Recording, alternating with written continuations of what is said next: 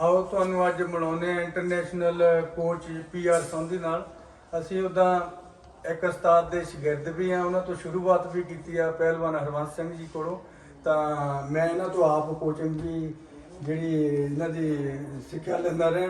तो पहलवान जी कोच साहब जिहड़ी तुसीं स्टार्टिंग शुरुआत की है जिहड़ी रैसलिंग दी, वो तुहानू पिंड तो किहड़े सन च शुरू करती सी तुसीं? असल दे विच जिहड़ा साडा पिंड रायपुर डब्बा, मेरा ते हरजीत दा पिंड इंटरव्यू लैण वाले दा भी उही पिंड है ते मेरा भी उही पिंड है। ते साडे हरवंश सिंह हुणी उस्ताद जिहड़े इन्हां दे भी उस्ताद रहे पहलां, मेरी भी जिहड़ी शुरुआत उन्हां तो हुई है। असल दे विच उन्हां दी इक सिफत हुंदी सी, जिहड़ा बच्चा भावें नंगा भी होवे तुरिया फिरदा, वो पट देख के कहंदे भी तूं बैठना कढ। तकरीबन उन्हां दी यही सी हरेक पासे, चाहे उन्हां नूं पासे ना भी ना हुंदी, ना धर्म ना हुंदा जी, ना जात ना हुंदा सी। वो किदां दे शख्स सी, वो चाਹੁੰਦਾ ਸੀ ਵੀ ਹਰੇਕ ਬੰਦੇ ਦੀ ਚੰਗੀ ਸਿਹਤ ਹੋਵੇ, ਚੰਗੀ ਸਿਹਤ ਵਾਲਾ ਚੰਗਾ ਇਨਸਾਨ ਬਣ ਸਕਦਾ, ਉਹਦੀ ਸੋਚ ਸੀ।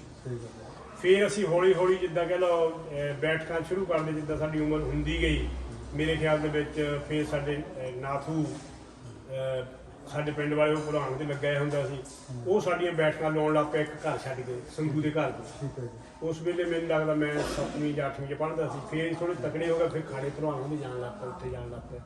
ਉੱਥੇ ਜਾ ਕੇ ਜਿੱਦਾਂ ਕਹਿ ਲਓ ਮੇਰੇ ਸਾਥੀਆਂ ਦੇ ਵਿੱਚ ਇਹਨਾਂ ਦੇ ਡੈਡੀ ਸਭ ਤੋਂ ਥੋੜ੍ਹੇ ਸੀਨੀਅਰ ਸੀ, ਉਹਨਾਂ ਦੇ ਜਿਹੜੇ ਸ਼ੌਕ ਸੀ ਜ਼ਿਆਦਾ ਉਸ ਵੇਲੇ ਕਲਚਰਲ ਜਿਹੜੀ ਐਕਟੀਵਿਟੀ ਸੀ ਉਹਨਾਂ ਜ਼ਿਆਦਾ ਸੀ। ਤਾਂ ਸਾਡੇ ਜਿਹੜੇ ਰੈਸਲਿੰਗ ਵੱਲ ਨੂੰ ਉਹਨਾਂ ਦਾ ਖਿਆਲ ਘੱਟ ਸੀ, ਉਹਨਾਂ ਦਾ ਆਪਣਾ। ਤਾਂ ਫਿਰ ਉਹ ਤੋਂ ਬਾਅਦ ਜਿੱਦਾਂ ਕਹਿ ਲਓ ਮੈਂ ਸਾਡੇ ਪਿੰਡ ਦਾ ਮੋਹਣੀ, ਸੋਖੀ, ਕਸ਼ਮੀਰਾ, ਉਹਦਾ ਅਸੀਂ ਕਾਫੀ ਉੱਥੇ ਬੰਦੇ ਹੁੰਦੇ ਜਿਹੜੇ ਮਰਦ ਜਿੱਦਾਂ ਕਹਿ ਲਓ ਚੰਗੀ ਮਿਹਨਤ ਲਾਉਂਦੇ ਹੁੰਦੇ ਸੀ। ਮਿਹਨਤ ਨਾਲ ਭਲਵਾਨ ਹੁਣੀ ਜਿੱਦਾਂ ਸਾਨੂੰ ਕਹਿਣਾ, ਇੱਕ ਤਾਂ ਉਹਨਾਂ 'ਚ ਇੱਕ ਸਿਫਤ ਹੁੰਦੀ ਸੀ, ਉਹਨੀ ਚਾਹੇ ਡਾਂਡਿਆ ਚਾਹੇ ਬੈਠ ਕੇ, ਉਹਨੇ ਮਤਲਬ ਕਹਿੰਦੇ ਸੀ ਵੀ ਤੁਸੀਂ ਸਹੀ ਲਾਓ, ਭਾਵੇਂ ਹੌਲੀ ਲਾ ਲਓ, ਸਹੀ ਲਾਓ। ਉਹਨੇ ਸਾਨੂੰ ਇਹ ਕੰਮ ਜਿਹੜਾ ਹੈ ਸਾਡੇ ਹੁਣ ਵੀ ਸਾਡੇ ਦਿਮਾਗ ਦੇ ਵਿੱਚ ਹੈਗਾ ਵੀ ਜਿਸ ਵੇਲੇ ਅਸੀਂ ਬੱਚਿਆਂ ਨੂੰ ਕੋਈ ਬੈਠਕ ਵੀ ਲਾਉਣੀ ਆ, ਉਹਨਾਂ ਨੂੰ ਅਸੀਂ ਕਹਿਣਾ ਵੀ ਸਹੀ ਬੈਠ ਕੇ ਲਾਓ। ਉਹ ਸਹੀ ਉਹਨਾਂ ਦਾ ਇੱਕ ਹੁੰਦਾ ਸੀ ਵੀ ਜਿੱਦਾਂ ਕਹਿੰਦਾ ਜੇ ਤੁਸੀਂ ਸਿੱਧੇ ਹੋਣਾ ਤਾਂ ਉੱਤੇ ਉਹ ਸਾਹਮਣੇ ਜਿਹੜੀ ਛੱਤ ਹੈ ਉਹਦੇ ਵੱਲ ਨੂੰ ਦੇਖੋ, ਜਿਹੜੀ ਤੁਹਾਡੇ ਸਾਹਮਣੇ ਇੱਦਾਂ ਡੰਡ ਨੂੰ ਕਹਿੰਦੇ ਹੁੰਦੇ ਬਾਹਾਂ ਪੂਰੀਆਂ ਸਿੱਧੀਆਂ ਕਰੋ ਤੇ ਥੱਲੇ ਦੀ ਚੁੱਭੀ ਮਾਰ ਕੇ ਜਾਓ। ਉਹਨਾਂ ਤੋਂ ਅਸੀਂ ਮਤਲਬ ਜਿੱਦਾਂ ਕਹਿੰਦਾ ਬਹੁਤ ਕੁਛ ਸਿੱਖਿਆ, ਖਾਸ ਕਰਕੇ ਮਿਹਨਤ ਲਾਉਣ ਦਾ ਤਰੀਕਾ। ਤੇ ਤੁਹਾਡੀ ਬਾਤ ਨੂੰ ਵੀ ਗਿਣਤੀ ਹੁੰਦੀ ਸੀ, ਨਹੀਂ ਤਾਂ ਸਾਨੂੰ ਵੀ ਉਹ ਇਦਾਂ ਕਹਿੰਦੇ ਰਹੇ ਵੀ ਗਿਣਤੀ ਨਾਲੋਂ ਕਹਿਣ ਲੱਗਾ ਵੀ ਮਰਨ ਨਹੀਂ ਲੱਗਾ, ਮੈਂ ਮਰਨ ਨਹੀਂ ਲੱਗਾ, ਇਦਾਂ ਨਾ ਐਂਡ ਦੇ ਇਦਾਂ ਦਾ ਕਹਿੰਦੇ ਹੁੰਦੇ ਸੀ ਵੀ ਮਿਹਨਤ ਕਰਨ ਵਾਲਾ ਬੰਦਾ ਜਿਹੜਾ ਆ ਇਹ ਆਪਣੇ ਦਿਮਾਗ 'ਚ ਮਰਦਾ ਨਹੀਂ, ਮਰਦਾ ਨਹੀਂ, ਮਰਦਾ ਨਹੀਂ, ਮਰਦਾ ਨਹੀਂ। ਉਹ ਕਹਿੰਦਾ ਮੇਰੇ ਨਾਲ ਭਲਵਾਨ ਵੀ ਕਹਿੰਦੇ ਮੇਰੇ ਨਾਲ ਇਹਦਾ ਕਈ ਵਾਰੀ ਹੋਇਆ।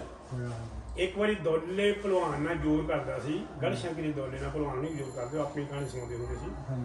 ਉਹ ਕਹਿੰਦੇ ਵੀ ਦੌਲੇ ਨੇ ਉਸ ਵੇਲੇ ਬਹੁਤ ਵਾਧੂ ਪਿਆ, ਬਹੁਤ ਵਾਧੂ ਪਿਆ, ਤਾਂ ਇਹਨੂੰ ਉਦੋਂ ਨੀਂਦ ਨਾ ਆਈ, ਸਾਰੀ ਰਾਤ ਨੀਂਦ ਨਹੀਂ ਆਈ ਮੈਨੂੰ, ਮੇਰਾ ਹੋ ਕੀ ਗਿਆ। ਤਾਂ ਦੌਲਾ ਵੀ ਚੰਗਾ ਸੀ, ਮਾੜਾ ਨਾ ਸੀ ਨਾ। ਫਿਰ ਕਹਿੰਦਾ ਸਾਰੀ ਰਾਤ ਜਾਂ ਨੀਂਦ ਨਾ, ਮੈਂ ਸੋਚਦੇ ਰਿਹਾ ਵੀ ਕੱਲ੍ਹ ਨੂੰ ਆ ਜਾਵੇ ਤਾਂ ਕੱਲ੍ਹ ਨੂੰ ਉਸਨੇ ਜ਼ੋਰ ਕਰ ਲਿਆ ਵਧੀਆ ਤਰੀਕੇ ਨਾਲ, ਚੰਗੇ ਤਰੀਕੇ ਨਾਲ, ਵੀ ਉਹਨੂੰ ਥਕਾਉਣਾ। ਉਹ ਫਿਰ ਦੂਏ ਦਿਨ ਜਿਸ ਵੇਲੇ ਜਿੱਦਾਂ ਕਹਿੰਦਾ ਜ਼ੋਰ ਕਰਨ ਲੱਗੇ, ਇਹ ਮਾਰਖੰਡਾ ਸਾਡੇ ਭਲਵਾਨ ਜ਼ਿਆਦਾ ਸੀ, ਜ਼ਿਆਦਾ ਮਾਰਖੰਡਾ ਸੀ। ਜਿਸ ਵੇਲੇ ਆਈ ਤੇ ਆ ਕੇ ਉਹ ਮਰਨ ਤੱਕ ਜਾਂਦਾ ਸੀ, ਇਹ ਤੋਂ ਸਿਰਫ ਸੀ। ਇੱਥੇ ਤੱਕ ਜ਼ੋਰ ਲੱਗ ਗਿਆ ਦੌਲੇ ਦੇ ਵੀ ਤੇ ਇਹਦੇ ਵੀ। ਦੌਲੇ ਨੂੰ ਉਲਟੀ ਆ, ਫਿਰ ਦੌਲਾ ਕਹਿੰਦਾ ਮੈਂ ਤੁਹਾਨੂੰ ਕੁੱਤੀ ਦੀ ਜ਼ੋਰ ਇਹ ਭਲਵਾਨ ਦੀ ਕਹਾਣੀ ਸੁਣਾਈ ਹੋਈ ਆ ਵੀ ਉਹਦਾ ਅੰਦਰ ਪੱਟ ਹੋ ਗਿਆ, ਮਤਲਬ ਇੰਨੀ ਮਿਹਨਤ ਆਉਂਦੇ ਹੁੰਦੇ। ਉਹਨਾਂ ਦੀ ਇੱਕ ਕਹਾਵਤ ਇਹੀ ਹੁੰਦੀ ਸੀ, ਕਰੀ ਜਾਓ ਮਰਦਾ ਨਹੀਂ, ਕਰੀ ਜਾਓ ਮਰਦਾ ਨਹੀਂ। ਇਹ ਅਸਲ 'ਚ ਉਹਨਾਂ ਦਾ ਉਸਤਾਦ ਹੁੰਦਾ ਸੀ ਇੱਕ ਹੋਰ ਪੋਸਟੀ ਇਹ ਗੱਲ ਉਹਨੂੰ ਸੁਣਾਉਂਦਾ ਹੁੰਦਾ ਸੀ, ਮਰਦਾ ਨਹੀਂ, ਮਰਦਾ ਨਹੀਂ, ਮਰਦਾ ਨਹੀਂ, ਮਰਦਾ ਨਹੀਂ। ਤਾਂ ਹੀ ਉਹਨੇ ਪਹਿਲਵਾਨਾਂ ਦੇਖੋ ਅਸੀਂ ਸਟਾਰਟਿੰਗ ਜਿਹੜੀ ਸਾਡੇ ਰਸਤਮ ਪਹਿਲਵਾਨਾਂ ਤੋਂ ਸ਼ੁਰੂ ਹੋਏ ਆ, ਗੋਲ ਵੀ ਸਾਡੇ ਉਹ ਰਹੇ ਆ। ਪਹਿਲਵਾਨ ਜੀ ਕੋਚ ਸਾਹਿਬ ਜਿਹੜੇ ਸਾਡੇ ਗੋਲ ਤਾਂ ਚਲੋ ਰਸਤਮ ਤੇ ਸੀ, ਤੁਹਾਡਾ ਇਰਾਦਾ ਕਿੱਦਾਂ ਬਣਿਆ ਵੀ ਕੋਚਿੰਗ ਵੱਲੋਂ ਜਿੱਦਾਂ ਤੁਸੀਂ ਇੰਨਾ ਮਾਈਂਡ ਬਣਾਇਆ ਵੀ ਪਹਿਲਾਂ ਤੋਂ ਇਰਾਦਾ ਬਣ ਗਿਆ ਵੀ ਮੈਂ ਕੋਚ ਬਣਨਾ, ਕਿ ਤੁਸੀਂ ਭਲਵਾਨੀ ਦਾ ਸੋਚਿਆ? ਇਹ ਅਸਲ ਦੇ ਵਿੱਚ ਇੱਦਾਂ ਗੱਲ ਹੋਈ ਹੈ, ਜਿਸ ਵੇਲੇ ਮੈਂ ਭਲਵਾਨੀ ਸ਼ੁਰੂ ਕੀਤੀ ਆ ਤਾਂ ਪਰਫਾਰਮੈਂਸ ਜਿਹੜੀ ਪਹਿਲੇ ਸਾਲ ਮੈਂ ਜਿਸ ਵੇਲੇ ਕਾਲਜਾਂ ਸਕੂਲਾਂ ਦਾ ਹੁੰਦੀ ਸੀ ਤੇ ਲੇਕਿਨ ਸਾਨੂੰ ਪਤਾ ਨਾ ਸੀ। ਜਦ ਮੈਂ ਪਹਿਲੀ ਵਾਰੀ ਗਿਆ ਯੂਨੀਵਰਸਿਟੀ ਦੇ ਵਿੱਚ ਤਾਂ ਮੈਂ ਬਹੁਤ ਵਧੀਆ ਲੜਿਆ ਤੇ ਸਾਡੇ PT ਮਹਿੰਗਾ ਸੁਣੀ ਨਾਲ ਸੀ, ਉਹਨੇ ਮੈਨੂੰ ਸਪੈਸ਼ਲ ਇਨਾਮ ਦਿੱਤਾ ਵੀ ਤੂੰ ਇੰਨਾ ਵਧੀਆ ਲੜਿਆ ਵੀ ਸਾਡੇ ਅਜੇ ਤੱਕ ਕੋਈ ਵੱਧ ਲੜਿਆ ਨਹੀਂ। ਫਿਰ ਉਹ ਤੋਂ ਬਾਅਦ 66 ਦੀ ਗੱਲ ਹੈ, 66 ਤੋਂ ਬਾਅਦ 67 'ਚ ਮੈਨੂੰ ਲੈ ਗਿਆ ਭਲਵਾਨ ਇੱਥੇ ਫਗਵਾੜੀ ਲਿਆ। 67 ਦੇ ਵਿੱਚ ਮੈਨੂੰ ਯਾਦ ਆ ਵੀ ਮੈਂ ਮਰ ਜਿੱਦਾਂ ਕਹਿ ਲਓ ਤਕਰੀਬਨ ਬੇਜੋੜ ਚੈਂਪੀਅਨ ਆਇਆ ਪੰਜਾਬ ਯੂਨੀਵਰਸਿਟੀ, ਜਿਹੜੀ ਕਿ ਹਰਿਆਣਾ, ਪੰਜਾਬ ਸਾਰਾ ਹਿਮਾਚਲ ਸਾਰਾ ਇਕੱਠੇ ਹੁੰਦਾ ਸੀ। ਤੇ ਉਹ ਮੇਰੀ ਜਿਹੜੀ ਪਹਿਲੀ ਜਿੱਤ ਸੀ। ਤੇ ਅਸੀਂ ਜਦ ਆਏ ਬੰਗੀ ਆਏ ਤਾਂ ਰਾਜ ਦੀ ਦੁਕਾਨ ਤੇ ਬੈਠੇ ਉੱਥੇ ਰੇਡੀਓ ਤੇ ਖਬਰ ਆ ਚੁੱਕੀ ਸੀ ਮੇਰਾ ਨਾਮ ਲੈ ਕੇ ਵੀ ਉਹ ਗੁਰੂ ਨਾਨਕ ਮਤਲਬ ਪੰਜਾਬ ਯੂਨੀਵਰਸਿਟੀ ਚੈਂਪੀਅਨ ਬਣੀ। ਮਨ ਬੜੀ ਇਸ ਗੱਲ ਦੀ ਸਾਨੂੰ ਖੁਸ਼ੀ ਹੋ ਸਾਡਾ ਜਿਹੜਾ ਉਹ ਰਾਜ ਦਾ ਮੁੰਡਾ ਸੀ ਨਾ ਪ੍ਰਸ਼ੋਤਮ, ਉਹ ਮੈਨੂੰ ਕਹਿੰਦਾ ਭਲਵਾਨ ਜੀ ਵੀ ਤੁਹਾਡੀ ਤਾਂ ਬਹੁਤ ਹਵਾ ਹੋ ਗਈ ਰੇਡੀਓ 'ਚ ਤੁਹਾਡੀ ਖਬਰ ਆਈ। ਅਸੀਂ ਬੜੇ ਖੁਸ਼ ਹੋਏ ਇਸ ਗੱਲ ਤੇ। ਤਾਂ ਉਸ ਤੋਂ ਬਾਅਦ ਇਰਾਦਾ ਬਣਾਇਆ ਫਿਰ ਤੁਸੀਂ ਪੜ੍ਹਾਈ ਕੀਤੀ ਉਹਦੇ ਬਾਅਦ? ਉਹ ਤੋਂ ਬਾਅਦ ਮੈਂ ਪੜ੍ਹਦਾ ਰਿਹਾ ਕਿਉਂਕਿ ਕਸ਼ਮੀਰ ਤੋਂ ਮੈਂ ਲਿਆ ਸੀ ਇੱਥੇ BA, ਤਾਂ ਫਿਰ ਮੈਂ ਮੰਗੀ ਚਲਾ ਗਿਆ ਸੀ BA ਕਰਨ ਲਈ। ਠੀਕ ਹੈ ਜੀ। ਫਿਰ ਮੈਂ ਆ ਗਿਆ MA 'ਚ ਇੱਥੇ। ਠੀਕ ਹੈ। MA ਦੇ ਵਿੱਚ ਜਿੱਦਾਂ ਕਹਿੰਦਾ ਇੱਕ ਮੇਰੀ ਕੰਪਾਰਟਮੈਂਟ ਸੀ, ਕੰਪਾਰਟਮੈਂਟ ਕਲੀਅਰ ਨਹੀਂ ਕਰ ਸਕਿਆ ਮੈਂ। ਠੀਕ ਹੈ ਜੀ। ਫਿਰ ਭਲਵਾਨ ਮੈਨੂੰ ਕਹਿੰਦਾ ਚਿੰਤਾ ਨਾ ਕਰ ਤੂੰ ਵੀ ਤੂੰ NS ਕਰ ਲੈ। ਦਿਮਾਗ ਦੇ ਵਿੱਚ ਨਾ ਸੀ ਗੱਲ, ਮੇਰੇ ਭਲਵਾਨ ਨੇ ਕਸ਼ਮੀਰ ਤੋਂ ਮੈਨੂੰ ਕਿਹਾ ਇਹਨੂੰ ਮਤਲਬ ਜਿੱਦਾਂ ਕਹਿੰਦਾ ਸਾਡੇ ਜਿਹੜੇ ਚੀਫ ਕੋਚ ਸੀ ਭਾਗਵਤ ਸਾਹਿਬ, ਉਹਨਾਂ ਨਾਲ ਗੱਲ ਕੀਤੀ। ਉਸ ਵੇਲੇ ਕੋਈ ਏਡੀ ਗੱਲ ਵੀ ਨਹੀਂ ਸੀ ਹੁੰਦੀ ਵੈਸੇ, ਤਾਂ ਮੈਨੂੰ ਉੱਥੇ ਭੇਜਤਾ, ਮੈਂ ਉੱਥੇ ਦਾਖਲ ਹੋ ਗਿਆ। ਉੱਥੇ ਦਾਖਲ ਹੋ ਗਿਆ। ਦਾਖਲ ਹੋਣ ਤੋਂ ਬਾਅਦ ਫਿਰ ਜਿੱਦਾਂ ਕਹਿੰਦਾ ਚਲੋ ਮੇਰੀ ਪੋਜੀਸ਼ਨ ਵੀ ਵਧੀਆ ਬਣ ਗਈ। ਜਿਹੜੇ ਜਿੰਨੇ ਕੋਚ ਸੀ ਅਸੀਂ ਤਕਰੀਬਨ 21 ਮੁੰਡੇ ਸੀ, 21 ਮੁੰਡਿਆਂ ਦੇ ਵਿੱਚੋਂ ਮੇਰਾ 3 ਨੰਬਰ ਸੀ। 1 ਨੰਬਰ ਤੇ ਸੂਰਿਆਵੰਸ਼ੀ ਸੀ, ਉਹ ਵੀ ਇੰਟਰਨੈਸ਼ਨਲ ਪਲੇਅਰ ਚੰਗਾ ਸੀ, ਪੜ੍ਹਿਆ ਲਿਖਿਆ ਸੀ, ਨੇਵੀ 'ਚ ਸੀਗਾ ਉਹ। ਦੂਜੇ ਨੰਬਰ ਤੇ SR ਸੰਗਾ ਸੀ, ਉਹ ਵੀ ਵਧੀਆ ਕੋਚ ਸੀ, ਸਾਡੇ ਨਾਲ ਮਤਲਬ ਇੰਟੈਲੀਜੈਂਟ ਸੀ। ਤੇ 3 ਨੰਬਰ ਤੇ ਮੈਂ ਆਇਆ ਸੀ। ਤੇ ਫਿਰ ਉਹ ਤੋਂ ਬਾਅਦ ਜਿੱਦਾਂ ਗੱਲ ਮੈਂ ਕੋਚਿੰਗ ਲਾਈ 'ਚ ਆ ਗਿਆ। ਜਿਸ ਵੇਲੇ ਉੱਥੇ ਜਿਹੜੇ ਚੰਗੇ ਮੁੰਡੇ ਸੀ ਉਹਨਾਂ ਨੂੰ ਉਸੇ ਵੇਲੇ ਰੱਖ ਲਿਆ ਸੀ। ਤਾਂ ਮੈਨੂੰ ਭਲਵਾਨ ਹੁਣੀ ਆਉਂਦੇ ਨੂੰ ਗੁਰੂ ਨਾਨਕ ਦੇਵ ਯੂਨੀਵਰਸਿਟੀ ਦਾ ਕੈਂਪ ਦੇ ਦਿੱਤਾ। ਇਹ ਬੜੇ ਭਲਵਾਨ ਹੁਣੀ ਦੇਖਣ ਆਉਂਦੇ ਹੁੰਦੇ ਸੀ। ਇਹ ਬੜੇ ਭਲਵਾਨ ਹੁਣੀ ਮਤਲਬ ਜਿੱਦਾਂ ਕਿ ਉਹਨਾਂ ਦੀ ਬੜੀ ਸਿਫਤ ਸੀ। ਉਹ ਕਹਿੰਦੇ ਵੀ ਦੌਲਤ ਤੂੰ ਹੁਣ ਸਾਡੇ ਨਾਲ ਜ਼ਿਆਦਾ ਜਾ। ਇਹ ਹਰਵੰਸ਼ੂ ਦੀ ਵਾਲਿੰਗ ਸੀ ਵੀ ਤੂੰ ਹੁਣ ਸਾਡੇ ਨਾਲ ਜ਼ਿਆਦਾ ਜਾ। ਤਾਂ ਚਲੋ ਬੜੀ ਮੈਨੂੰ ਉਸ ਗੱਲ ਦੀ ਖੁਸ਼ੀ ਹੁੰਦੀ ਸੀ। ਫਿਰ ਉਹ ਤੋਂ ਬਾਅਦ ਮੈਂ ਕੰਮ ਕੀਤਾ। ਪਹਿਲੀ ਮੇਰੀ ਪੋਸਟਿੰਗ ਹੋਈ ਗੁਰਦਾਸਪੁਰ। ਉੱਥੇ ਮੈਂ ਖਾੜੇ ਟੋਲ ਕੇ ਜਾਂਦਾ ਹੁੰਦਾ। ਖਾੜੇ ਦੇ ਵਿੱਚ ਮੇਰਾ ਪਤਾ ਲੱਗੇ ਵੀ ਮੈਂ ਕੋਚ ਹਾਂ। ਮੈਂ ਮੁੰਡਿਆਂ ਨਾਲ ਜ਼ੋਰ ਕਰਨੀ, ਮੈਂ ਸੀ ਠੀਕ ਉਸ ਵੇਲੇ। ਤਾਂ ਫਿਰ ਉਹ ਮਤਲਬ ਜਿੱਦਾਂ ਕਹਿ ਲਓ ਗੱਲਾਂ ਕਰਨ ਲੱਗ ਪਏ, ਕੋਚ ਆਇਆ ਬਹੁਤ ਕੰਮ ਹੈ, ਇਹ ਗੱਲ ਉਹ ਗੱਲ ਸੀਗਾ। ਮੈਂ ਮਤਲਬ ਜਿਹੜੇ ਖਾੜੇ 'ਚ ਮੁੰਡੇ ਨਾਲ ਚੰਗਾ ਸੀ। ਕਈ ਵਾਰ ਉੱਥੇ ਮਤਲਬ ਜਿਹੜੇ ਚੰਗੇ ਸੀ ਗੁਰਦਾਸਪੁਰ ਦੇ, ਉਹਨਾਂ ਦਾ ਮੈਂ ਜ਼ੋਰ ਵੀ ਕਰਦਾ ਸੀ। ਇੱਕ ਉਸੇ ਗੁਰਦਾਸਪੁਰ ਦੇ ਸਮੇਂ ਦੀ ਗੱਲ ਹੈ, ਇੱਕ ਮੁੰਡਾ ਸੀ ਆਪਣੇ ਨੈਸ਼ਨਲ ਦਾ ਮੈਡਲਿਸਟ ਸੀ, ਉਹ ਸੀਗਾ ਪੁਲਿਸ 'ਚ ਸੀ। ਉਹਦੇ ਸਹੁਰੇ ਸੀ ਉੱਥੇ ਗੁਰਦਾਸਪੁਰ। ਉਹ ਕਹਿੰਦੇ ਵੀ ਤੇ ਆਇਆ ਵੀ ਉਹ ਤੇ ਜ਼ੋਰ ਕਰਾਉਣੇ। ਉਹਦਾ ਨਾਮ ਸੀ ਚੰਗਾ ਭਲਵਾਨ ਸੀ ਉਹ। ਤੈ ਨਹੀਂ ਹੋ ਮੇਰੇ ਉਹਨਾਂ ਜ਼ੋਰ ਹੋਏ ਸਾਡੇ ਦੇਖਣ ਕੇ। ਮੈਨੂੰ ਹਾਕੀ ਕੋਚ ਚਲਾ ਗਿਆ, 1-2 ਬੰਦੇ ਹੋਰ ਚਲੇ ਗਏ ਭਲਵਾਨ ਦੀ ਜ਼ੋਰ ਦੇਖਣ।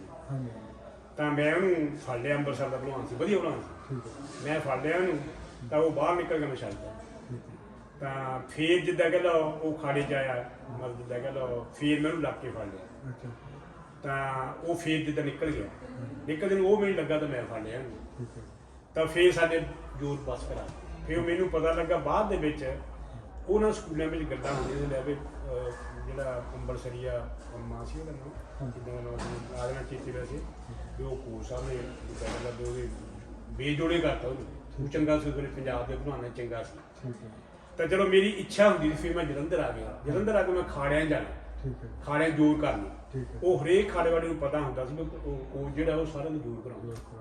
ਤੇ ਇਹਨਾਂ ਵਿੱਚ ਮੇਰੇ ਦਿਮਾਗ 'ਚ ਵੀ ਮਤਲਬ ਇਹ ਗੱਲ ਆਉਂਦੀ ਸੀ ਵੀ ਮੈਂ ਰੋਜ਼ ਸਿੱਖਦਾ ਹਾਂ, ਰੋਜ਼ ਸਿੱਖਦਾ ਹਾਂ। ਉਦੋਂ ਤੁਸੀਂ ਜ਼ਿਆਦਾ ਆਮ ਕਿਹੜਾ ਮੂਵ ਜ਼ਿਆਦਾ ਦਾ ਮਾਰਦੇ ਸੀ? ਮੈਂ ਜ਼ਿਆਦਾ ਜਿੱਦਾਂ ਕਹਿ ਲਓ ਇੱਕ ਤਾਂ ਨਿਕਾਲ ਵੜਦਾ ਸੀ ਜ਼ਿਆਦਾ, ਇੱਕ ਨਿਕਾਲ ਵੜਦਾ ਜ਼ਿਆਦਾ, ਇੱਕ ਜਿੱਦਾਂ ਕਹਿ ਲਓ ਜੇ ਉੱਤੇ ਚੜ੍ਹਦਾ ਸੀ ਬੰਦਾ ਢਾਕ ਮਾਰਦਾ ਜ਼ਿਆਦਾ ਨਾ ਸੀ।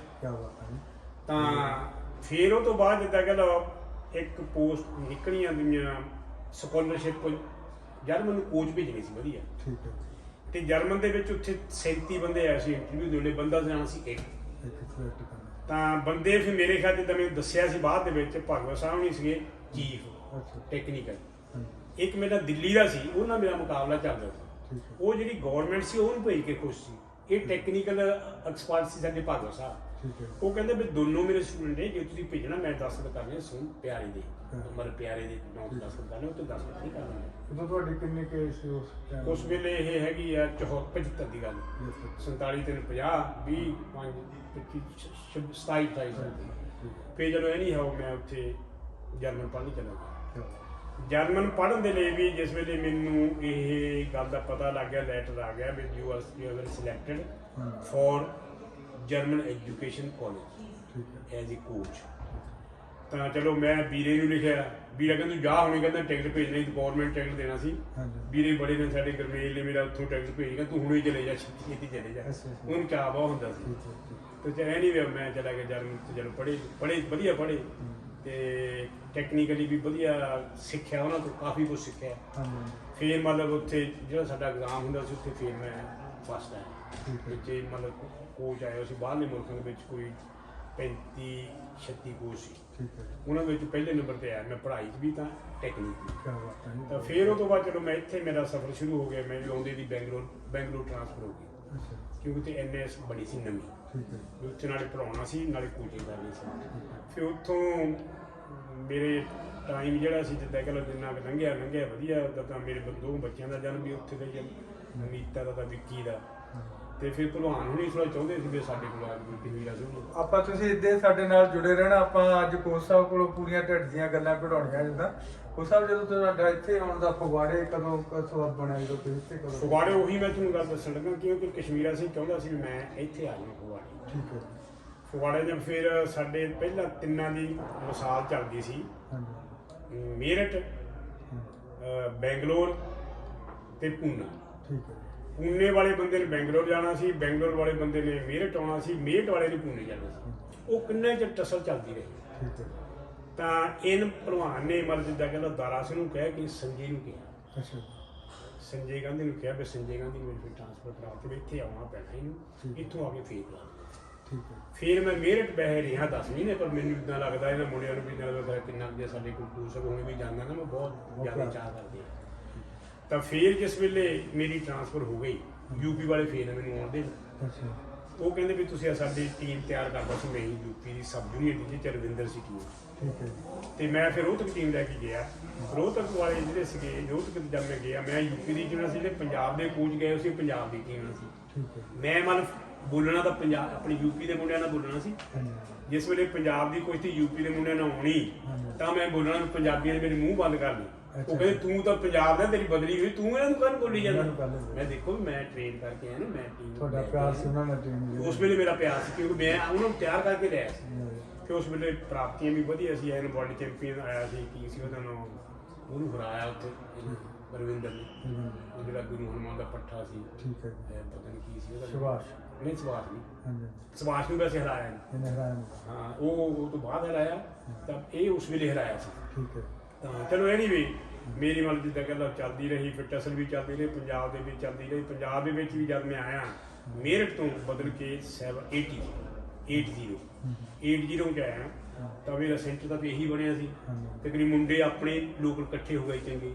ਇੱਕ ਪਿੰਡੋਂ ਆਪਾਂ ਲਾਲੀ ਸੱਦ ਲਿਆ ਉਹ ਵੀ ਜਦ ਦਿਹਾੜੀ ਕਰਦਾ ਸੀ। ਇੱਥੇ ਸਾਡੀ ਟੀਮ ਜਿਹੜੀ ਹੈ ਮਤਲਬ ਜਿੱਦਾਂ ਕਹਿੰਦਾ ਚੰਗੀ ਬਣ ਗਈ। ਤਾਂ ਉਹਦੇ ਵਿੱਚ ਜਿਸ ਵੇਲੇ ਸਾਡੀ ਯੂਨੀਵਰਸਿਟੀ ਅੰਮ੍ਰਿਤਸਰ ਹੋਈ ਅੰਮ੍ਰਿਤਸਰ ਟੀਮ ਸਾਡੀ ਚੱਲੀ। ਕੁਦਰਤੀ ਸਾਡੇ ਜਸਵਿੰਦਰ ਤਾਂ ਲਾਲੀ ਇਹ ਚੰਗੇ ਸੀ। ਇਹ ਪਹਿਲੀ ਕੁਸ਼ਤੀ ਹਾਰ ਗਿਆ ਲੇਕਿਨ ਚੱਲਦੇ ਫਾਈਨਲ ਚ ਪਹੁੰਚ ਗਏ। ਇਹ ਲਾਲੀ ਪਹੁੰਚ ਉਸ ਵੇਲੇ ਸਿਸਟਮ ਇੱਦਾਂ ਦਾ ਹੁੰਦਾ ਸੀ ਜਸਵਿੰਦਰ ਹੀ ਪਹੁੰਚ ਗਏ। ਤੇ ਜਸਵਿੰਦਰ ਨੇ ਜਿਹੜਾ ਜਸਵਿੰਦਰ ਦਾ ਜਿਹੜੀ ਕੁਸ਼ਤੀ ਜਸਵਿੰਦਰ ਦੇ ਨਾਲ ਉਹ ਸੀ ਖਾਲਸਾ ਕਾਲਜ ਜਲੰਧਰ ਜਿਹੜੇ ਉਹਨਾਂ ਦੇ ਕੋਚ ਸੀ ਉਹ ਮੈਨੂੰ ਆਪਣੀ ਜਗ੍ਹਾ ਚੰਗਾ ਪਿਆਰ ਕਰਦੇ ਸੀ। ਉਹ ਕਹਿੰਦੇ ਪਿਆਰਾ ਵੀ ਜੇ ਤਾਂ ਤੇਰਾ ਮੁੰਡਾ ਪਹਿਲਾ ਰਾਊਂਡ ਜਿੱਤ ਗਿਆ ਤਾਂ ਮੈਂ ਮੁੰਡੇ ਨੂੰ ਬਾਹਰ ਕੱਢ ਜਾਣਾ। ਕਹਿੰਦਾ ਜੇ ਮੇਰਾ ਮੁੰਡਾ ਜੇ ਤੂੰ ਬਾਹਰ ਕੱਢ ਮੈਂ ਠੀਕ ਹੈ। ਤਾਂ ਕੁਦਰਤੀ ਜਿੱਦਾਂ ਕਹਿੰਦਾ ਜਸਵਿੰਦਰ ਨੇ ਪਹਿਲਾ ਰਾਊਂਡ ਜਿੱਤ ਲਿਆ ਤਾਂ ਹੁਣ ਆਪਣਾ ਮੁੰਡਾ ਬਾਹਰ ਕੱਢ ਦੇਣਾ। ਤਾਂ ਉਹ ਤੋਂ ਬਾਅਦ ਲਾਲੀ ਦੀ ਕੁਸ਼ਤੀ ਸੀ। ਲਾਲੀ ਦੀ ਸੀ ਇੱਕ ਮੁੰਡਾ ਸੀਗਾ ਇੱਥੇ ਦਾ ਉਹ ਵੀ ਉਹ ਸਪੋਰਟਸ ਕਾਲਜ ਜਲੰਧਰ ਦਾ ਸੀ ਮਹਿਤਪੁਰ ਦਾ। ਉਹਦੀ ਲਾਲੀ ਨਾਲ ਕੁਸ਼ਤੀ ਹੋਈ ਤੇ ਸੋਹਣ ਸੀਗਾ ਰੈਫਰੀ ਤਾਂ ਹਕੂਮਤ ਸੀਗਾ ਮੇਰੇ ਕੋਲ ਬੈਠਾ ਤਾਂ ਉਹਦੇ ਕੋਲ ਕਾਰ ਸੀ ਸਾਰਾ। ਉਹ ਲਾਲੀ ਹਾਰ ਰਿਹਾ ਸੀ ਲਾਲੀ ਥੱਲੇ ਮਾਰੀ ਲਪੇਟ ਉਹ ਚਿੱਤ ਹੋ ਗਿਆ ਦੂਜਾ ਹੁਣ ਬੇਸਮਦਾ ਸੋਹਣ ਵਿੱਚ ਚਿੱਤ ਹੋ ਗਿਆ। ਤਾਂ ਉਹਦੇ ਕੋਲ ਫਾਈਲ ਸੀ ਹਕੂਮਤ ਕੋਲ ਉਹ ਹੁਣ ਚੱਕ ਕੇ ਮਾਰੀ ਦਾ ਫਗਵਾੜਾ ਸੁਣਿਆ ਨਾ ਬਾਤ ਚੈਂਪੀਅਨ ਆ ਗਿਆ ਯੂਨੀਵਰਸਿਟੀ ਚੈਂਪੀਅਨ ਆ ਗਿਆ ਗੁਰੂ ਨਾਨਕ ਦੇਵ ਯੂਨੀਵਰਸਿਟੀ। ਚਲੋ ਐਨੀਵੇ ਫਿਰ ਸਾਡਾ ਸਫ਼ਰ ਚੰਗਾ ਸ਼ੁਰੂ ਹੋ ਗਿਆ। ਫਿਰ ਜਿੱਦਾਂ ਕਹਿੰਦਾ ਮੁੰਡੇ ਪਿੰਡੋਂ ਵੀ ਆਉਣ ਲੱਗ ਪਏ ਜਿੱਦਾਂ ਤੁਸੀਂ ਵੀ ਸੀਗੇ ਦੂਆ ਤੇ ਤੋਂ ਪਹਿਲਾਂ ਦੂਏ ਵੀ ਆਏ ਉਹ ਤਾਂ ਟੇ ਨਹੀਂ ਹੈਗੇ। ਤੇਰੇ ਉਸ ਵੇਲੇ ਡੈਡੀ ਨੂੰ ਬਹੁਤ ਸ਼ੌਕ ਤੇ ਤੈਨੂੰ ਵੀ ਸੀਗਾ। ਇਹਨਾਂ ਦੇ ਡੈਡੀਆਂ ਨੂੰ ਸ਼ੌਕ ਸੀ ਹਰਵੰਸ ਦੇ ਮੁੰਡੇ ਦਾ ਮੂੰਹ ਨਹੀਂ ਦਿੰਦੇ ਇਹਨੂੰ ਸ਼ੌਕ ਨਾ ਇਹ ਟਾਈਮ ਤੋਂ ਬਾਅਦ ਤੁਸੀਂ ਤਾਂ ਮੈਨੂੰ ਯਾਦ ਆ ਛੋਟਾ ਹੁੰਦੇ ਜਿੱਦਾਂ ਕਹਿੰਦਾ ਇੱਥੇ ਆ ਕੇ ਚੰਗੀਆਂ ਚੰਗੀਆਂ ਬੈਠਕਾਂ ਚੰਗੀਆਂ ਚੰਗੀਆਂ ਗੱਲਾਂ ਕਰ ਲੈਂਦਾ ਸੀ ਤੇ ਮੁੰਡਿਆਂ ਦੇ ਨਾਲ ਤੇਰਾ ਜੀ ਵੀ ਲੱਗ ਗਿਆ ਸੀ, ਮੁੰਡੇ ਵੀ ਤੇਰੇ ਨਾਲ ਪਿਆਰ ਕਰਦੇ ਸੀ। ਫਿਰ ਤੇਰੀ ਜਿਹੜੀ ਭਲਵਾਨੀ ਚੱਲੀ ਆ ਜਿੱਦਾਂ ਕਹਿੰਦਾ ਛੋਟੇ ਛੋਟਿਆਂ ਨਾਲ, ਕਿਉਂਕਿ ਛੋਟੇ ਉਸ ਵੇਲੇ ਸਾਡੇ ਕਾਰੀਗਰ ਹੁੰਦੇ ਸੀ, ਤੈਨੂੰ ਵੀ ਉਹਨਾਂ ਤੋਂ ਕਾਰੀਗਰ ਦਾ ਜ਼ਿਆਦਾ ਪਤਾ ਲੱਗਾ। ਕੋਚ ਜਿਹੜਾ ਜਿੱਦਾਂ ਕਹਿੰਦਾ ਉਹ ਦੱਸਦਾ ਰਿਹਾ ਆਪਣੇ ਹਿਸਾਬ ਦੇ ਵਿੱਚ, ਲੇਕਿਨ ਜਿਹੜੀ ਤੇਰੀ ਮੁੰਡਿਆਂ ਨਾਲ ਸਾਂਝ ਸੀ ਉਹ ਤੋਂ ਤਾਂ ਬਹੁਤ ਕੁਝ ਸਿੱਖਿਆ। ਥੈਂਕ ਯੂ ਕੋਚ ਸਾਹਿਬ। ਆਪਾਂ ਇੱਦਾਂ ਟੱਚ ਰਹਿਣਾ ਨਾਲ, ਜਿੱਦਾਂ ਤੁਹਾਨੂੰ ਕੰਟੀਨਿਊ ਜਾਂਦੇ ਕੋਚ ਸਾਹਿਬ ਤੋਂ ਬਹੁਤ ਗੱਲਾਂ ਆਪਾਂ ਕਢਾਉਣੀਆਂ ਇਹਨਾਂ ਦੇ ਜਿੱਦਾਂ ਅੰਦਰੋਂ। ਤਾਂ ਪਹਿਲਾਂ ਜੀ ਜਦੋਂ ਵੀ ਆਪਾਂ ਤੁਸੀਂ ਤੋਂ ਕਿੰਨੇ ਘਰਾਂ ਤੋਂ ਜਿਹੜੇ ਤੁਹਾਡੇ ਖਾੜੇ ਚੋਂ ਪੈਦਾ ਹੋ ਤੁਸੀਂ ਕੀਤੇ, ਕਿਹੜੇ ਦੇਖੋ ਹਰਜੀਤ, ਇਹ ਤਾਂ ਮੇਰੇ ਖਿਆਲ ਦੇ ਵਿੱਚ ਜਿੱਦਾਂ ਸੀ ਗੱਲ, ਇਹਦੇ ਵਿੱਚ ਕਸ਼ਮੀਰ ਸਿੰਘ ਦਾ ਵੀ ਯੋਗਦਾਨ ਸੀ ਕੁਝ, ਕਿਉਂਕਿ ਕਸ਼ਮੀਰ ਸਿੰਘ ਦਾ ਬੋਲਬਾਣੀ ਜਿਹੜੀ ਉਹਦੀ ਸੀ, ਉਹਨਾਂ ਗੱਲ ਕਰਨ ਦਾ ਤਰੀਕਾ ਬਹੁਤ ਵਧੀਆ ਸੀ। ਇੱਕ ਵਾਰ ਇੱਕ ਕਰਤਾਰ ਦੀ ਕੁਸ਼ਤੀ ਹੋਣੀ ਸੀ ਦਿੱਲੀ, ਉਹ ਸਤਪਾਲ ਤੇ ਆਸ ਰੱਖਦੇ ਸੀ ਵੀ ਸਤਪਾਲ ਵੀ ਲੜਨਾ। ਇਹ 83 ਦੀ ਗੱਲ ਹੈ, 83 ਦੀ। ਤਾਂ ਜਿਸ ਵੇਲੇ ਇਹਨੂੰ ਪਤਾ ਲੱਗਾ ਤਾਂ ਕਿਤੇ ਸ਼ਿਵ ਸਾਹਿਬ ਦਾ ਭਲਵਾਨ ਨਾਲ ਗੱਲ ਕੀਤੀ ਹੋਵੇ ਜਾਂ ਕਰਤਾਰ ਨੂੰ ਪਤਾ ਹੋਊਗਾ, ਇਹ ਕਰਤਾਰ ਆਪਣਾ ਮੰਦੇ ਲੈ ਕੇ ਇੱਥੇ ਆ ਗਿਆ ਫਗਵਾੜੇ। ਆਪਣੇ ਉਸ ਵੇਲੇ ਫਗਵਾੜੇ ਸ਼ਿੰਦਾ ਵੀ ਸੀ, ਗੁਰਮੁਖੀ ਵੀ, ਸੁਜੀਤ ਵੀ ਸੀ, ਬੰਤ ਵੀ ਸੀ, ਇਹ ਸਾਰੇ ਆ ਜਾਣ ਯੋਗ ਕਰਨ ਵਾਲੇ ਵੱਡੇ ਪਤਾ ਹੋਣਾ ਸਾਰੇ ਪੰਜਾਬ, ਤੈਨੂੰ ਵੀ ਪਤਾ ਹੋਣਾ। ਹਾਂ, ਤੇ ਛੋਟੇ ਛੋਟੇ ਸੀ ਕਿਤੇ ਹੁੰਦੇ ਸੀ ਕਾਲੇ। ਤਾਂ ਉਸ ਵੇਲੇ ਕਰਤਾਰ ਨੂੰ ਨਹੀਂ ਆ, ਉਹ ਫਿਰ ਜਿਹੜਾ ਕਰਤਾਰ ਵੀ ਰਿਹਾ ਤਕਰੀਬਨ 4-5 ਮਹੀਨੇ, ਉਸ ਵੇਲੇ ਖਾੜੇ ਦੇ ਮੁੰਡੇ ਵਧੀਆ ਵਧੀਆ, ਮਲਕੀਤ ਵੀ, ਬੇਅੰਤ ਵੀ, ਸੰਘਾ ਵੀ, ਸਾਰੇ ਆ ਜਾਂਦੇ ਸੀ ਤਕਰੀਬਨ। ਭਲਵਾਨੀ ਤਗੜੀ ਹੋ ਗਈ ਸੀ। ਤਾਂ ਐਨੀਵੇ ਕੁਦਰਤੀ ਕਰਤਾਰ ਵੀ ਉੱਥੇ ਕੁਸ਼ਤੀ ਜਿਹੜੀ ਆ ਉਹ ਗੁਰਦੀ ਜਿੱਤ ਗਿਆ, ਜਿਹੜੀ ਪਹਿਲੀ ਵਾਰੀ ਲੱਖ ਰੁਪਇਆ ਨਾਮ ਸੀ ਕੁਸ਼ਤੀ ਦਾ। 83 ਦੀ ਗੱਲ, ਲਾਈਵ ਦਿਖਾਲੇ ਲਾਈਵ, ਹਾਂ ਮਿੱਟੀ ਸੀ ਉਹ ਵੈਸੇ, ਪਰ ਉਹ ਲਾਈਵ ਦਿਖਾਈ ਸੀ, ਉਹ ਵਧੀਆ ਸੀ ਕੁਸ਼ਤੀ। ਉੱਥੋਂ ਫੇਰ ਜਿੱਦਾਂ ਕਹਿੰਦਾ ਚਲੋ ਆਪਣੇ ਮੁੰਡੇ ਵੀ ਕੁਛ ਸਿੱਖਣ ਵੀ ਲੱਗ ਪਏ, ਕੁਛ ਤਕੜੇ ਵੀ ਹੋ ਗਏ, ਫਿਰ ਸਾਡਾ ਮਨ ਵੀ ਹੋ ਗਏ ਵੀ ਗਾਹਾਂ ਮੁੰਡੇ ਤਕੜੇ ਹੋ ਹੀ ਜਾਂਦੇ ਆ, ਮਿਹਨਤ ਲਾਈ ਜਾਂਦੇ ਆ, ਕਿਉਂ ਮਿਹਨਤ ਲਾਉਣ ਮੁੰਡੇ ਸੱਚੀ ਚੰਗੇ ਹੁੰਦੇ, ਵਧੀਆ ਮਿਹਨਤ ਲਾਉਂਦੇ। ਫਿਰ ਆਪਣੇ ਜਿੱਦਾਂ ਕਹਿੰਦਾ ਰਣਵੀਰ ਹੁੰਦਾ ਸੀ ਹਰਿਆਣੇ ਦਾ, ਇਹ ਇਹਨਾਂ ਨੂੰ ਸਤੀਸ਼ ਬਣਾਉਂਦੇ ਆ, ਛੋਟੇ ਛੋਟੇ ਹੁੰਦੇ ਸਤੀਸ਼, ਉਹਦੇ ਬ੍ਰਦਰ ਰਾਮਪੇਸ਼, ਵਿਜੇ, ਧਰਮਪਾਲ, 2-4 ਹੋਰ ਸੀ। ਚਲੋ ਇਹਨਾਂ ਦਾ ਜੀ ਲੱਗਾ ਰਿਹਾ, ਕਿਉਂਕਿ ਇਹਨਾਂ ਦਾ ਕੁਦਰਤੀ ਜਿਸ ਵੇਲੇ ਕੋਚ ਨੂੰ ਵੀ ਮੁੰਡੇ ਮਿਹਨਤੀ ਮਿਲਦੇ ਨੇ, ਪਰਫਾਰਮੈਂਸ ਤਾਂ ਹੀ ਹੁੰਦੀ, ਇਕੱਲਾ ਕੋਚ ਨਹੀਂ ਕੁਛ ਵੀ ਕਰਦਾ। ਜੇ ਉਹਦੇ ਮੁੰਡੇ ਜਿਹੜੇ ਆ ਕਈ ਵਾਰੀ ਤਾਂ ਉਹ ਮੁੰਡਿਆਂ ਨੂੰ ਮੋਟੀਵੇਟ ਕਰਦਾ, ਹੁਣ ਸਾਰਿਆਂ ਨੂੰ ਮੋਟੀਵੇਟ ਕਰਨਾ ਵੀ ਔਖਾ ਵੀ ਹੁੰਦਾ। ਤੇ ਮੋਟੀਵੇਟ ਜਿਹੜੇ ਆਲਰੇਡੀ ਹੋਏ ਆ, ਜਿਨ੍ਹਾਂ ਦੇ ਮਨ ਦੇ ਵਿੱਚ ਇੱਛਾ ਹੁੰਦੀ ਵੀ ਮੈਂ ਭਲਵਾਨ ਬਣਨਾ ਤੇ ਭਲਵਾਨੀ ਰਾਹੀਂ ਮੈਂ ਵਧੀਆ ਪੋਸਟ ਲੈਣੀ, ਇਹ ਹਰਿਆਣੇ ਵਿੱਚ ਬਹੁਤ ਸੀ, ਆਪਣੇ ਪੰਜਾਬੀਆਂ 'ਚ ਘੱਟ ਸੀ। ਲੇਕਿਨ ਪੰਜਾਬੀ ਵੀ ਜਿਨ੍ਹਾਂ ਵਿੱਚ ਹਰਜੀਤ ਵੀ ਆ, ਸ਼ਿਗਾਰਾ ਵੀ ਆ, ਆਪਣੇ ਕਿੰਨੇ ਮੁੰਡੇ ਹੋ ਰਿਹਾ ਜਿਹੜੇ ਪੁਲਿਸ 'ਚ ਹੋ ਗਏ ਸੀ ਭਰਤੀ, ਤਾਂ ਪੁਲਿਸ ਛੱਡ ਕੇ ਬਾਹਰ ਚਲੇ ਗਏ। ਕੋਈ ਸਾਡਿਆਂ ਦਾ ਮੋਸਟਲੀਆਂ ਦਾ ਭਲਵਾਨਾਂ ਦਾ ਇਹੀ ਹੁੰਦਾ ਵੀ ਉਹਨਾਂ ਦੇ ਪੇਰੈਂਟਸ ਲੈ ਗਏ, ਉਹ ਬਾਅਦ ਆਪ ਵੀ ਜਾਣਾ ਚਾਹੁੰਦੇ ਹੁੰਦੇ ਕੈਨੇਡਾ ਦੇ ਵਿੱਚ। ਇਹ ਮਤਲਬ ਉਹਨਾਂ ਦੇ ਵਿੱਚੋਂ ਕਾਫੀ ਕੈਨੇਡਾ ਚਲੇ ਗਏ। ਫਿਰ ਉਹ ਤੋਂ ਬਾਅਦ ਜਿੱਦਾਂ ਕਹਿੰਦਾ ਮੇਰਾ ਜਿਹੜਾ ਥੋੜ੍ਹਾ ਹਿਸਾਬ ਤਾਂ ਬਣਿਆ, ਲੇਕਿਨ ਮੁੰਡਾ ਤਾਂ ਕੋਈ ਨਾ ਕੋਈ ਨਹੀਂ ਪਤਾ। ਲੇਕਿਨ ਮੈਨੂੰ 81 ਦੇ ਵਿੱਚ ਇੱਕ ਕੈਂਪ ਜੂਨੀਅਰ ਦਾ ਦੇ ਕਿ ਉਹ ਚਾਹੁੰਦੇ ਸੀ ਪੰਜਾਬ ਦੇ ਵਿੱਚੋਂ ਇਹ ਠੀਕ ਹੈ ਮੇਰੇ ਮੁੰਡੇ ਵੀ ਨੈਸ਼ਨਲ ਜੂਨੀਅਰ ਦੇ ਵਿੱਚੋਂ ਮੈਡਲਿਸਟ ਆ ਗਏ, ਤੇ ਅਸੀਂ ਚੈਂਪੀਅਨਸ਼ਿਪ ਵੀ ਨੈਸ਼ਨਲ ਦੀ ਜਿੱਤੀ ਸੀ। ਉਸ ਵੇਲੇ ਮੈਨੂੰ ਯਾਦ ਸਾਡੇ ਭਾਰਤ ਸਾਹਿਬ ਨੇ ਕਿਹਾ ਸੀ ਪਹਿਲਾਂ you have done it good job, you have defeated the Delhi and Haryana. ਇਹ ਯਾਦ ਨੂੰ ਚਿੱਠੀ ਲਿਖੀ ਹੋਈ ਭਾਰਤ ਸਾਹਿਬ ਨੇ। ਉਸ ਵੇਲੇ ਅਸੀਂ ਜੂਨੀਅਰ ਦੇ ਚੈਂਪੀਅਨਸ਼ਿਪ 'ਚ ਆਪਣਾ ਜਸਵਿੰਦਰ ਸੀ, ਇੱਕ ਰੰਧਾਵੇ ਦਾ ਮੁੰਡਾ ਬੱਲਾ ਵੀ ਸੀ, ਤੇ ਫਿਰ ਇੱਕ ਸਰਬਣ ਦਾ ਸਿਲਵਰ ਮੈਡਲ ਸੀ, ਇੱਕ ਬੇਅੰਤ ਦਾ ਮੈਡਲ ਸੀ, ਸ਼ਨੀਲ ਦਾ ਮੈਡਲ ਸੀ, ਮਤਲਬ ਫਗਵਾੜੇ ਦੇ ਮੈਡਲ ਜਾਣੇ ਸੀ। ਫਿਰ ਉਹ ਬਹੁਤ ਖੁਸ਼ੀ ਹੁੰਦੀ ਸੀ ਇਸ ਗੱਲ ਦੀ। ਫਿਰ ਇਹਨਾਂ ਗੱਲਾਂ ਦੇ ਨਾਲ ਨਾਲ ਫੈਡਰੇਸ਼ਨ ਦੇ ਵਿੱਚ ਵੀ ਆਪਣੇ ਆਪ ਨੂੰ ਮੈਨੂੰ ਨਹੀਂ ਸੀ ਪਤਾ, ਉਹਨਾਂ ਦੇ ਮਨ 'ਚ ਹੁਣ ਰੱਬ ਸੋਹਣੀ ਫਗਵਾੜੇ ਕੰਮ ਚੰਗਾ ਕਰ ਰਿਹਾ। ਉਹਨੀ ਮੇਰੇ ਜਿਹੜੇ ਪੰਜਾਬ ਦੀ ਫੈਡਰੇਸ਼ਨ ਸੀ ਇਹ ਮੇਰੇ ਨਾਲ ਖੁਸ਼ ਨਾ ਸੀ, ਪੰਜਾਬ ਦੀ ਐਸੋਸੀਏਸ਼ਨ ਜਿਹੜੀ ਉਹ ਪਤਾ ਨਹੀਂ ਕਿਉਂ ਖੁਸ਼ ਨਾ ਸੀ। ਜਿੱਦਾਂ ਕਹਿੰਦਾ ਉਹ ਕੁਦਰਤੀ ਇੱਕ ਵਾਰੀ ਮਨਿਹਾਸ ਪ੍ਰੈਜ਼ੀਡੈਂਟ ਹੁੰਦੇ ਸੀ, ਉਹਨੇ ਮੈਨੂੰ ਕਿਹਾ ਵੀ ਮੈਂ ਆਉਣਾ, ਮੈਨੂੰ ਚੇਤਾ ਨਹੀਂ ਮੇਰੇ ਤੋਂ ਜਾ ਨਹੀਂ ਹੋਇਆ। ਉਹ ਕਹਿੰਦਾ SGM ਕੋ ਆਉਣਾ, ਫਿਰ ਜਿਹੜੀ ਤੈਨੂੰ ਕੀ ਦੀ ਲੋੜ ਹੈ ਮੈਂ ਕਰ ਲਵਾਂ, ਮੈਨੂੰ ਕੁਦਰਤੀ ਚ ਲੱਗਿਆ। ਉਹਨੇ ਕਿਹਾ ਮੇਰੇ ਨਾਲ ਇਹ ਖਲਿਆ ਖਾ ਰੱਖਾਂਗੇ ਕਸ਼ਮੀਰ ਤੋਂ ਕਰਕੇ ਮੈਨੂੰ ਲੱਗਦਾ ਸੀ। ਤੇ ਐਨੀਵੇ ਬਹੁਤ ਸੋਹਣਾ ਸਫ਼ਰ ਲੱਗਾ। ਫਿਰ ਮੈਨੂੰ ਇੰਡੀਆ ਦੀ ਟੀਮ ਦੇ ਨਾਲ ਆਪਾਂ ਇੱਕ ਵਾਰੀ ਇਹ ਮਨਿਹਾਸ ਆਊਟ ਹੋਇਆ ਫੈਡਰੇਸ਼ਨ 'ਚੋਂ, ਉਹਨੇ ਪਹਿਲਾਂ ਮੈਨੂੰ ਸਿਲੈਕਟ ਕੀਤਾ 83 ਦੇ ਵਿੱਚ। ਮੈਂ ਕਰਦਾਰ ਉਹਨਾਂ ਦੀ ਜਿਹੜੀ ਸੀਨੀਅਰ ਟੀਮ ਸੀ ਉਹਦੇ ਨਾਲ ਮੈਨੂੰ ਕੋਚ ਬਣਾ ਦਿੱਤੇ। ਫਿਰ ਜਦੋਂ ਫਿਰ 83 ਤੋਂ ਸ਼ੁਰੂ ਹੋ ਗਿਆ, 86 ਦੀ ਏਸ਼ੀਅਨ ਗੇਮਸ ਹੋਈਆਂ, ਉਹ ਵੀ ਮੈਂ ਗਿਆ। ਫਿਰ 86 ਤੋਂ ਬਾਅਦ ਜਿੱਦਾਂ ਕਰ 98 ਏਸ਼ੀਅਨ ਗੇਮਸ, 2002 ਏਸ਼ੀਅਨ ਗੇਮਸ, ਫਿਰ ਮੈਂ ਤਕਰੀਬਨ ਜਿੱਦਾਂ ਕਰ ਹਿੰਦੁਸਤਾਨੀਆਂ ਟੀਮਾਂ ਦੇ ਨਾਲ ਜਾਂਦਾ ਵੀ ਹਾਂ ਤੇ ਫੈਡਰੇਸ਼ਨ ਨੇ ਵੀ ਮੈਨੂੰ ਬਗੈਰ ਸਿਫਾਰਿਸ਼ ਤੋਂ 1995 ਦੇ ਵਿੱਚ ਮੈਨੂੰ ਨਹੀਂ ਚੀਫ ਕੋਚ ਲਾਉਣ ਦੀ ਸੋਚਿਆ ਤੇ ਮੈਂ ਗਿਆ ਨਹੀਂ, ਮੈਂ ਕਿਹਾ ਵੀ ਆਪਣਾ ਸੈਂਟਰ ਖਰਾਬ ਹੁੰਦਾ, ਮੈਨੂੰ ਇੰਨੀ ਇੱਛਾ ਨਹੀਂ ਸੀ। ਇਹ ਨਹੀਂ ਉਹ ਨਹੀਂ ਫਿਰ ਸਾਡੇ ਡਿਪਾਰਟਮੈਂਟ ਦੇ ਹੈੱਡ ਨੂੰ ਕਿਹਾ ਵੀ ਉਹਨੂੰ ਸੱਦੋ ਜੀ, ਆਉਂਦੇ ਨਹੀਂ ਹੈ ਕਿ ਸੂਰਿਆਵੰਸ਼ ਸੀ ਇੱਕ ਮੈਂ ਉਹਨੂੰ ਲਾਉਂਦੇ ਲਾਉਣਾ ਚਾਹੁੰਦੇ ਗਰੀਬ ਕੋਲੋਂ ਬੰਦਾ ਤੇ ਮੇਰੀ ਲਾਉਣਾ ਚਾਹੁੰਦੇ ਫ੍ਰੀ ਸਟਾਈਲ। ਸਾਡੀ ਜਿਹੜਾ ਸਾਈ ਦਾ ਡਾਇਰੈਕਟਰ ਸੀ ਉਹ ਫੈਡਰੇਸ਼ਨ ਦੇ ਪ੍ਰੈਜ਼ੀਡੈਂਟ ਨੇ ਪਹਿਲੀ ਮੀਟਿੰਗ ਲਈ ਹੈ ਸਾਡੀ। ਉਹਨੇ ਮੈਨੂੰ ਪਹਿਲਾ ਸਵਾਲ ਕੀਤਾ ਵੀ ਤੂੰ ਲੋਕ ਤਾਂ ਤਰਸਦੇ ਨੇ ਕੋਚ ਬਣ, ਤੂੰ ਕਿਉਂ ਬਣਦਾ? ਮੈਂ ਕਿਹਾ ਮੇਰੇ ਸੈਕਟਰ ਬਹੁਤ ਚੱਲਦਾ ਵੀ ਵਧੀਆ ਚੱਲਦਾ ਤੇ ਜੇ ਮੈਂ ਇੱਥੋਂ ਆ ਗਿਆ ਸੈਂਟਰ ਖਰਾਬ ਹੋ ਜਾਣਾ। ਕਹਿੰਦਾ ਤੈਨੂੰ ਸੈਂਟਰ ਦੀ ਜਾਂਦੇ ਆ ਕਿ ਇੰਡੀਆ ਟੀਮ ਦੀ ਜਾਂਦੇ ਆ? ਅੱਛਾ ਅੱਛਾ ਵੀ ਇੰਡੀਆ ਟੀਮ ਤੇ ਲਈ ਪਹਿਲਾਂ ਆ ਉਹ ਤੇਰਾ ਸੈਂਟਰ ਅਸੀਂ ਨਹੀਂ ਖਰਾਬ ਹੋਣੀ। ਜਿਹੜਾ ਸਾਡਾ ਹੈੱਡ ਸੀ ਸਾਈ ਦਾ ਉਹ ਕਹਿੰਦੇ ਜਿਹੜਾ ਕੋਚ ਕਹੇ ਮੈਂ ਉੱਥੇ ਲਾਵਾਂ। ਕਹਿੰਦਾ ਤੈਨੂੰ ਇੱਥੇ ਆਉਣਾ ਨੈਸ਼ਨਲ ਪਹਿਲਾਂ ਹੁੰਦੀ ਹੈ। ਆਪਾਂ ਇਦਾਂ ਹੀ ਗੱਲਾਂ ਕਰਦੇ ਰਹਿਣਾ, ਤੁਸੀਂ ਸਾਡੇ ਨਾਲ ਜੁੜੇ ਰਹਿਣਾ, ਬੋਰਿੰਗ ਨਹੀਂ ਤੁਹਾਨੂੰ ਆਉਣ ਦੇਣਾ।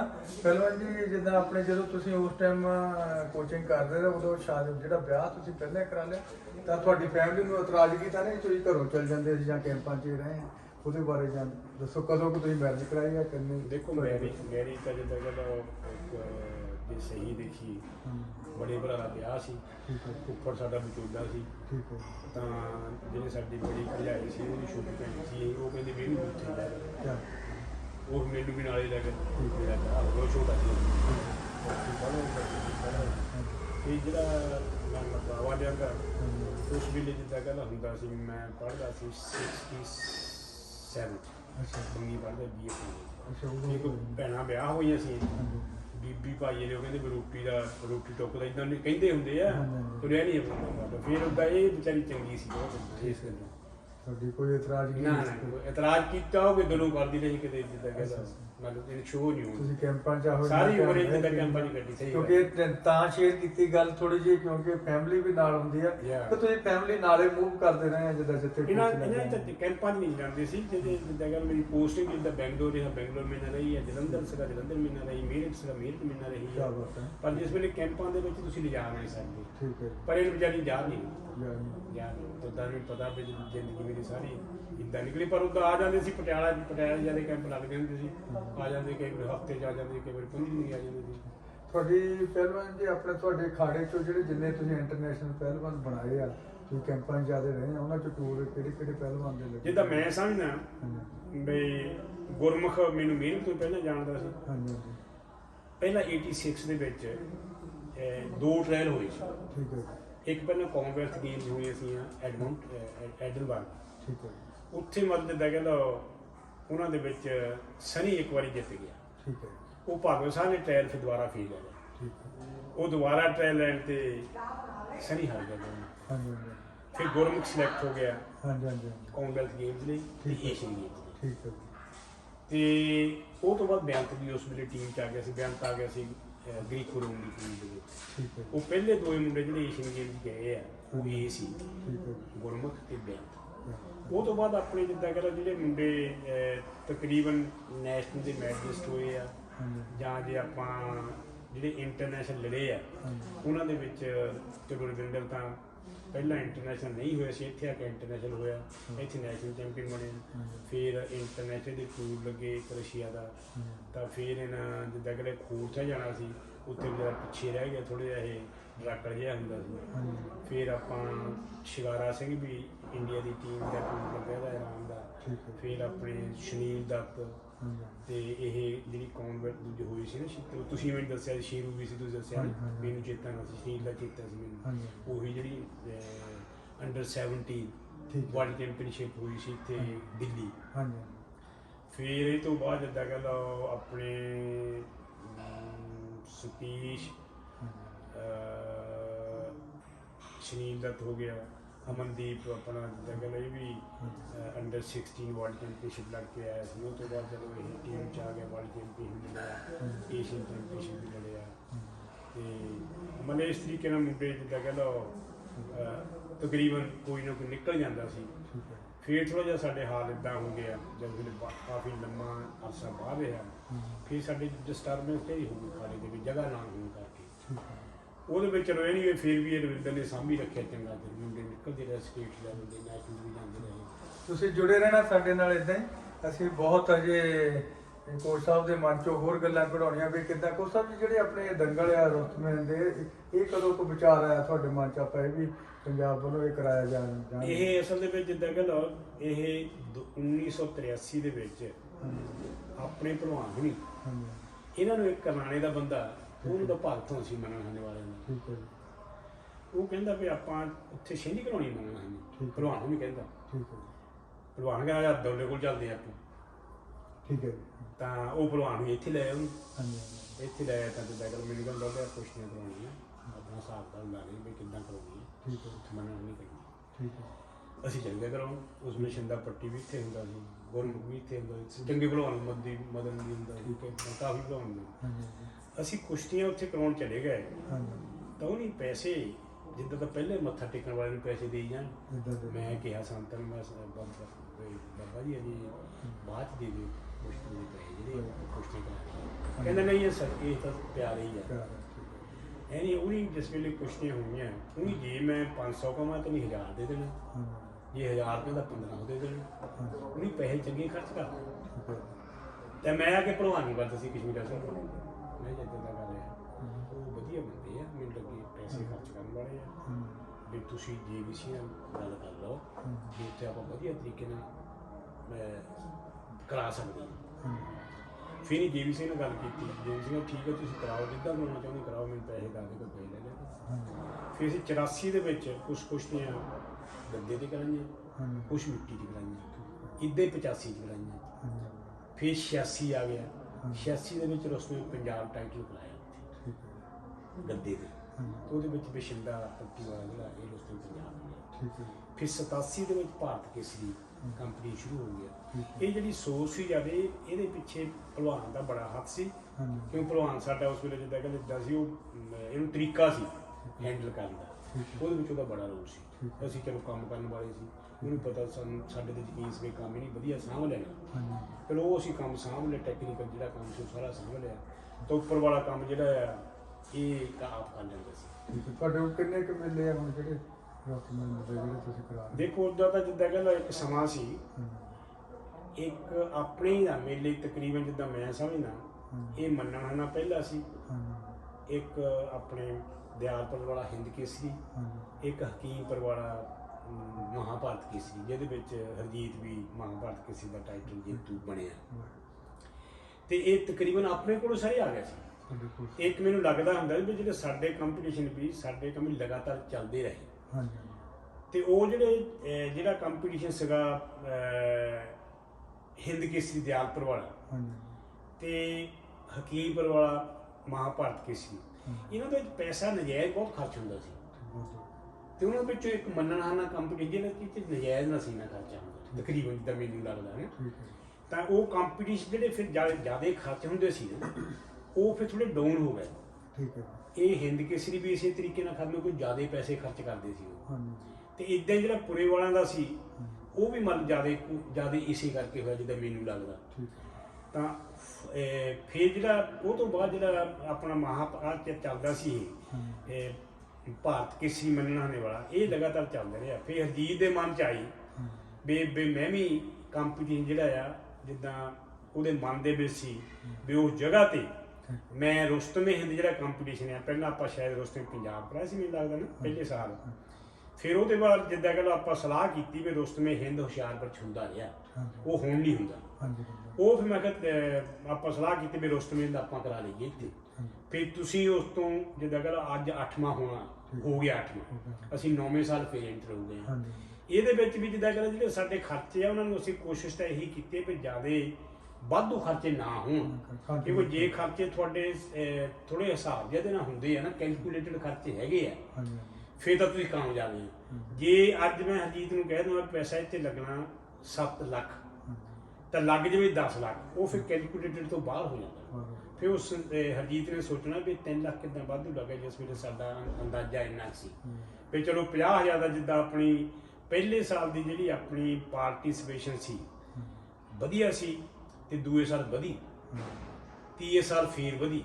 ਜਿਸ ਵੇਲੇ ਅਸੀਂ ਰੁਸਤਮੇ ਹਿੰਦ ਦਾ ਟਾਈਟਲ ਵੀ ਰੱਖਤਾ ਉਸ ਵੇਲੇ ਵੀ ਹਿੰਦੁਸਤਾਨ ਦੇ ਵਿੱਚ ਤਕਰੀਬਨ ਜਿਹੜੇ ਜਿੰਨੇ ਕੰਪੀਟੀਸ਼ਨ ਵਧੀਆ ਵਧੀਆ ਹੋਏ ਆ ਉਹਨਾਂ ਦੇ ਵਿੱਚੋਂ ਰੁਸਤਮੇ ਹਿੰਦ ਜਿਹੜਾ ਕੰਪੀਟੀਸ਼ਨ ਭੁੱਲੇਵਾਲ ਗੁੱਜਰਾਂ ਕਰਾਇਆ ਹਰਜੀਤ ਸਿੰਘ ਨੇ, ਉਹ ਮੇਰੇ ਖਿਆਲ ਸਾਰਿਆਂ ਨੂੰ ਮਾਤ ਪਾ ਗਿਆ। ਮੈਨੂੰ 87 ਜਿੱਤੇ ਆ ਗਿਆ ਸੀ ਪਿਛਲੇ ਸਾਲ, ਜਿਸ ਵੇਲੇ 87 ਦੇ ਵਿੱਚ ਕੁਆਟਰ ਫਾਈਨਲ ਦੇ ਵਿੱਚ ਸਨੀ ਨੂੰ ਹਰਾਤਾ, ਭੁੱਲਰ ਨੂੰ ਹਰਾਤਾ, ਉਹ ਦੂਏ ਨੂੰ ਨਾ ਸੁਭਾਸ਼ ਨੂੰ ਹਰਾਤਾ। ਬਹੁਤ ਤਕੜਾ ਮੇਲਾ, ਇਹ ਬਹੁਤ ਤਕੜਾ ਮੇਲਾ। ਇੱਦਾਂ ਹੀ ਮੇਲਾ ਪਿਛਲੇ ਸਾਲ ਜਿਹੜਾ ਸਾਡੇ ਸੀਗਾ ਇੱਥੇ ਇਸ ਜਗ੍ਹਾ ਤੇ ਭੁੱਲੇਵਾਲ ਗੁੱਜਰਾਂ, ਇਸੇ ਤਰੀਕੇ ਨਾਲ ਇੱਥੇ ਹੋਇਆ ਕਿ ਇਹ ਤੋਂ ਪਹਿਲਾਂ ਵੀ ਵਧੀਆ ਕੰਪੀਟੀਸ਼ਨ ਹੋਇਆ ਸੀ ਤੇ ਐਤਕੀ ਵੀ ਹੋਇਆ। ਜੇ ਆਪਾਂ ਜਨਰਲੀ ਗੱਲ ਕਰੀਏ ਲੋਕਾਂ ਦੇ ਵਿੱਚ ਜਾ ਕੇ ਜਾਂ ਮੱਲਾਂ ਦੇ ਵਿੱਚ ਗੱਲ ਕਰੀਏ, ਉਹ ਮੱਲਾਂ ਨੇ ਵੀ ਕਹਿਣਾ ਵੀ ਜਿਹੜਾ ਕੰਪੀਟੀਸ਼ਨ ਭੁੱਲੇਵਾਲ ਗੁੱਜਰਾਂ ਦਾ ਹੈ ਇਸ ਵੇਲੇ ਜੇ ਸੱਚੀ ਰੁਸਮੇ ਦਾ ਬਣਦਾ ਕੋਈ, ਉਹ ਉੱਥੇ ਬਣਦਾ। ਕਿਆ ਬਾਤ। ਇੱਦਾਂ ਸਾਡੇ ਨਾਲ ਤੁਸੀਂ ਰੁਸਤਮ ਦੀ ਆਵਾਜ਼ ਦੇ ਚੈਨਲ ਨਾਲ ਜੁੜੇ ਰਹਿਣਾ। ਇੱਦਾਂ ਹੋਰ ਬਹੁਤ ਕੋਚ ਸਾਹਿਬ ਤੋਂ ਗੱਲਾਂ ਕਰਾਵਾਂਗੇ। ਕੋਚ ਸਾਹਿਬ ਜੀ, ਜਿਹੜਾ ਇਹ ਕੀ ਕਾਰਨ ਹੈ ਜਿਹੜਾ ਇਹਨਾਂ ਦਾ ਜਦੋਂ ਲੱਖ ਬਜਟ ਆਪਾਂ ਜਿੱਦਾਂ ਜੇ ਪਹਿਲਵਾਨਾਂ ਨੂੰ ਕਹੀਏ ਕਈ ਕਹਿੰਦੇ ਇਨਾਮ ਬਹੁਤ ਥੋੜੇ ਆ ਤੁਹਾਡੇ, ਇਹਦਾ ਕੀ ਕਾਰਨ? ਛਿੰਝਾਂ 'ਚ 5-5 ਲੱਖ 10-10 ਲੱਖ ਵੀ ਇੱਕ ਇੱਕ ਹੋਲ ਦਾ ਮਿਲਦਾ, ਤਾਂ ਇਹਦੇ ਬਾਰੇ ਕੋਈ? ਇਹਦੇ ਬਾਰੇ ਮੈਂ ਤਾਂ ਅੱਜ ਸਵੇਰ ਦੇ ਸੋਚਦਾ ਸੀ ਇਹ ਕਿ ਜਿੱਦਾਂ ਕਿ ਜਿਹੜਾ ਇਹ ਹੈ ਕੁਸ਼ਤੀ ਨੂੰ ਪ੍ਰਮੋਟ ਨਹੀਂ ਕਰ ਰਹੇ, ਠੀਕ ਹੈ, ਜਿਹੜੇ ਮਿੱਟੀ ਵਾਲੇ ਕੁਸ਼ਤੀ ਨੂੰ ਪ੍ਰਮੋਟ ਨਹੀਂ ਕਰ ਰਹੇ, ਕਿਉਂਕਿ ਇਹਦੇ ਵਿੱਚ ਮੈਂ ਦੇਖਿਆ ਵੀ ਜਾ ਕੇ ਆ, ਸੁਣਦੇ ਵੀ ਆ, ਇੱਕ ਤਾਂ ਕਿਸੇ ਰੂਲ ਦੇ ਅਧੀਨ ਤੇ ਕੁਸ਼ਤੀ ਨਹੀਂ ਹੁੰਦੀ, ਠੀਕ ਹੈ, ਕੋਈ ਸੋਲਿਡ ਰੂਲ ਨਹੀਂ ਹੈ, ਪੱਕੇ ਰੂਲ ਨਹੀਂ ਹੈ ਵੀ ਕਿੱਦਾਂ ਚਿੱਤ ਦੇਣਾ, ਕਿੱਦਾਂ ਕੁਸ਼ਤੀ ਜਿਤਾਉਣੀ ਆ ਕਿਸੇ ਨੂੰ, ਕਿੱਦਾਂ ਹਰਾਉਣੀ, ਇਹਦੇ ਰੂਲ ਨਹੀਂ ਹੈਗੇ। ਇਹਦੇ ਵਿੱਚ ਜਿੱਦਾਂ ਗੱਲ ਮੋਸਟਲੀ ਹਰਜੀਤ ਇਹ ਤਕਰੀਬਨ ਜਿਹੜੇ ਕੁਸ਼ਤੀਆਂ ਕਰਾਉਂਦੇ ਆ ਉਹਨਾਂ ਸਾਰਿਆਂ ਨੂੰ ਪਤਾ ਬਿਨਾਂ ਕੁਸ਼ਤੀਆਂ ਦੇ ਵਿੱਚ ਕੀ ਹੋ ਰਿਹਾ ਕੀ ਨਹੀਂ ਹੋ ਰਿਹਾ। ਹੁਣ ਕਾਲੇ ਸੰਘਿਆਂ ਦੀ ਕੁਸ਼ਤੀ ਹੋਈ ਆ, ਉਹ ਸ਼ਾਇਦ ਤੁਸੀਂ ਵੀ ਦੇਖੀ ਆ। ਉਹ ਮੁੰਡੇ ਨੇ ਸਿਕੰਦਰ ਨੇ ਕਿੰਨੀ ਸੋਹਣੀ ਉੱਠੀ ਮਗਰ ਬੈਕ ਸਾਈਡ ਤੋਂ ਮਾਰੀ, ਉਹਦੇ ਦੋਨੋਂ ਮੋਢੇ ਲੱਗੇ ਆ। ਜਿਹੜੇ ਬੰਦੇ ਦੋਨੋਂ ਮੋਢੇ ਲੱਗੇ ਆ ਉਹ ਕਹਿੰਦਾ ਮੇਰੀ ਕੁਸ਼ਤੀ ਹੋਈ ਨਹੀਂ। ਇਹੀ ਕੁਸ਼ਤੀ ਉੱਥੇ ਹੋਈ ਸੀ, ਉਹਨਾਂ ਬੰਦਿਆਂ ਨੂੰ ਕਿਹਾ ਵੀ ਕੁਸ਼ਤੀ ਦਾ ਜਿੱਦਾਂ ਗੱਲ ਹੋ ਗਈ ਸੀ ਇਹ ਤੁਸੀਂ ਕਿੱਦਾਂ ਕਰਤੀ, ਉੱਥੇ ਬਰਾਬਰ ਰੱਖ। ਆ ਵੀ ਹੁਣ ਸੰਘਾ ਸੀ ਵਿੱਚ ਹੋਰ ਬੰਦੇ ਵੀ ਸੀਗੇ, ਤਾਂ ਉਹਨੀ ਵੱਲ ਕਹਿੰਦੇ ਕੁਛ ਤੇ ਹੋ ਗਈ ਹੈ, ਹੋਰ ਕਿੱਦਾਂ ਕੁਸ਼ਤੀ ਹੁੰਦੀ ਹੈ। ਹੁਣ ਸਾਡੇ ਇਹਨਾਂ ਗੱਲਾਂ ਦਾ ਜਿਹੜਾ ਕਈ ਵਾਰੀ ਪ੍ਰਵਾਨ ਰੌਲਾ ਆਪ ਪਾ ਲੈਂਦੇ ਆ, ਕਈ ਵਾਰੀ ਕਮੇਟੀਆਂ ਪਾ ਲੈਂਦੀਆਂ। ਹੁਣ ਜਦ ਕਿ ਜਿਹੜਾ ਆਪਣਾ ਦੰਗਲ ਜਿਹੜੇ ਮੈਚ ਤੇ ਹੁੰਦੇ ਇਹਨਾਂ ਤੇ ਸੰਭਾਵਨਾ ਬਹੁਤ ਘੱਟ ਆ, ਉਹ ਇੱਥੇ ਵੀ ਜਾਂਦੀ ਆ ਲੇਕਿਨ ਬਹੁਤ ਘੱਟ ਆ, ਬਹੁਤ ਘੱਟ ਹੁੰਦੀ ਸੰਭਾਵਨਾ, ਇਹਨਾਂ ਦੇ ਵਿੱਚ ਆਮ ਆ। ਸੋ ਇਹ ਬੜਾ ਕਾਰਨ ਹੈ ਵੀ ਇਹ ਕੁਸ਼ਤੀ ਨੂੰ ਪ੍ਰਮੋਟ ਨਹੀਂ ਕਰ ਰਹੇ। ਇਹ ਕੁਸ਼ਤੀ ਨੂੰ ਸਗੋਂ ਮਤਲਬ ਜਿੱਦਾਂ ਕਿ ਇੱਕ ਜਿੰਦਾ ਰੱਖਣ ਲਈ ਤਾਂ ਹੈਗਾ ਆ, ਲੇਕਿਨ ਕੁਸ਼ਤੀ ਦੀ ਪ੍ਰਮੋਸ਼ਨ ਇੱਥੇ ਹੈ। ਹੁਣ ਜਿਹੜੇ ਦੰਗਲ ਹੋ ਰਹੇ ਆ, ਇਹਨਾਂ ਦੰਗਲਾਂ ਦਾ ਸਿਰਫ ਮਕਸਦ ਇਹੀ ਆ ਵੀ ਸਾਡਾ ਪਹਿਲਵਾਨ ਜਿਹੜੇ ਇਹਨਾਂ ਖਾੜੇ ਖਤਮ ਨਹੀਂ ਹੋ ਸਕਦੇ। ਜਿਹੜੇ ਖਾੜੇ ਆ ਨਾ, ਖਾੜਿਆਂ ਦੀ ਪ੍ਰਮੋਸ਼ਨ ਜਿਹੜੀ ਖਤਮ ਹੋ ਸਕਦੀ ਹੈ, ਖਾੜੇ ਖਤਮ, ਇਹਨਾਂ ਖਾੜੇ ਵਧੀ ਜਾਣੇ, ਕਿਉਂਕਿ ਇੱਕ ਇਸ ਹਿਸਾਬ ਦੇ ਨਾਲ ਇਹ ਦੰਗਲ ਚੱਲ ਰਹੇ ਆ ਵੀ ਮੱਲਾਂ ਨੂੰ ਇੱਕ ਰੋਟੀ ਪਾਣੀ ਦਾ ਰੁਜ਼ਗਾਰ ਮਿਲਿਆ ਆ। ਜੇ ਆਪਾਂ ਜਿੱਦਾਂ ਤੁਸੀਂ ਗਏ ਸੀ ਉੱਥੇ ਪੰਮੇ ਕੋਲ, ਹੁਣ ਪੰਮੇ ਨੂੰ ਵਿਚਾਰੇ ਨੂੰ ਪਤਾ ਹੀ ਨਹੀਂ ਵੀ ਇੰਟਰਨੈਸ਼ਨਲ ਹੋਣਾ ਜਾਂ ਨਹੀਂ ਹੋਣਾ। ਉਹਨਾਂ ਨੂੰ ਇਹੀ ਆ ਵੀ ਚਲੋ ਠੀਕ ਹੈ, ਸਾਡੇ ਅਸੀਂ ਇੰਨੀਆਂ ਗੁਰਜਾਂ ਕਮਾ ਲਈਆਂ, ਇੰਨੇ ਪੈਸੇ ਸਾਨੂੰ ਮਿਲ ਗਏ ਆ, ਇਹਨਾਂ ਜ਼ਮੀਨ ਖਰੀਦ ਲਈ, ਇਹਨਾਂ ਲਾਹ ਕਰ ਲਿਆ, ਲਾਹ ਕਰ ਲਿਆ। ਉਹਨਾਂ ਦੀ ਸੋਚ ਉੱਥੇ ਤੱਕ ਸੀਮਤ ਹੈ। ਆਪਣੇ ਆਪ ਵੀ ਉਹ ਕਹਿ ਰਹੇ ਆ। ਹਾਂ, ਉਹਦਾ ਵੀ ਆਪਾਂ ਵਿੱਚ ਕੰਟੀਨਿਊ ਹੀ ਰੱਖਣਾ। ਜਿਹੜੀ ਰੁਸਤਮ ਦੀ ਆਵਾਜ਼ ਹੈ, ਇਹਦੇ ਵਿੱਚ ਸੱਚੀਆਂ ਗੱਲਾਂ ਆਪਾਂ ਕਰਾਉਣੀਆਂ, ਤਾਂ ਤੁਸੀਂ ਸਾਡੇ ਨਾਲ ਜੁੜੇ ਰਹਿਣਾ। ਕੋਚ ਸਾਹਿਬ ਜੀ, ਕਾਰਨ ਜਿੱਦਾਂ ਤੁਸੀਂ ਸੈਕਟਰੀ ਰਹੇ ਪੰਜਾਬ ਦੇ ਪ੍ਰਧਾਨ ਜੀ ਕਰਤਾਰ ਪਹਿਲਵਾਨ ਕੋਲ ਸੀ, ਜਿੱਦਾਂ ਜਿਹੜੇ ਬਹੁਤ ਟੂਰਨਾਮੈਂਟ ਹੋ ਰਹੇ ਸੀ ਪਹਿਲਾਂ ਰੁਸਤਮੇ ਹਿੰਦ ਦੇ, ਭਾਰਤ ਕੇਸਰੀ ਦੇ, ਹਿੰਦ ਕੇਸਰੀ ਦੇ, ਕੀ ਕਾਰਨ ਹੈ ਉਹਨਾਂ ਵਿੱਚੋਂ ਜਿਹੜੇ ਟੂਰਨਾਮੈਂਟ ਘੱਟ ਹੋ ਗਏ ਆ? ਜਿੱਦਾਂ ਕੁਝ ਜਿਹੜੇ 1-2 ਹੀ ਰਹਿ ਗਏ ਜਿਹੜੇ ਕੰਟੀਨਿਊ ਚੱਲਦੇ ਨਾ, ਤਾਂ ਇਹਨਾਂ ਬਾਰੇ ਜ਼ਰੂਰ ਦੱਸੋ। ਇਹਨਾਂ ਦੇ ਵਿੱਚ ਮੈਨੂੰ ਇੱਦਾਂ ਲੱਗ, ਜਿਹੜੀ ਆਪਾਂ ਪਹਿਲਾਂ ਗੱਲ ਡਿਸਕਸ ਕੀਤੀ, ਮੈਨੂੰ ਲੱਗਦਾ ਕੈਲਕੂਲੇਸ਼ਨ ਜਿਹੜੀ ਹੈ ਨਾ, ਉਹ ਕਈ ਵਾਰੀ ਅਸੀਂ ਸਹੀ ਕੈਲਕੂਲੇਸ਼ਨ ਕਰਦੇ ਨਹੀਂ ਹੈਗੇ। ਜਿਹੜੇ ਕਰਾਉਣ ਵਾਲੇ ਜੇ ਆਪਾਂ ਉਹਨਾਂ ਨੂੰ ਸਹੀ ਕੈਲਕੂਲੇਸ਼ਨ ਕਰਕੇ ਦੱਸਦੇ, ਉਹ ਫਿਰ ਨਾਰਾਜ਼ ਨਹੀਂ ਹੁੰਦੇ। ਮੈਨੂੰ ਯਾਦ ਹੈ ਇੱਕ ਥਾਂ ਦੰਗਲ ਸੀਗਾ, ਉਹ ਜਿਹੜਾ ਦੰਗਲ ਕਰਾ ਰਿਹਾ ਸੀ, ਉਹ ਬੰਦੇ ਨੇ ਕਿਹਾ ਵੀ ਜੇ ਦੰਗਲ ਨੂੰ ਜਿੰਦਾ ਰੱਖਣਾ ਨਾ, ਤੁਸੀਂ ਇਹ ਸਮਝ ਲਓ ਜਿਹੜੀ ਮੁਰਗੀ ਆ ਨਾ, ਇਹ ਸੋਨੇ ਦੇ ਆਂਡੇ ਦਿੰਦੀ। ਵੀ ਤੁਸੀਂ ਜੇ ਸੋਨੇ ਦੇ ਆਂਡੇ ਲੈਣੇ ਆ ਤਾਂ ਮੁਰਗੀ ਨਾ ਮਾਰਨੀ, ਜੇ ਤੁਸੀਂ ਮੁਰਗੀ ਮਾਰਤੀ ਨਾ ਫਿਰ ਸੋਨੇ ਦੇ ਆਂਡੇ ਨਹੀਂ ਹੋਣੇ। ਮੈਨੂੰ ਲੱਗਦਾ ਹੈ, ਬਾਕੀ ਜਿੱਦਾਂ ਗੱਲ ਮੈਂ ਕਹਿ ਨਹੀਂ ਸਕਦਾ, ਕਿਉਂਕਿ ਮੈਨੂੰ ਜਿਹੜੇ ਦੰਗਲ ਜਿਨ੍ਹਾਂ ਦੇ ਵਿੱਚ ਮੈਂ ਤਕਰੀਬਨ ਆਇਆ, ਉਹਨਾਂ ਦੇ ਵਿੱਚ ਜਿੱਥੇ ਕੈਲਕੂਲੇਸ਼ਨ ਪੈਸੇ ਦੀ ਗਲਤ ਹੋਈ ਹੈ, ਕੋਈ ਦੰਗਲ ਖਤਮ ਹੋਈ।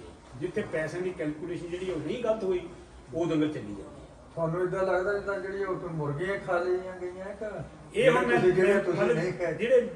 ਜਿਹੜੇ ਦੰਗਲ ਖਤਮ ਹੋਏ ਆ ਹਾਂਜੀ, ਹਾਂਜੀ। ਉਹਨਾਂ ਦਾ ਕਾਰਨ ਤਾਂ ਇਹੀ ਹੋ ਸਕਦਾ, ਠੀਕ ਹੈ। ਕਿਉਂ ਜਿਹਨੂੰ ਕਿਹਾ ਸੀ ਉਸ ਬੰਦੇ ਨੇ ਵੀ ਜਿੱਦਾਂ ਗੱਲ ਮੁਰਗੀ ਨਾ ਮਾਰੇ, ਠੀਕ ਹੈ, ਆਂਡੇ ਖਾਈ ਜਾਏ। ਠੀਕ ਹੈ ਜੀ। ਇਹ ਆਪਾਂ ਦੇਖੋ ਬਹੁਤ ਵਧੀਆ ਜਿਹੜਾ ਕੋਚ ਸਾਹਿਬ ਤੋਂ ਨਾਲ ਪੁੱਛਦੇ ਆ ਇਹ ਗੱਲਾਂ, ਤੁਸੀਂ ਸਾਡੇ ਨਾਲ ਜੁੜੇ ਰਹਿਣਾ। ਇਦਾਂ ਕੋਚ ਸਾਹਿਬ ਜੀ ਜਿਹੜੀ ਟੂਰਨਾਮੈਂਟ ਆ ਪ੍ਰਾਈਵੇਟ ਹੈ ਕਿਉਂ? ਇਹਦੇ ਵਿੱਚ ਜੇ ਤੁਸੀਂ ਪੰਜਾਬ ਦੇ ਇਸ ਦਾ ਪ੍ਰਧਾਨਗੀ ਸੈਕਟਰੀ ਪੁਣਾ ਕੀਤਾ, ਇਹਦੇ ਵਿੱਚ ਜਿਹੜੀ ਗਵਰਨਮੈਂਟ ਆ ਜਾਂ ਕੋਈ ਰਜਿਸਟਰ ਜਿਹੜਾ ਇਦਾਂ ਦਾ ਮੇਲਾ ਹੀ ਨਹੀਂ ਜਿਹੜਾ ਪੰਜਾਬ ਗਵਰਨਮੈਂਟ ਕਰਾਵੇ, ਉਹਦੇ ਚੋਂ ਸਿਰਫ ਆਪਣੇ ਤੇ ਕੋਈ ਰੋਸਤਮ ਦੇ ਜਿਹੜੇ ਟਾਈਟਲ ਵੀ ਆ ਜਿੱਤ ਲਿਆ। ਹੁਣ ਆਪਣਾ ਵੀ ਜਿਹੜਾ ਆਪਾਂ ਕਿੰਨੇ ਉੱਥੇ ਜੱਜ ਮੂਹਰੇ ਵੀ ਖੜ ਕੇ ਆਏ ਆ, ਜਿੱਦਾਂ ਸਾਡੇ ਅਸੀਂ ਬਾਹਰੋਂ ਆ ਕੇ ਜਿੱਦਾਂ ਟੂਰਨਾਮੈਂਟ ਕਰਾਉਂਦੇ ਆ, ਸਾਨੂੰ ਇਹ ਬਹੁਤ ਸ਼ਰਮ ਦੀ ਉੱਥੇ ਬਹੁਤ ਘਟਾ ਆਇਆ ਇਸ ਗੱਲਾਂ ਕਰਕੇ। ਆਪਾਂ ਇਹਨਾਂ ਗੱਲਾਂ ਤੋਂ ਬਚਣ ਲਈ ਜਿੱਦਾਂ ਬਾਹਰ ਲਿਆ ਕੇ ਇੰਨੇ ਖਰਚੇ ਕਰਦੇ, ਇਹਦੇ ਬਾਰੇ ਜਾਂ ਕੁਝ ਸੋਚਿਆ ਜਾਂ ਕੀ ਗੱਲ ਕੀਤੀ? ਇਹਦੇ ਬਾਰੇ ਮੈਂ ਸੋਚਿਆ, ਕਿਉਂਕਿ ਉਸ ਮੁੰਡੇ ਨੇ ਗਲਤੀ ਕੀਤੀ ਬਹੁਤ ਬੜੀ, ਠੀਕ ਹੈ, ਉਹਨੂੰ ਭੁਗਤਣੀ ਵੀ ਹੈ। ਠੀਕ ਹੈ, ਮਤਲਬ ਇਹ ਹੁਣ ਪਤਾ ਨਹੀਂ ਕਿਹੜੇ ਤਰੀਕੇ ਨਾਲ ਭੁਗਤੂਗਾ, ਬਹੁਤ ਬੜੀ ਗਲਤੀ ਕੀਤੀ ਉਹ ਸਾਡੇ ਨਾਲ ਆ ਕੇ। ਹਾਂਜੀ, ਕਿਉਂਕਿ ਇਹ ਉਹਦਾ ਫਾਦਰ ਮੈਨੂੰ ਜਾਣਦਾ ਸੀ, ਹਾਂਜੀ, ਤੇ ਦੂਜਾ ਮੇਜਰ ਪਹਿਲਵਾਨ ਹਾਂਜੀ, ਜਿਹੜੇ ਤੁਹਾਡੇ ਉਸਤਾਦ ਵੀ ਰਹੇ ਆ, ਹਾਂਜੀ, ਉਹ ਉਹਨਾਂ ਦੀ ਸੰਸਥਾ ਦੇ ਪੰਜਾਬ ਦੇ ਪ੍ਰਧਾਨ ਆ। ਹਾਂਜੀ, ਉਹ ਉਹਨਾਂ ਨੂੰ ਮਿਲਦੇ ਕੇਸ ਕਰਨ ਤੋਂ ਪਹਿਲਾਂ, ਹਾਂਜੀ, ਭਜਨ ਨੂੰ ਮਿਲਦੇ, ਮੇਜਰ ਨੂੰ ਮਿਲਦੇ, ਮੈਨੂੰ ਮਿਲਦੇ, ਜੇ ਹਰਜੀਤ ਨੂੰ ਨਹੀਂ ਸੀ ਮਿਲ ਸਕਦੇ। ਕਿਉਂ ਮੈਂ ਇੱਥੇ ਜੇ ਮੇਰੇ ਤੇ ਕੇਸ ਵੀ ਕੀਤਾ, ਚਲੋ ਮੇਜਰ ਤੇ ਕੇਸ ਮੇਰੇ ਤੇ ਕੇਸ ਕੀਤਾ, ਘੱਟੋ ਘੱਟ ਮੈਨੂੰ ਮਿਲਦੇ ਤਾਂ ਸਹੀ ਵੀ ਕੋਚ ਸਾਹਿਬ ਅਸੀਂ ਆਹ ਗੱਲ ਕਰਨ ਲੱਗੇ ਕਿ ਇਹ ਸਾਡੀਆਂ ਗੱਲਾਂ ਕੀ ਤੁਸੀਂ ਮੰਨਦੇ ਆ ਜਾਂ ਨਹੀਂ ਮੰਨਦੇ, ਠੀਕ ਹੈ ਨਾ। ਜੇ ਤੁਸੀਂ ਉਸ ਵੇਲੇ ਉਹ ਪਹਿਲਾਂ ਸਾਡੇ ਕੋਲ ਆ ਜਾਂਦੇ, ਫਿਰ ਤੁਹਾਨੂੰ ਇੱਥੇ ਨਾ ਜਾਣਾ ਪੈਂਦਾ। ਅਸੀਂ ਉਹਨਾਂ ਨੂੰ ਕਹਿੰਦੇ ਵੀ ਅਸੀਂ ਤੁਹਾਡਾ ਟਾਈਟਲ ਨਹੀਂ ਰੱਖਦੇ। ਜਿੱਦਾਂ ਆਪਾਂ ਬਾਅਦ ਦੇ ਵਿੱਚ ਤੁਹਾਡੇ ਨਾਲ ਜਿਹੜੀ ਗੱਲਬਾਤ ਹੋਈ ਉਹਦੀ ਗੌਰਵ ਦੀ, ਗੌਰਵ ਤੁਹਾਨੂੰ ਕਹਿੰਦਾ ਵੀ ਤੁਸੀਂ ਸਭ ਕੁਝ ਦਾ ਮੰਨ ਗਏ ਵੀ ਅਸੀਂ ਆਹ ਵੀ ਕਰ ਲਵਾਂਗੇ, ਆਹ ਵੀ ਕਰ ਲਵਾਂਗੇ, ਮਗਰੋਂ ਗੌਰਵ ਨੇ ਤੁਹਾਨੂੰ ਕਿਹਾ ਵੀ ਸਾਡੇ ਦੂਏ ਲਾਓ। ਤੁਸੀਂ ਉਸ ਗੱਲ ਤੋਂ ਮਤਲਬ ਸੰਤੁਸ਼ਟ ਨਹੀਂ ਸੀ ਵੀ ਇਹ ਕਿਉਂ ਲਾਈਏ ਅਸੀਂ, ਸਾਡੇ ਤੇ ਤੁਸੀਂ ਆਹ ਭਾਰ ਕਿਉਂ ਦਿੰਦੇ ਆ। ਕਿਉਂਕਿ ਫਿਰ ਮੈਂ ਵੀ ਤੁਹਾਨੂੰ ਗੱਲਾਂ ਦੱਸੀਆਂ ਵੀ ਜਿਹਦਾ ਰੈਸਲਿੰਗ ਫੈਡਰੇਸ਼ਨ ਆਫ ਇੰਡੀਆ ਹੈ, ਉਹ ਜਿਹੜੀ ਹੈ ਜਿਸ ਵੇਲੇ ਕੋਈ ਵੀ ਚੈਂਪੀਅਨਸ਼ਿਪ ਹੁੰਦੀ ਆ, ਉਹ ਸਾਰਿਆਂ ਰੈਫਰੀ ਦਾ ਖਰਚਾ ਦਿੰਦੀ ਹੈ, ਸਾਰਿਆਂ ਰੈਫਰੀਆਂ ਦਾ, ਉਹਨਾਂ ਦੇ ਆਉਣ ਜਾਣ ਦਾ TAD ਦਿੰਦੀ ਹੈ, ਤੇ 10 ਲੱਖ ਰੁਪਏ ਹੋਰ ਦਿੰਦੀ ਹੈ ਰੈਸਲਿੰਗ ਫੈਡਰੇਸ਼ਨ ਆਫ ਇੰਡੀਆ। ਜਿੱਦਾਂ ਅਸੀਂ ਕਰਾਈ ਸੀ ਚੈਂਪੀਅਨਸ਼ਿਪ, ਉੱਥੇ ਇਹ ਖਰਚੇ ਸਾਰੇ ਨਹੀਂ ਕੀਤੇ। ਇਹਦੇ ਚ ਤੁਹਾਨੂੰ ਜਿੱਦਾਂ ਮੈਨੂੰ ਆਪਣੇ ਆਪ ਨੂੰ ਲੱਗਦਾ, ਚਲੋ ਮੈਂ ਤਾਂ ਸ਼ਰਮ ਜਿਹੜੀ ਮਹਿਸੂਸ ਕੀਤੀ ਆ, ਤੁਸੀਂ ਇੰਟਰਨੈਸ਼ਨਲ ਕੋਚ ਰਹੇ ਆ, ਤੁਸੀਂ ਉੱਥੇ ਜੱਜ ਮੂਹਰੇ ਖੜੇ ਸੀ, ਇਦਾਂ ਉੱਥੇ ਜੇ ਚਿੱਠੀ ਪ੍ਰਧਾਨ ਨੂੰ ਦੇ ਪ੍ਰਧਾਨ ਖੜਦਾ ਉਸ ਟਾਈਮ ਉੱਤੇ, ਕੀ ਵਜ੍ਹਾ ਸੀ ਜੇ ਇਹੀ ਸ਼ਬਦ ਅਸੀਂ ਕੋਈ ਕੇਸ ਨਹੀਂ ਉਹਨਾਂ ਤੇ ਕਰਾਂਗੇ, ਜਾਂ ਕਿਦਾਂ ਉਹਨਾਂ ਨੂੰ ਐਸੇ ਜਿੱਦਾਂ ਹੁਣ ਢਿੱਲੇ ਛੱਡਿਆ ਹੁਣ ਇਦਾਂ ਛੱਡਾਂਗੇ? ਨਹੀਂ, ਹੁਣ ਮੈਂ ਪਤਾ ਕੀ ਗੱਲ ਕਰਦਾ ਅਸਲ ਦੇ ਵਿੱਚ, ਜਿੱਦਾਂ ਕਿ ਲਓ ਇਹ ਜਿਹੜਾ ਇਹ ਹੋਇਆ, ਪਹਿਲਾਂ ਤਾਂ ਜਿੱਦਾਂ ਕਿ ਉਹਨਾਂ ਨੂੰ ਪਤਾ ਹੀ ਨਾ ਸੀ ਅਸੀਂ ਕੌਣ ਹੈ ਕੌਣ ਨਹੀਂ। ਉਹ ਕਰਤਾਰ ਤੇ ਕੇਸ ਕਰ ਨਹੀਂ ਸੀ, ਉਸ ਦਾ ਡਰਦੇ ਹੋ ਗੌਰਵ ਵੀ ਉਹ ਆਈ ਦੀ ਹੈ, ਤੇ ਜਗਜੀਤ ਦਾ ਪਤਾ ਨਾ ਸੀ। ਉਹਨੂੰ ਚਿੱਠੀ ਦਾ ਜਗਜੀਤ ਨੂੰ ਬਾਈ 9 ਮੇਰਾ ਲਿਖਿਆ ਸੈਕਟਰੀ ਨੂੰ, ਹੈਨਾ, ਪਰ ਉਹ ਮੈਨੂੰ ਜਾਣਦੇ ਸੀ ਵੀ ਇਹ ਕਰਾਉਂਦਾ ਨਾਲ, ਉਹਨੂੰ ਲੜਦਾ ਇਹ ਇਹਨੂੰ ਪਤਾ ਸੀ ਇਸ ਗੱਲ ਦਾ ਵੀ PR ਸੁਣਦੀ ਪਹਿਲੇ ਉਹਦਾ ਪੇਰ ਵੀ ਪਤਾ ਸੀ।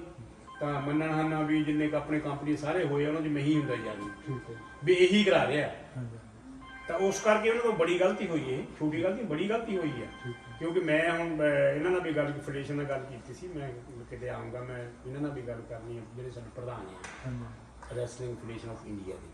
ਆਹ ਜਿਹੜੀ ਸੰਸਥਾ ਇਹਦਾ ਆਪਾਂ ਇਸ ਕਰਕੇ ਨਹੀਂ ਕੀਤਾ, ਮੈਂ ਕਿਹਾ ਵੀ ਆਪਾਂ ਕਾਹਨੂੰ ਜਾਂ ਸਿਆਣੇ ਬਿਆਣੇ ਹੋਵਾਂ, ਅਦਰਵਾਈਜ਼ ਇਹਨਾਂ ਤੇ ਜਿਸ ਵੇਲੇ ਆਪਾਂ ਆਹੀ ਆਪਣਾ ਵਕੀਲ ਕਰੇ ਗੱਲਾਂ ਬਾਤਾਂ ਕਰਦੇ, ਇਹਨਾਂ ਦੀ ਬਹੁਤ ਬੇਇੱਜ਼ਤੀ ਹੋਈ ਸੀ, ਬਹੁਤ ਜ਼ਿਆਦਾ।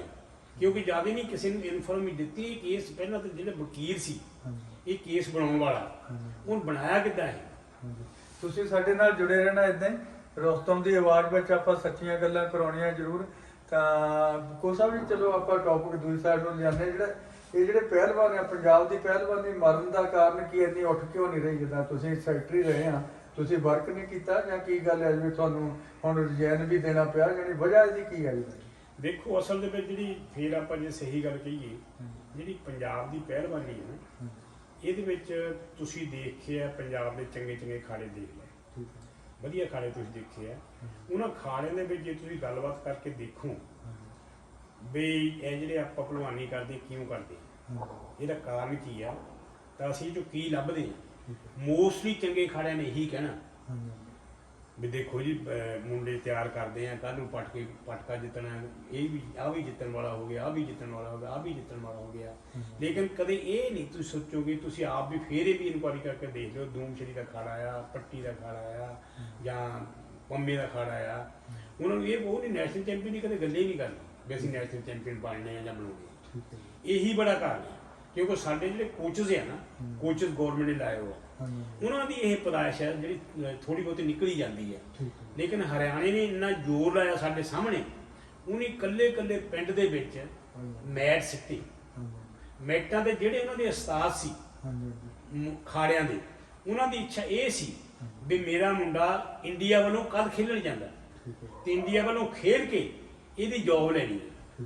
ਉਹਨਾਂ ਦਾ ਮੁੱਢਲਾ ਜਿਹੜਾ ਮਤਲਬ ਏਮ ਹੈ, ਨਿਸ਼ਾਨਾ ਆ ਉਸਤਾਦਾਂ ਦਾ ਨਿਸ਼ਾਨਾ ਇਹ ਆ ਵੀ ਮੈਂ ਆਪਣੇ ਖਾੜੇ ਦੇ ਮੁੰਡਿਆਂ ਨੂੰ ਇੰਡੀਆ ਦਾ ਚੈਂਪੀਅਨ ਬਣਾ ਕੇ ਇਹਨੂੰ ਬਾਹਰ ਭੇਜਣਾ ਟੀਮਾਂ ਤਾਂ ਕਿ ਬਾਹਰੋਂ ਮੈਡਲ ਜਿੱਤ ਕੇ ਲਿਆ ਕੇ ਇਹ ਆਪਣਾ ਮਤਲਬ ਕੋਈ ਜਗ੍ਹਾ ਲੈ ਸਕੇ, ਚਾਹੇ ਰੇਲਵੇ, ਚਾਹੇ ਹਰਿਆਣਾ ਪੁਲਿਸ, ਚਾਹੇ CRPF, ਚਾਹੇ ਕਿਤੇ ਵੀ।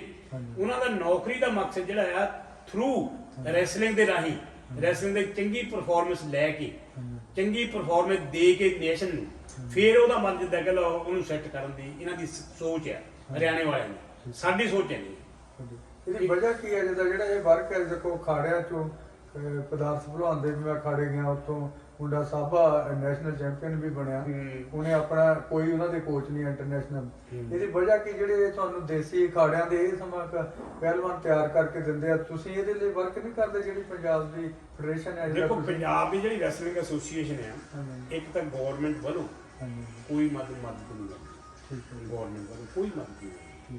ਇਹਦਾ ਕਾਰਨ ਕੀ ਹੈ ਜੀ? ਕਾਰਨ ਮਤਲਬ ਹਰਿਆਣੇ ਤੋਂ ਮਿਲ ਰਹੀ ਹੈ ਜਾਂ ਤੁਹਾਡੇ ਤੁਸੀਂ ਵਰਕ ਨਹੀਂ ਕਰ ਰਹੇ ਤੇ ਤੁਹਾਨੂੰ ਜੇ ਸਕਾਲਰਸ਼ਿਪਾਂ ਮਿਲਣ ਪਹਿਲਵਾਨਾਂ ਲਈ? ਦੇਖੋ ਗਵਰਨਮੈਂਟ ਦੀ ਪਾਲਿਸੀਜ਼ ਹੁੰਦੀ ਹੈ ਇਹ। ਪਹਿਲਾਂ ਸਾਡੀ ਜਿਹੜੀ ਪੰਜਾਬ ਗਵਰਨਮੈਂਟ ਸੀ, ਇਹ ਮੁੰਡਿਆਂ ਦਾ ਆਉਣ ਜਾਣ ਦਾ ਕਿਰਾਇਆ ਦਿੰਦੀ ਸੀ, ਕੈਂਪ ਲਾਉਂਦੀ ਸੀ, ਕੈਂਪਾਂ ਦੇ ਵਿੱਚ ਖੁਰਾਕ ਦਿੰਦੀ ਸੀ। ਤੇ ਇੱਕ ਵਾਰੀ ਸੈਕਟਰੀ ਆਇਆ ਸਪੋਰਟਸ ਦਾ, ਉਹ ਸੀ ਕ੍ਰਿਕਟ ਨਾਲ ਸੰਬੰਧਿਤ। ਠੀਕ ਹੈ। ਉਹ ਕਹਿੰਦਾ ਐਸੋਸੀਏਸ਼ਨ ਜਿਹੜੀਆਂ ਆ, ਹੁਣ ਕ੍ਰਿਕਟ ਦੀ ਐਸੋਸੀਏਸ਼ਨ ਇਸ ਲੈਵਲ ਦੀ ਹੈਗੀ ਆ, ਉਹਨਾਂ ਕੋਲ ਪੈਸੇ ਬਹੁਤ ਆ। ਹੁਣ ਇੱਕ ਸਬ ਯੂਨਿਟ ਦੀ ਟੀਮ ਗਈ ਸੀ ਇੰਡੀਆ ਦੀ, ਅੰਡਰ 17, ਅੰਡਰ 19, ਉਹਦੇ ਵਿੱਚ ਉਹ ਪ੍ਰੋਫੈਸਰ ਰਜਿੰਦਰ ਸਿੰਘ ਸੀ ਨਾ, ਜਿਹੜੇ ਆਪਣੇ ਇੱਕ ਵਾਰੀ ਇੱਥੇ ਕਰਦੇ ਸੀ ਕਮੈਂਟਰੀ ਆਪਣੇ, ਉਹਨਾਂ ਦਾ ਪੋਤਾ ਖੇਡ ਕੇ ਆਇਆ, ਉਹ ਜਿੱਤ ਕੇ ਆਏ। ਉਹ 65 ਲੱਖ ਰੁਪਏ, 40 ਲੱਖ ਰੁਪਏ ਦਾ ਦੇ ਦਿੱਤਾ ਜਿਹੜੀ ਇਹਨਾਂ ਦੀ ਫੈਡਰੇਸ਼ਨ ਆ ਕ੍ਰਿਕਟ ਦੀ, ਤੇ 25 ਲੱਖ ਦੇ ਦਿੱਤਾ ਜਿਹੜੀ ਉਹਨਾਂ ਦੀ ਵਰਲਡ ਦੀ ਫੈਡਰੇਸ਼ਨ ਹੈ। 25 ਲੱਖ ਉਹਨੇ ਇਨਾਮ ਦੇ ਦਿੱਤਾ ਤੇ 40 ਲੱਖ ਦੇ ਦਿੱਤਾ ਜਿਹੜੀ ਇੰਡੀਆ ਦੀ BBCC ਉਹਨੂੰ ਕਹਿੰਦੇ ਆ, ਉਹਨੇ ਦੇ ਦਿੱਤਾ। ਹੁਣ ਉਹਨਾਂ ਦਾ ਸਿਸਟਮ ਇਦਾਂ ਦਾ ਬਣਾਇਆ ਆ, ਉਹਨਾਂ ਕੋਲ ਪੈਸਾ ਕਾਫੀ ਹੋਇਆ। ਇੱਕ ਹੁਣ ਇਸ ਵੇਲੇ ਜਿਹੜੀ ਸਾਡੀ ਰੈਸਲਿੰਗ ਫੈਡਰੇਸ਼ਨ ਆਫ ਇੰਡੀਆ ਆ, ਇਹਨਾਂ ਦਾ ਜਿਹੜਾ ਪ੍ਰੈਜ਼ੀਡੈਂਟ ਹੈ ਬ੍ਰਿਜ ਭੂਸ਼ਣ ਸ਼ਰਨ ਸਿੰਘ, ਉਹਨਾਂ ਆਪਣੇ ਮਤਲਬ ਹਿਸਾਬ ਦੇ ਨਾਲ ਕਿ ਕੋਈ ਪਲੈਨਿੰਗ ਜ਼ਰੂਰ ਚਾਹੀਦੀ ਹੈ ਜਿਹੜਾ ਬੰਦਾ ਪ੍ਰੈਜ਼ੀਡੈਂਟ ਹੈ, ਵੀ ਮੈਂ ਕਿੱਦਾਂ ਪਲੈਨਿੰਗ ਕਰਨੀ ਆ ਵੀ ਜਿਹਦੇ ਨਾਲ ਮੈਂ ਆਪਣੇ ਜਿਹੜੇ ਮੇਰੇ ਸਟੂਡੈਂਟ ਆ ਜਾਂ ਮੇਰੀ ਐਸੋਸੀਏਸ਼ਨ ਰਿਚ ਹੋ ਜਾਵੇ, ਅਮੀਰ ਹੋ ਜਾਵੇ, ਤਾਂ ਕਿ ਅਸੀਂ ਬੱਚਿਆਂ ਨੂੰ ਕੁਛ ਨਾ ਕੁਛ ਦੇ ਸਕੀਏ। ਹੁਣ ਇਹ ਜਿਹੜੀ ਸਾਡੇ wrestling federation of India the president ਹੈ, ਇਹ ਕਾਫੀ ਆਪਣੇ ਤਰੀਕਿਆਂ ਦੇ ਨਾਲ ਤਾਂ ਆਪਣੇ ਕੋਸ਼ਾਂ ਦੇ ਨਾਲ ਫੈਡਰੇਸ਼ਨ ਨੂੰ ਕਾਫੀ ਰਿਚ ਕਰ ਲਿਆ।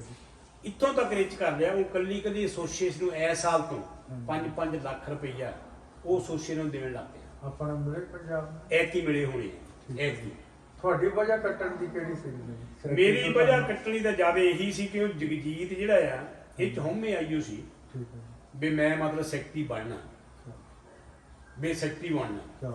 ਹੁਣ ਮੈਂ ਮਤਲਬ ਜਿੱਦਾਂ ਕਹਿੰਦਾ ਮੈਨਾਂ ਕਈ ਵਾਰੀ ਨਹੀਂ ਕੋਈ ਗਲਤ ਫਲਤ ਗੱਲਾਂ ਵੀ ਕੀਤੀਆਂ ਕਰਤਾਰ ਦੇ ਸਾਹਮਣੇ, ਕਰਤਾਰ ਕੁਛ ਉਹਨਾਂ ਨੂੰ ਕਹਿ ਨਹੀਂ ਸਕਿਆ, ਕਰ ਨਹੀਂ ਸਕਿਆ। ਤੇ ਫਿਰ ਵੀ ਈਵਨ ਜਿਸ ਵੇਲੇ ਲੈਟਰ ਕੱਢਿਆ ਇਹ, ਤਾਂ ਇਹ ਮੇਰੇ ਕੋਲ ਆਉਂਦੇ ਰਹੇ ਵੀ ਤੁਸੀਂ ਇੱਦਾਂ ਕਰੋ, ਰਿਜ਼ਾਈਨ ਕਰ ਦਿਓ ਜੇ ਗੱਲ, ਪਰ ਮੇਰੇ ਬੰਦੇ ਜਿਹੜੇ ਮੈਨੂੰ ਕਹਿੰਦੇ ਤੇ ਰਿਜ਼ਾਈਨ ਨਹੀਂ ਕਰਨਾ। ਤੁਹਾਨੂੰ ਵਜ੍ਹਾ ਕੀ ਲੱਗਦੀ ਸੀ ਵੀ ਕੋਈ ਤੁਸੀਂ ਵਰਕ ਨਹੀਂ ਸਹੀ ਕਰਦੇ, ਕਿ ਉਹਨਾਂ ਦਾ ਕੋਈ ਰੋਸ ਕਾਹਦਾ ਸੀ ਤੁਹਾਡੇ ਤੇ ਵੀ, ਜਾਨੀ ਕਿੰਨੀ ਵਜ੍ਹਾ ਦੇ? ਸਿਰਫ ਚੌਥਾ ਲੈਣ ਦੀ ਗੱਲ ਸੀ, ਸਿਰਫ ਸੈਕਟਰੀ ਬਣਨਾ, ਹੋਰ ਕੋਈ ਵਾਲਾ ਕੰਮ ਮੈਨੂੰ ਵਧੀਆ ਕਰੇ ਨਹੀਂ ਸਕਦੇ। ਮੈਂ ਸ਼ੋਰ ਹੈ ਇਹਦੇ ਬਾਰੇ, ਜਿੰਨਾ ਮੈਂ ਕੰਮ ਕੀਤਾ ਕੱਲਾ ਕੋਚ ਨੂੰ ਪੁੱਛ ਲਓ ਤੁਸੀਂ, ਕੱਲੇ ਕੋਚ ਨੂੰ ਵੀ ਕਿਤੇ ਵੀ ਕਤਾਹੀ ਮੇਰੇ ਵੱਲੋਂ ਹੋਈ ਹੋਵੇ ਕੋਚਾਂ ਦੇ ਨਾਲ। ਇਹ ਮਤਲਬ ਜਿਹੜਾ ਕੰਮ ਕੀਤਾ ਆ, ਇਹਦਾ ਕੰਮ ਹੈ ਹੀ ਨਹੀਂ ਕੋਈ ਵੀ ਜੇ ਆਪਾਂ ਸਹੀ ਦੇਖੀਏ। ਆ ਹੁਣ ਵੀ ਜਿਹੜੇ ਮੁਕੇਸ਼ ਹੁਣੀ ਉਹ ਕੰਪਨੀ ਕਰਾਉਂਦੇ ਆ। ਇੱਦਾਂ ਤੁਸੀਂ ਸਾਡੇ ਨਾਲ ਜੁੜੇ ਰਹਿਣਾ। ਰੋਤਮ ਦੀ ਆਵਾਜ਼ ਦੇ ਵਿੱਚ ਜਿਹੜੀਆਂ ਸੱਚੀਆਂ ਗੱਲਾਂ ਆਪਾਂ ਕਰਨੀਆਂ, ਜਿਹੜੀਆਂ ਹਰੇਕ ਦੇ ਕੋਲ ਆਪਾਂ ਜਾਂਦੇ ਹਾਂ, ਤਾਂ ਹੌਲੀ ਹੌਲੀ ਅਸੀਂ ਤੁਹਾਨੂੰ ਇੱਦਾਂ ਦੇ ਕੋਚਾਂ ਨਾਲ, ਪਹਿਲਵਾਨਾਂ ਨਾਲ ਮਿਲਾਉਂਦੇ ਰਹਿਣਾ। ਕੋਸਾ ਵੀ ਤੁਸੀਂ ਜਿਹੜਾ ਤੁਹਾਨੂੰ ਲੱਗਦਾ ਸੀ ਤਾਂ ਰੋਸ ਤੇ ਤੁਸੀਂ ਆਪ ਰਜਾਨ ਦਿੱਤਾ, ਤੁਹਾਡੀ ਜਿੱਦਾਂ ਕੋਈ ਵਜ੍ਹਾ ਉਹਨਾਂ ਨੇ ਸਾਰੀ ਫੈਡਰੇਸ਼ਨ? ਚਲੋ ਇਸ ਤਰੀਕੇ ਨਾਲ ਸੀ ਕਿਉਂਕਿ ਕਰਤਾਰ ਦਾ ਸਾਰਾ ਪਰਿਵਾਰ ਹੀ ਚਾਹੁੰਦਾ ਸੀ। ਅੱਛਾ। ਵਿੱਚੇ ਧੀਰਾ, ਵਿੱਚੇ ਅਮਰ ਸਿੰਘ, ਵਿੱਚੇ ਵਿਚਾਰ ਨੂੰ ਛੱਡ ਕੇ ਠੀਕ ਹੈ ਜੀ। ਇਹ ਸਾਰੇ ਉਦੋਂ ਇਕੱਠੇ ਕੀਤੇ ਜਿੱਦਣ ਮੀਟਿੰਗ ਸੱਦੀ ਸੀ, ਹੋਰ ਹੈ ਹੀ ਨਹੀਂ ਸੀ ਬੰਦੇ ਕੋਈ। ਬਾਕੀ ਮੇਰੇ ਪੱਖ ਦੇ ਬੰਦੇ ਜ਼ਿਆਦਾ ਸੀ ਤੇ ਜੋਰੇ ਨੇ ਕਿਹਾ ਵੀ, ਉਹਨਾਂ ਨੇ ਵੀ ਕਿਹਾ ਵੀ ਨਹੀਂ ਕਰਨਾ ਸੀ, ਨਹੀਂ ਜੇ ਕਰਨਾ। ਸਾਲੇ 'ਚ ਕੋਈ ਵੋਟਾਂ ਦਾ ਅਦਵਾ ਨਹੀਂ ਪੈਂਦਾ ਜਿੱਦਾਂ ਤੁਹਾਡੀਆਂ ਇੱਕ ਵਾਰੀ ਪੈਂਦਾ ਜੇ ਵੋਟਾਂ ਦਾ ਹੁੰਦਾ, ਹਾਂਜੀ ਹਾਂਜੀ ਮੈਂ ਜਿੱਦਾਂ ਕਰ ਹੋਣਾ ਸੀ ਕੱਖੀ, ਪਰ ਮੈਂ ਨਾ ਚਾਹੁੰਦਾ ਸੀ, ਕਿਉਂ ਮੈਂ ਕਿਹਾ ਮੈਂ ਕੰਮ ਕਰਦਾ, ਮੈਨੂੰ ਕੀ ਲੋੜ ਹੈ ਖਾਮ ਖਾ ਦੁੱਖ ਝੱਲਣ ਦੀ ਬਗੈਰ ਕਿਸੇ ਗੱਲ ਤੋਂ। ਮੈਂ ਆਪਣੇ ਖਾੜੇ ਦੇ ਦੁੱਖ ਝੱਲੂਗਾ। ਕੁਝ ਸਮਾਂ ਪਹਿਲਾਂ ਤੇ ਆਪਾਂ ਗੱਲਾਂ ਤੁਸੀਂ ਕਰਦੇ ਵੀ ਅਸੀਂ ਸੱਚੀਆਂ ਕਰਨੀਆਂ। ਅੱਜ ਕੋਚ ਸਾਹਿਬ ਨੇ ਵੀ ਇਹੀ ਗੱਲ ਕੀਤੀ ਵੀ ਮੈਂ ਵੀ ਰੋਸਤਮ ਦੀ ਆਵਾਜ਼ ਵਿੱਚ ਤਾਂ ਹੀ ਇੰਟਰਵਿਊ ਦੇਣੀ ਹੈ ਜਿਹੜੀ ਸੱਚ ਗੱਲ ਹੋਊਗੀ। ਕੋਚ ਸਾਹਿਬ ਜੀ ਜਿਹੜਾ ਵੋਟਾਂ ਇੱਕ ਵਾਰੀ ਪਈਆਂ ਸੀ ਉਹਦੇ ਵਿੱਚ ਤੁਸੀਂ ਜ਼ਿਆਦਾ ਤੁਹਾਨੂੰ ਵੋਟਾਂ ਆਈਆਂ ਉਹ ਜੇ ਸਹੀ ਦੇਖੇ ਪੰਜਾਬ ਦੀ ਜਿਹੜੀ ਸਹੀ ਇਲੈਕਸ਼ਨ ਹੈ ਸਿਰਫ ਇੱਕ ਵਾਰੀ ਹੋਈ। ਠੀਕ ਹੈ ਜੀ। ਇਹ ਹੋਈ 2014 ਦੇ ਵਿੱਚ ਲੁਧਿਆਣੇ। ਠੀਕ ਹੈ। ਸੁਪਰੀਮ ਕੋਰਟ ਦੇ ਰਿਟਾਇਰਡ ਦਿੱਲੀ ਚ ਹਾਈ ਕੋਰਟ ਦੇ ਰਿਟਾਇਰਡ ਜੱਜ ਨੇ ਕਰਾਈ ਸੀ। ਠੀਕ ਹੈ। ਉਸਨੇ ਜਿੰਨੀਆਂ ਸਾਡੀਆਂ ਪੰਜਾਬ ਰੈਸਲਿੰਗ ਐਸੋਸੀਏਸ਼ਨ ਸੀਗੀਆਂ ਜ਼ਿਲ੍ਹਿਆਂ ਦੀਆਂ, ਉਹ ਕਈ ਵਾਰੀ ਦੋ ਵੀ ਬਣ ਗਈਆਂ ਸੀ। ਉਹਨੇ ਫਿਰ ਸਾਰੀਆਂ ਐਸੋਸੀਏਸ਼ਨ ਦਾ ਰਿਕਾਰਡ ਮੰਗਿਆ ਤੇ ਉਹਨਾਂ ਦੇ ਸੈਕਟਰੀ ਤੇ ਪ੍ਰੈਜ਼ੀਡੈਂਟ ਨੇ ਇੰਟਰਵਿਊ ਕੀਤੀ। ਉਹ ਫਿਰ ਜਿਹੜੇ ਸਹੀ ਲੱਗੇ ਉਹ ਨਹੀਂ ਰੱਖੀ। ਜਿਨ੍ਹਾਂ ਦੇ ਵਿੱਚੋਂ ਇੱਕ ਪਠਾਨਕੋਟ ਦੀ ਰੈਸਲਿੰਗ ਐਸੋਸੀਏਸ਼ਨ ਨੂੰ ਖਾਰਜ ਕਰਤੀ ਤੇ ਲੁਧਿਆਣਾ ਦੀ ਰੈਸਲਿੰਗ ਐਸੋਸੀਏਸ਼ਨ ਜਿਹੜੀ ਮਤਲਬ ਜਿੱਦਾਂ ਕਿ ਕਰਤਾਰ ਨੇ ਬਣਾਈ ਹੋਈ ਸੀ ਉਹ ਖਾਰਜ ਕਰਕੇ ਜਿਹੜੀ ਮਨਸੇ ਦੀ ਸੀ ਉਹਨੂੰ ਮਾਨਤਾ ਦੇ ਦਿੱਤੀ। ਇਸ ਤਰੀਕੇ ਨਾਲ ਜਿੱਦਾਂ ਕਿ ਜਿੰਨੀਆਂ ਪੰਜਾਬ ਦੀਆਂ ਕੁਸ਼ਤੀ ਸੰਸਥਾਵਾਂ ਸੀ ਉਹਨਾਂ ਸਾਰੀਆਂ ਦੀਆਂ ਦੋ ਵੋਟਾਂ ਸੀ, ਦੋ ਵੋਟਾਂ। ਮੰਨ ਲਾ ਆਪਣੇ 22 ਤੋਂ 44 22 ਜਿਹੜੇ ਸੀ 22 ਤੋਂ 44 ਵੋਟਾਂ ਸੀ। ਤੇ ਜਿਸ ਵੇਲੇ ਇਲੈਕਸ਼ਨ ਹੋਈ ਸਾਰਾ ਕੁਝ ਫਾਈਨਲ ਕਰ ਲਿਆ ਤੇ ਇੱਥੋਂ ਤੱਕ ਸਿਫਾਰਸ਼ਾਂ ਹੀ ਪਈਆਂ। ਮੈਨੂੰ ਯਾਦ ਆ ਸਾਡੇ ਜਿਹੜੇ ਪ੍ਰੈਜ਼ੀਡੈਂਟ ਸੀ ਕੁਲਦੀਪ ਸਲਦਾਨਾ, ਮੈਂ ਉਦੋਂ ਅੰਮ੍ਰਿਤਸਰ ਗਿਆ ਸੀ, ਇਹਦਾ ਮੈਨੂੰ ਫੋਨ ਗਿਆ ਕੋਚ ਸਾਹਿਬ ਮੈਨੂੰ ਤਾਂ ਇੱਦਾਂ ਦਾ ਕਰਕੇ ਸੁਖਬੀਰ ਦਾ ਫੋਨ ਆਇਆ ਕਿ ਵੀ ਆਪਾਂ ਉਹ ਗੱਲਬਾਤ ਕਰਨੀ ਹੈ। ਮੈਂ ਕੋਈ ਨਹੀਂ, ਜਿੱਦਾਂ ਤੁਸੀਂ ਡਰੋ ਨਾ, ਕੁਛ ਨਹੀਂ ਹੈਗਾ, ਤੁਸੀਂ ਜਿੱਦਾਂ ਕਹੋਗੇ ਉਦਾਂ ਹੀ ਕਰਾਂਗੇ। ਤਾਂ ਮੈਂ ਚਲ ਦੂਜੇ ਦਿਨ ਆਇਆ, ਉਹਨੂੰ ਫਿਰ ਸਾਰੀ ਗੱਲ ਮੈਂ ਕਹਿੰਦਾ ਮੈਂ ਵੀ ਜਾਣਾ ਇਲੈਕਸ਼ਨ 'ਤੇ, ਤਾਂ ਉਹ ਵੀ ਚਲੇ ਗਏ, ਮੈਂ ਵੀ ਚਲੇ ਗਏ, ਤਾਂ ਬਾਕੀ ਜਿਹੜੇ ਵੀ ਅੱਗੇ ਸਾਰੇ। ਤਾਂ ਉਹ ਜੱਜ ਨੇ ਅੱਜ ਸਾਰੀ ਜਿਹੜੀ ਜਿੱਦਾਂ ਕਹਿ ਲਓ ਸ਼ਨਾਖਤ ਕਰਕੇ ਨਾ ਜਿਹੜੇ ਜਾਇਜ਼ ਸੀ ਉਹ ਸਾਰੇ ਰੱਖ ਲਏ, ਜਿਹੜੇ ਉਹਨੂੰ ਨਜਾਇਜ਼ ਅੱਗੇ ਕੱਢਤੇ। ਤਾਂ ਵੋਟਾਂ ਵੀ ਕਲੀਅਰ ਕਰਤੀ ਵੀ ਇਹ ਵੋਟਾਂ, ਇਹੀ ਵੋਟਾਂ ਕੋਈ ਬਾਕੀ ਸਾਰੇ ਬਾਹਰ ਕੱਢਤੇ। ਠੀਕ ਹੈ। ਹੁਣ ਪਹਿਲਾਂ ਵੋਟਾਂ ਨੇ ਕਿਹਾ ਵੀ 3 ਅਹੁਦੇ ਜਿਹੜੇ ਚੁਣੇ ਜਾਣੇ ਆ, ਪ੍ਰੈਜ਼ੀਡੈਂਟ, ਸੈਕਟਰੀ ਤੇ ਟ੍ਰੇਜ਼ਰ। ਇਹਨਾਂ ਤਿੰਨਾਂ ਲਈ ਨੋਮੀਨੇਸ਼ਨ ਕਰੋ। ਕਰਤਾਰ ਦੀ ਨੋਮੀਨੇਸ਼ਨ ਹੋ ਗਈ ਪ੍ਰੈਜ਼ੀਡੈਂਟ ਦੇ ਲਈ। ਉਧਰਲੇ ਪਾਸੇ ਇੱਕ ਸੀਗਾ ਫਿਰੋਜ਼ਪੁਰ ਤੋਂ ਸੰਧੂ, ਉਹ ਹੋ ਗਿਆ। 2 ਮਤਲਬ ਹੋ ਗਏ ਪ੍ਰੈਜ਼ੀਡੈਂਟ ਲਈ, 2 ਹੋ ਗਏ ਸੈਕਟਰੀ ਲਈ। ਇੱਕ ਪਾਸੇ ਸੀਗਾ ਮੇਰਾ ਨਾਮ ਸਾਡੇ ਗਰੁੱਪ ਵੱਲੋਂ, ਉਧਰ ਸੀ ਮਾਨਸੇ ਦਾ ਦੂਸਰੇ ਗਰੁੱਪ ਵੱਲੋਂ, ਤੇ ਤੀਜੀ ਸੀ ਟ੍ਰੇਜ਼ਰ ਦੀ। ਇੱਕ ਪਾਸੇ ਸੀ ਰਿਆਸਤੀ ਦਾ ਮੁੰਡਾ ਭੀਮ ਤੇ ਦੂਜੇ ਪਾਸੇ ਸਾਡੇ ਸੀ ਕਿਰਪਾਲ ਗੁਰਦਾਸਪੁਰ। ਉਹਦੇ ਵਿੱਚ ਜਿਸ ਵੇਲੇ ਵੋਟਾਂ ਪਈਆਂ ਤਾਂ ਜਿਸ ਵੇਲੇ ਰਿਜ਼ਲਟ ਤਿੰਨਾਂ ਦਾ ਕੱਢਿਆ ਗਿਆ, ਉਹਦੇ ਵਿੱਚ ਜਿਹੜੀਆਂ ਮੇਰੀਆਂ ਵੋਟਾਂ ਸੀ ਮੈਕਸਿਮਮ ਸੀ। ਤੇ ਬਾਕੀ ਜਿੱਦਾਂ ਕਹਿ ਲਓ ਨੰਬਰ 2 ਤੇ ਨੰਬਰ 3 ਤੇ ਤਾਂ ਪ੍ਰੈਜ਼ੀਡੈਂਟ ਵੀ ਪਿੱਛੇ ਸੀ ਤੇ ਟ੍ਰੇਜ਼ਰ ਵੀ ਮੇਰੇ ਤੋਂ ਪਿੱਛੇ ਸੀ। ਤਾਂ ਉਹ ਫਿਰ ਜਿਹੜੀ ਉਹੀ ਇਲੈਕਸ਼ਨ ਸਾਡੇ ਹੋਈ ਜੇ ਸਹੀ ਹੋਈ। ਤਾਂ ਉਹ ਤੋਂ ਬਾਅਦ ਇਲੈਕਸ਼ਨ ਜਿਹੜੀ ਜਿਸ ਵੇਲੇ ਦੁਬਾਰਾ ਮੈਂ ਹੀ ਬਣਿਆ, ਉਸ ਵੇਲੇ ਵੀ ਨੋਮੀਨੇਸ਼ਨ ਹੀ ਕਰਤੀ ਵੀ ਜਿੱਦਾਂ ਗੱਲ ਮੇਰਾ ਨਾਮ ਦੇਵੀ ਨੇ ਕਰਤਾ ਤਾਂ ਕਰਤਾਰ ਨੇ ਉਦੋਂ ਕਰਤਾ ਵੀ ਇਹੀ ਬਣੂਗਾ, ਕਿਉਂ ਵੋਟਾਂ ਪੈਣ ਵਾਲੀ ਗੱਲ ਹੈ ਹੀ ਨਾ ਸੀ। ਤੇ ਹੁਣ ਵੀ ਜਿਹੜਾ ਹੋਣਾ ਹੈਗਾ ਇਹ ਹੁਣ ਅਸੀਂ ਇੱਕ ਕੋਸ਼ਿਸ਼ ਤਾਂ ਕਰਾਂਗੇ ਵੀ ਵੋਟਾਂ ਪੈਣ ਵਧੀਆ ਤਰੀਕੇ ਨਾਲ। ਤੇ ਉਹਲੇ ਮਤਲਬ ਜਿਹੜੀਆਂ ਐਸੋਸੀਏਸ਼ਨਾਂ ਬਣੀ ਹੋਈਆਂ ਉਹਨਾਂ ਦੀ ਹੋਂਦ ਕਿੱਦਾਂ ਕਾਇਮ ਰਹਿੰਦੀ, ਇਹ ਕਰਨੀ ਉਹ ਅਸੀਂ ਕੋਸ਼ਿਸ਼ ਕਰਾਂਗੇ। ਇੱਦਾਂ ਜੁੜੇ ਰਹਿਣਾ ਰੋਸਤਮ ਦੀ ਆਵਾਜ਼ ਵਿੱਚ, ਤੁਹਾਨੂੰ ਇੱਦਾਂ ਸੱਚੀਆਂ ਗੱਲਾਂ ਦੇਖਣ ਨੂੰ ਮਿਲੂਗੀਆਂ। ਉਸ ਸਾਹਿਬ ਤੁਸੀਂ ਐਂਡ 'ਚ ਤੁਹਾਨੂੰ ਮਨ 'ਚ ਜੇ ਕੋਈ ਗੱਲ ਰਹਿ ਗਈ ਆ ਵੀ ਕਿੱਦਾਂ ਸੁਧਾਰ ਕਰ ਸਕਦੇ ਆਪਾਂ ਰੈਸਲਿੰਗ ਦਾ, ਜਿੱਦਾਂ ਆਪਣੇ ਪੰਜਾਬ 'ਚ ਟੌਪ ਦੇ ਰੈਸਲਰ ਆ ਜਿਨ੍ਹਾਂ ਨੇ ਆਪਣੇ ਨੈਸ਼ਨਲ ਚੈਂਪੀਅਨ ਨੂੰ ਜਿੱਤਿਆ ਵੀ ਆ, ਅਸੀਂ ਕਿਉਂ ਫਿਰ ਪਿੱਛੇ ਆ? ਜਿੱਦਾਂ ਆਪਾਂ ਦਿੱਲੀ ਨੂੰ ਜਾਂ ਉਹਨਾਂ ਨੂੰ ਪਹਿਲ ਕਿਉਂ ਦਿੱਤੀ ਜਾਂਦੀ? ਹਾਂਜੀ, ਫੇਰ ਗੱਲ ਉੱਥੇ ਆ ਜਾਂਦੀ ਇੱਕ ਤਾਂ ਜਿੱਦਾਂ ਕਹਿੰਦਾ ਵੀ ਸਾਡਾ ਜਿਹੜਾ ਨੌਜਵਾਨ ਵੀ ਹੈ ਨਾ, ਇਹਦੇ ਵਿੱਚ ਨੈਸ਼ਨਲ ਚੈਂਪੀਅਨ ਬਣਨ ਦਾ ਮੌਕਾ ਹੈ ਨਹੀਂ, ਘੱਟ ਹੈ। ਜੇ ਤੁਸੀਂ ਆਪ ਮਤਲਬ ਜਿੱਦਾਂ ਕਹਿੰਦਾ ਮੈਨਾ ਵੀ ਕੀਤਾ, ਤੁਸੀਂ ਬੜੇ ਮੱਲਾਂ ਨੂੰ ਮਿਲੇ ਵੀ ਆ। ਹੁਣ ਜਿਹੜੇ ਜੱਸਾ ਪੱਟੀ ਆ ਇਹ ਹੁਣ ਹਿੰਦੁਸਤਾਨ ਦੇ ਜਿਹੜੇ ਗਾਉਣ ਵਜਾਉਣ ਵਾਲੇ ਵੀ ਆ ਜਾਂ ਸ਼ੇਰ ਸ਼ੂਰ ਲਿਖਣ ਵਾਲੇ ਆ, ਉਹ ਜੱਸੇ ਪੱਟੀ ਨੂੰ ਜਿੱਦਾਂ ਗੱਲ ਬਹੁਤ ਬੜਾ ਮਨ ਸਮਝਦੇ ਜਿੱਦਾਂ ਮਿੱਟੀ ਦੇ ਵਿੱਚ ਹੋਇਆ ਗਿਆ ਨਾ। ਲੇਕਿਨ ਨੈਸ਼ਨਲ ਪੱਧਰ ਤੇ ਉਹ ਖੱਟੇ ਨਹੀਂ ਸਕਿਆ, ਕਿਉਂਕਿ ਇੱਕ ਵਾਰੀ ਇਹਦਾ ਮੈਡਲ ਆਇਆ ਚੰਡੀਗੜ੍ਹ ਨੂੰ ਲੜਿਆ ਸੀ, ਉਸ ਵੇਲੇ ਕੁਸ਼ਤੀਆਂ ਦੋਏ ਹਾਰ ਕੇ ਬ੍ਰੌਂਜ਼ ਮੈਡਲ ਆਇਆ। ਉਹ ਮਤਲਬ ਨੈਸ਼ਨਲ ਗੇਮ ਸੀ, ਉਹ ਮੁੰਡੇ ਘੱਟ ਹੁੰਦੇ, ਉਹ ਇਹਦਾ ਬ੍ਰੌਂਜ਼ ਮੈਡਲ ਆਇਆ। ਤੁਸੀਂ ਕੋਈ ਵਰਕ ਨਹੀਂ ਕੀਤਾ ਜਿਹੜੇ ਇਦਾਂ ਦੇ ਰੋਸਤਮ ਪਹਿਲਵਾਨ ਫਿਰਦੇ ਆ, ਜਿੱਦਾਂ ਉਹਨਾਂ ਦੀ ਇਤਰਾਜ਼ਗੀ ਸੀ ਵੀ ਕੋਈ, ਮੈਂ ਪਿੱਛੇ ਜਿਹੇ ਇੰਟਰਵਿਊ ਵੀ ਕਰਕੇ ਆਇਆ ਉਹਦੀ, ਵੀ ਮੈਨੂੰ ਸਿਰ ਤੋਂ ਜਿਹੜੀ ਟੋਪੀ ਲਾਉਣ ਲਈ ਕਿਹਾ ਗਿਆ ਜਾਂ ਉਹਨਾਂ ਦੇ ਮੇਰੇ ਲਈ ਕੋਈ ਐਕਸ਼ਨ ਨਹੀਂ ਲਿਆ ਜਿਹੜੀ ਪੰਜਾਬ ਗਵਰਨਮੈਂਟ ਉਹਦੇ ਵਿੱਚ ਪਹਿਲਾਂ ਤਾਂ ਕਿੱਥੇ ਮੈਨੂੰ ਜੱਸਾ ਜਿਹੜਾ ਜਸਕਾਨੇ ਆ, ਉਹਦੀ ਗੱਲ ਵਾਜਬ ਨਹੀਂ ਲੱਗਦੀ। ਠੀਕ ਹੈ। ਉਹਦਾ ਕਾਰਨ ਕੀ ਹੈ? ਠੀਕ ਹੈ। ਇਹ ਕਦੇ ਵੀ ਪੰਜਾਬ ਨੂੰ ਨਹੀਂ ਲੜਿਆ। ਠੀਕ ਹੈ। ਕਿਉਂਕਿ ਜਿਹੜਾ ਪੰਜਾਬ ਨੂੰ ਲੜਿਆ ਨਹੀਂ, ਪੰਜਾਬ ਰੈਸਲਿੰਗ ਐਸੋਸੀਏਸ਼ਨ ਦੀ ਮਦਦ ਕੀਤੀ ਉਹਨੇ। ਠੀਕ ਹੈ। ਠੀਕ ਹੈ। ਇਹ ਚੰਡੀਗੜ੍ਹ ਨੂੰ ਲੜਦਾ ਸੀ। ਠੀਕ ਹੈ। ਕਿਉਂਕਿ ਪਹਿਲਾਂ ਹੋ ਸਕਦਾ ਕਾਰਨ ਹੋਵੇ ਕੋਈ ਜਾਂ ਕਰਤਾਰ ਕਰਕੇ ਕੋਈ ਮੇਨਾ ਤਾਂ ਨਹੀਂ ਸੀ, ਮੇਰੇ ਤਾਂ ਖਾੜੇ ਵੀ ਆਉਂਦਾ ਰਿਹਾ ਵੀ ਹੋ ਸਕਦਾ ਕਰਤਾਰ ਕਰਕੇ ਇੱਧਰੋਂ ਪੰਜਾਬ ਨੂੰ ਨਹੀਂ ਲੜਿਆ, ਕਿਉਂਕਿ ਜਿੰਨੀ ਵਾਰੀ ਲੜਿਆ ਨੈਸ਼ਨਲ ਉਹ ਚੰਡੀਗੜ੍ਹ ਨੂੰ ਲੜਿਆ, ਪੰਜਾਬ ਨੂੰ ਲੜਿਆ। ਤਾਂ ਦੂਜੀ ਜਿਹੜੀ ਇਹ ਗੱਲ ਆ ਦੂਏ ਵਾਲੀ, ਉਹਨੇ ਹੁਣ ਮੈਂ ਹਾਜ਼ਰ ਤਾਂ ਉਸ ਵੇਲੇ ਨਹੀਂ ਸੀ, ਲੇਕਿਨ ਇਹ ਤੋਂ ਪਹਿਲਾਂ 1970 ਦੀ ਏਸ਼ੀਅਨ ਗੇਮਸ ਦੇ ਵਿੱਚ ਸਰਦਾਰ ਅਜੀਤ ਸਿੰਘ ਟੋਪੀ ਪਾ ਕੇ ਲੜਿਆ, ਟੋਪੀ ਪਾ ਕੇ। ਤੇ 1956 ਦੀ 60 ਦੀ 올림픽 ਦੇ ਵਿੱਚ ਮਾਧੋ ਸਿੰਘ ਟੋਪੀ ਪਾ ਕੇ ਲੜਿਆ। ਇਹ ਇੱਕ ਤਾਂ ਜਿੱਦਾਂ ਕਹਿੰਦਾ ਜਿੱਦਾਂ ਮੈਨੂੰ ਪਤਾ, ਇਹਨੂੰ ਮਤਲਬ ਕੈਂਪ ਦੇ ਵਿੱਚ ਰੱਖਿਆ ਗਿਆ ਸੀ, ਕੈਂਪ ਦੇ ਵਿੱਚ ਰੱਖਿਆ ਗਿਆ ਸੀ ਵੀ ਟ੍ਰੇਨਿੰਗ ਕਰ ਲੂਗਾ, ਅਦਰਵਾਈਜ਼ ਉਹ ਇਸ ਤਰੀਕੇ ਨਾਲ ਕੈਂਪ ਦੇ ਵਿੱਚ ਜਿੱਦਾਂ ਕਹਿੰਦਾ ਜਾ ਨਹੀਂ ਸਕਦਾ ਬੰਦਾ, ਹੈ ਨਾ। ਇਹ ਟ੍ਰੇਨਿੰਗ ਲਈ ਚਲੋ ਆਪਣਾ ਰੁਤਬਾ ਦੱਸਿਆ ਹੋਊਗਾ ਕਿ ਮੰਨ ਲਓ ਉਸ ਵੇਲੇ ਜਿਹੜਾ ਮੈਟ ਅਸੀਂ ਕਹਿੰਦੇ ਜਿਹੜਾ ਮਿੱਟੀ ਚੰਗਾ ਸੀ ਉਹਨੂੰ ਮੈਟ ਵੱਲ ਨੂੰ ਜਾਣਾ ਨਹੀਂ ਚਾਹੀਦਾ, ਵਧੀਆ ਗੱਲ ਸੀ। ਜਿਹੜਾ ਟੂਰਨਾਮੈਂਟ ਖੇਲਣ ਗਿਆ ਤੁਰਕੀ ਦੇ ਵਿੱਚ, ਉਹ ਸਿਰਫ ਟੂਰਨਾਮੈਂਟ ਸੀ, ਉਹ ਟੂਰਨਾਮੈਂਟ ਦੇ ਵਿੱਚ ਕੋਈ ਵੀ ਬੰਦਾ ਜਾ ਕੇ ਲੜ ਸਕਦਾ, ਉਸੇ ਤਰੀਕੇ ਨਾਲ ਇਹ ਲੜਿਆ। ਇਹ ਮਤਲਬ ਆਪਣਾ ਖਰਚ ਕਰਕੇ ਗਿਆ, ਇੰਡੀਆ ਦੀ ਟੀਮ ਦੇ ਨਾਲ ਨਹੀਂ ਗਿਆ, ਇੰਡੀਆ ਦੀ ਟੀਮ ਨਾਲ ਗਿਆ ਜ਼ਰੂਰ ਆ ਲੇਕਿਨ ਆਪਣਾ ਖਰਚ ਕਰਕੇ ਗਿਆ। ਉੱਥੇ ਜਿਹੜਾ ਉਹ ਸਵਾਲ ਆ ਉਹਦੇ ਵਿੱਚ ਜਿੱਦਾਂ ਕਹਿੰਦਾ ਮੈਨੂੰ ਇੱਦਾਂ ਲੱਗਦਾ ਵੀ ਇੱਦਾਂ ਜਿਹੜੀ ਫੀਲਡ ਆ ਜਾਂ ਵਰਲਡ ਯੂਨਾਈਟਿਡ ਰੈਸਲਿੰਗ ਆ, ਉਹਦੇ ਨਿਯਮ ਆ। ਹੁਣ ਮੈਂ ਤਾਂ ਹੈ ਨਾ ਸੀ ਉੱਥੇ ਕੀ ਹੋਇਆ ਕੀ ਨਹੀਂ, ਜਿਹੜੇ ਉੱਥੇ ਕੋਚਸ ਸੀ ਇਹ ਉਹ ਦੱਸ ਸਕਦੇ ਆ।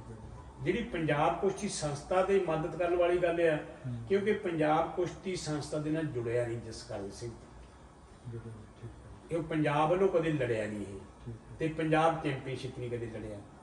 ਇਸ ਕਰਕੇ ਪੰਜਾਬ ਜਿਹੜੀ ਰੈਸਲਿੰਗ ਐਸੋਸੀਏਸ਼ਨ ਆ ਉਹ ਮਤਲਬ ਕੁਛ ਕਰਨ ਲਈ ਕੋਈ ਕਰੇ ਨਹੀਂ ਸਕਦੀ। ਠੀਕ ਹੈ। ਇੱਦਾਂ ਸਾਡੇ ਰੋਸਤਮ ਦੀ ਆਵਾਜ਼ ਦੇ ਚੈਨਲ ਨਾਲ ਜੁੜੇ ਰਹਿਣਾ, ਤੁਸੀਂ ਬੋਰ ਨਹੀਂ ਹੋਣਾ, ਬਹੁਤ ਇੱਦਾਂ ਦੀਆਂ ਸੱਚੀਆਂ ਗੱਲਾਂ ਤੁਹਾਡੇ ਨਾਲ ਸ਼ੇਅਰ ਕਰੂਗੇ ਕੋਚ ਸਾਹਿਬ, ਤਾਂ ਇੱਦਾਂ ਤੁਹਾਡੇ ਰੂਬਰੂ ਕਰਦੇ ਰਹਿਣਾ।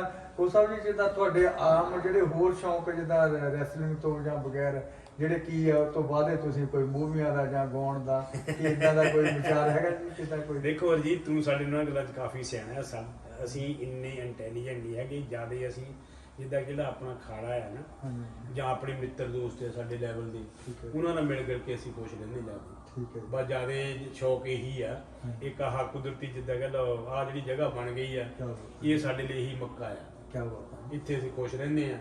ਤਾਂ ਕਿਸੇ ਚੀਜ਼ ਦੀ ਜਿੱਦਾਂ ਕਹਿੰਦਾ ਇੱਛਾ ਜਿਹੜੀ ਆ ਉਹ ਇਹੀ ਆ, ਸਾਡੇ ਖਾੜੇ 'ਚ ਮੁੰਡੇ ਚੰਗੇ ਨਿਕਲਣ। ਹੁਣ ਜਿੱਦਾਂ ਕਹਿੰਦਾ ਤੁਸੀਂ ਇੱਥੇ ਆ ਜਾਂਦੇ, ਜੇ ਖਾੜਾ ਨਾ ਹੁੰਦਾ ਫਿਰ ਤੁਸੀਂ ਇੱਥੇ ਆਉਣਾ ਨਾ ਸੀ। ਇਹ ਸਾਂਝਾਂ ਜਿਹੜੀਆਂ ਬਣਦੀਆਂ ਆ ਇਹ ਜਗ੍ਹਾ ਕਰਕੇ ਬਣਦੀਆਂ, ਜਾਂ ਬੰਦੇ ਦੀਆਂ ਜਿੱਦਾਂ ਕਹਿੰਦਾ ਉਹਦੀਆਂ ਜਿਹੜੀਆਂ ਆਦਤਾਂ ਆ ਉਹਨਾਂ ਕਰਕੇ ਬਣਦੀਆਂ, ਜਾਂ ਸਾਂਝ ਜਿੱਦਾਂ ਚਲੋ ਆਪਣੇ ਤਾਂ ਪਿੰਡ ਦੀ ਸਾਂਝ ਵੀ ਰਹੀ ਆ, ਤੇ ਆਹ ਵੀ ਜਿਹੜੀ ਪਿੰਡ ਦੀ ਸਾਂਝ ਦੇ ਨਾਲ ਜਿਹੜੀ ਆਹ ਵੀ ਆਹ ਜਿਹੜੀ ਜਗ੍ਹਾ ਆ, ਇਹ ਜਗ੍ਹਾ ਕੁਦਰਤੀ ਲੈ ਹੋ ਗਈ ਆ। ਜੇ ਇੱਥੇ ਮੈਟ ਨਾ ਹੁੰਦੇ ਫਿਰ ਸ਼ਾਇਦ ਆਪਣੀ ਸਾਂਝ ਇਸ ਤਰੀਕੇ ਨਾਲ ਰਹਿੰਦੀ, ਫਿਰ ਆਪਾਂ ਨੂੰ ਬਾਕੀ ਕੰਮਾਂ ਲਈ ਇੱਧਰ ਉੱਧਰ ਜਾਣਾ ਪੈਣਾ, ਜਾਂ ਪਿੰਡੋਂ ਗੱਦੇ ਲੈਂਦੇ ਜਾਂ ਇੱਧਰੋਂ ਗੱਦੇ ਲੈਂਦੇ। ਆਹ ਹੁਣ ਕੁਦਰਤੀ ਸਾਰਾ ਸਮਾਨ ਆਪਣੇ ਕੋਲ ਹੈਗਾ, ਤੁਹਾਨੂੰ ਕੋਈ ਚਿੰਤਾ ਨਹੀਂ ਹੁੰਦੀ। ਕਿਉਂਕਿ ਹੁਣ ਮੈਨੂੰ ਇੱਦਾਂ ਵੀ ਲੱਗਦਾ ਜਿੱਦਾਂ ਕਹਿ ਲਓ ਅਮਰੀਕ ਹੈ ਨਾ, ਮਤਲਬ ਇਹ ਅਮਰੀਕ ਦੇ ਵਿੱਚ ਵੀ ਇੰਨੀ ਖਾਸੀਅਤ ਹੈ ਕੰਮ ਸਾਂਭਣ ਦੀ।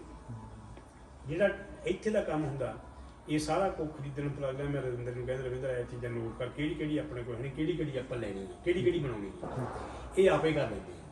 ਤੇ ਉੱਥੇ ਦਾ ਜਿਹੜਾ ਸਾਰਾ ਕੰਮ ਹੈ ਗੱਦੇ ਨੂੰ ਸਾਂਭਣਾ, ਗੱਦੇ ਨੂੰ ਲਿਆਉਣਾ, ਗੱਦੇ ਨੂੰ ਸੈੱਟ ਕਰਨਾ, ਇਹ ਸਾਰਾ ਅਮਰੀਕ ਕਰ ਲੈਂਦਾ।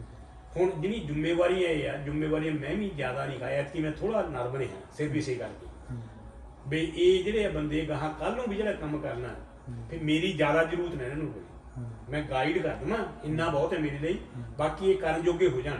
ਹੁਣ ਮੈਨੂੰ ਇਹ ਲੱਗਦਾ ਕਰਨ ਜੋਗੇ ਹੋ ਗਏ। ਓਕੇ, ਦੇਖੋ ਜੀ ਇਦਾਂ ਦੇ, ਦੇਖੋ ਰੋਸਤਮ ਦੀ ਆਵਾਜ਼ ਦੇ ਵਿੱਚ ਅਸੀਂ ਇਦਾਂ ਦੇ ਕੋਚਾਂ ਨਾਲ ਤੁਹਾਨੂੰ ਮਿਲਾਉਣਾ। ਇਹਨਾਂ ਨੇ ਦੇਖੋ ਸ਼ੌਂਕ ਵੀ ਜਿਹੜੇ ਦੱਸੇ ਆ ਉਹ ਰੈਸਲਿੰਗ ਨਾਲ ਟੱਚ ਹੀ ਦੱਸੇ ਆ।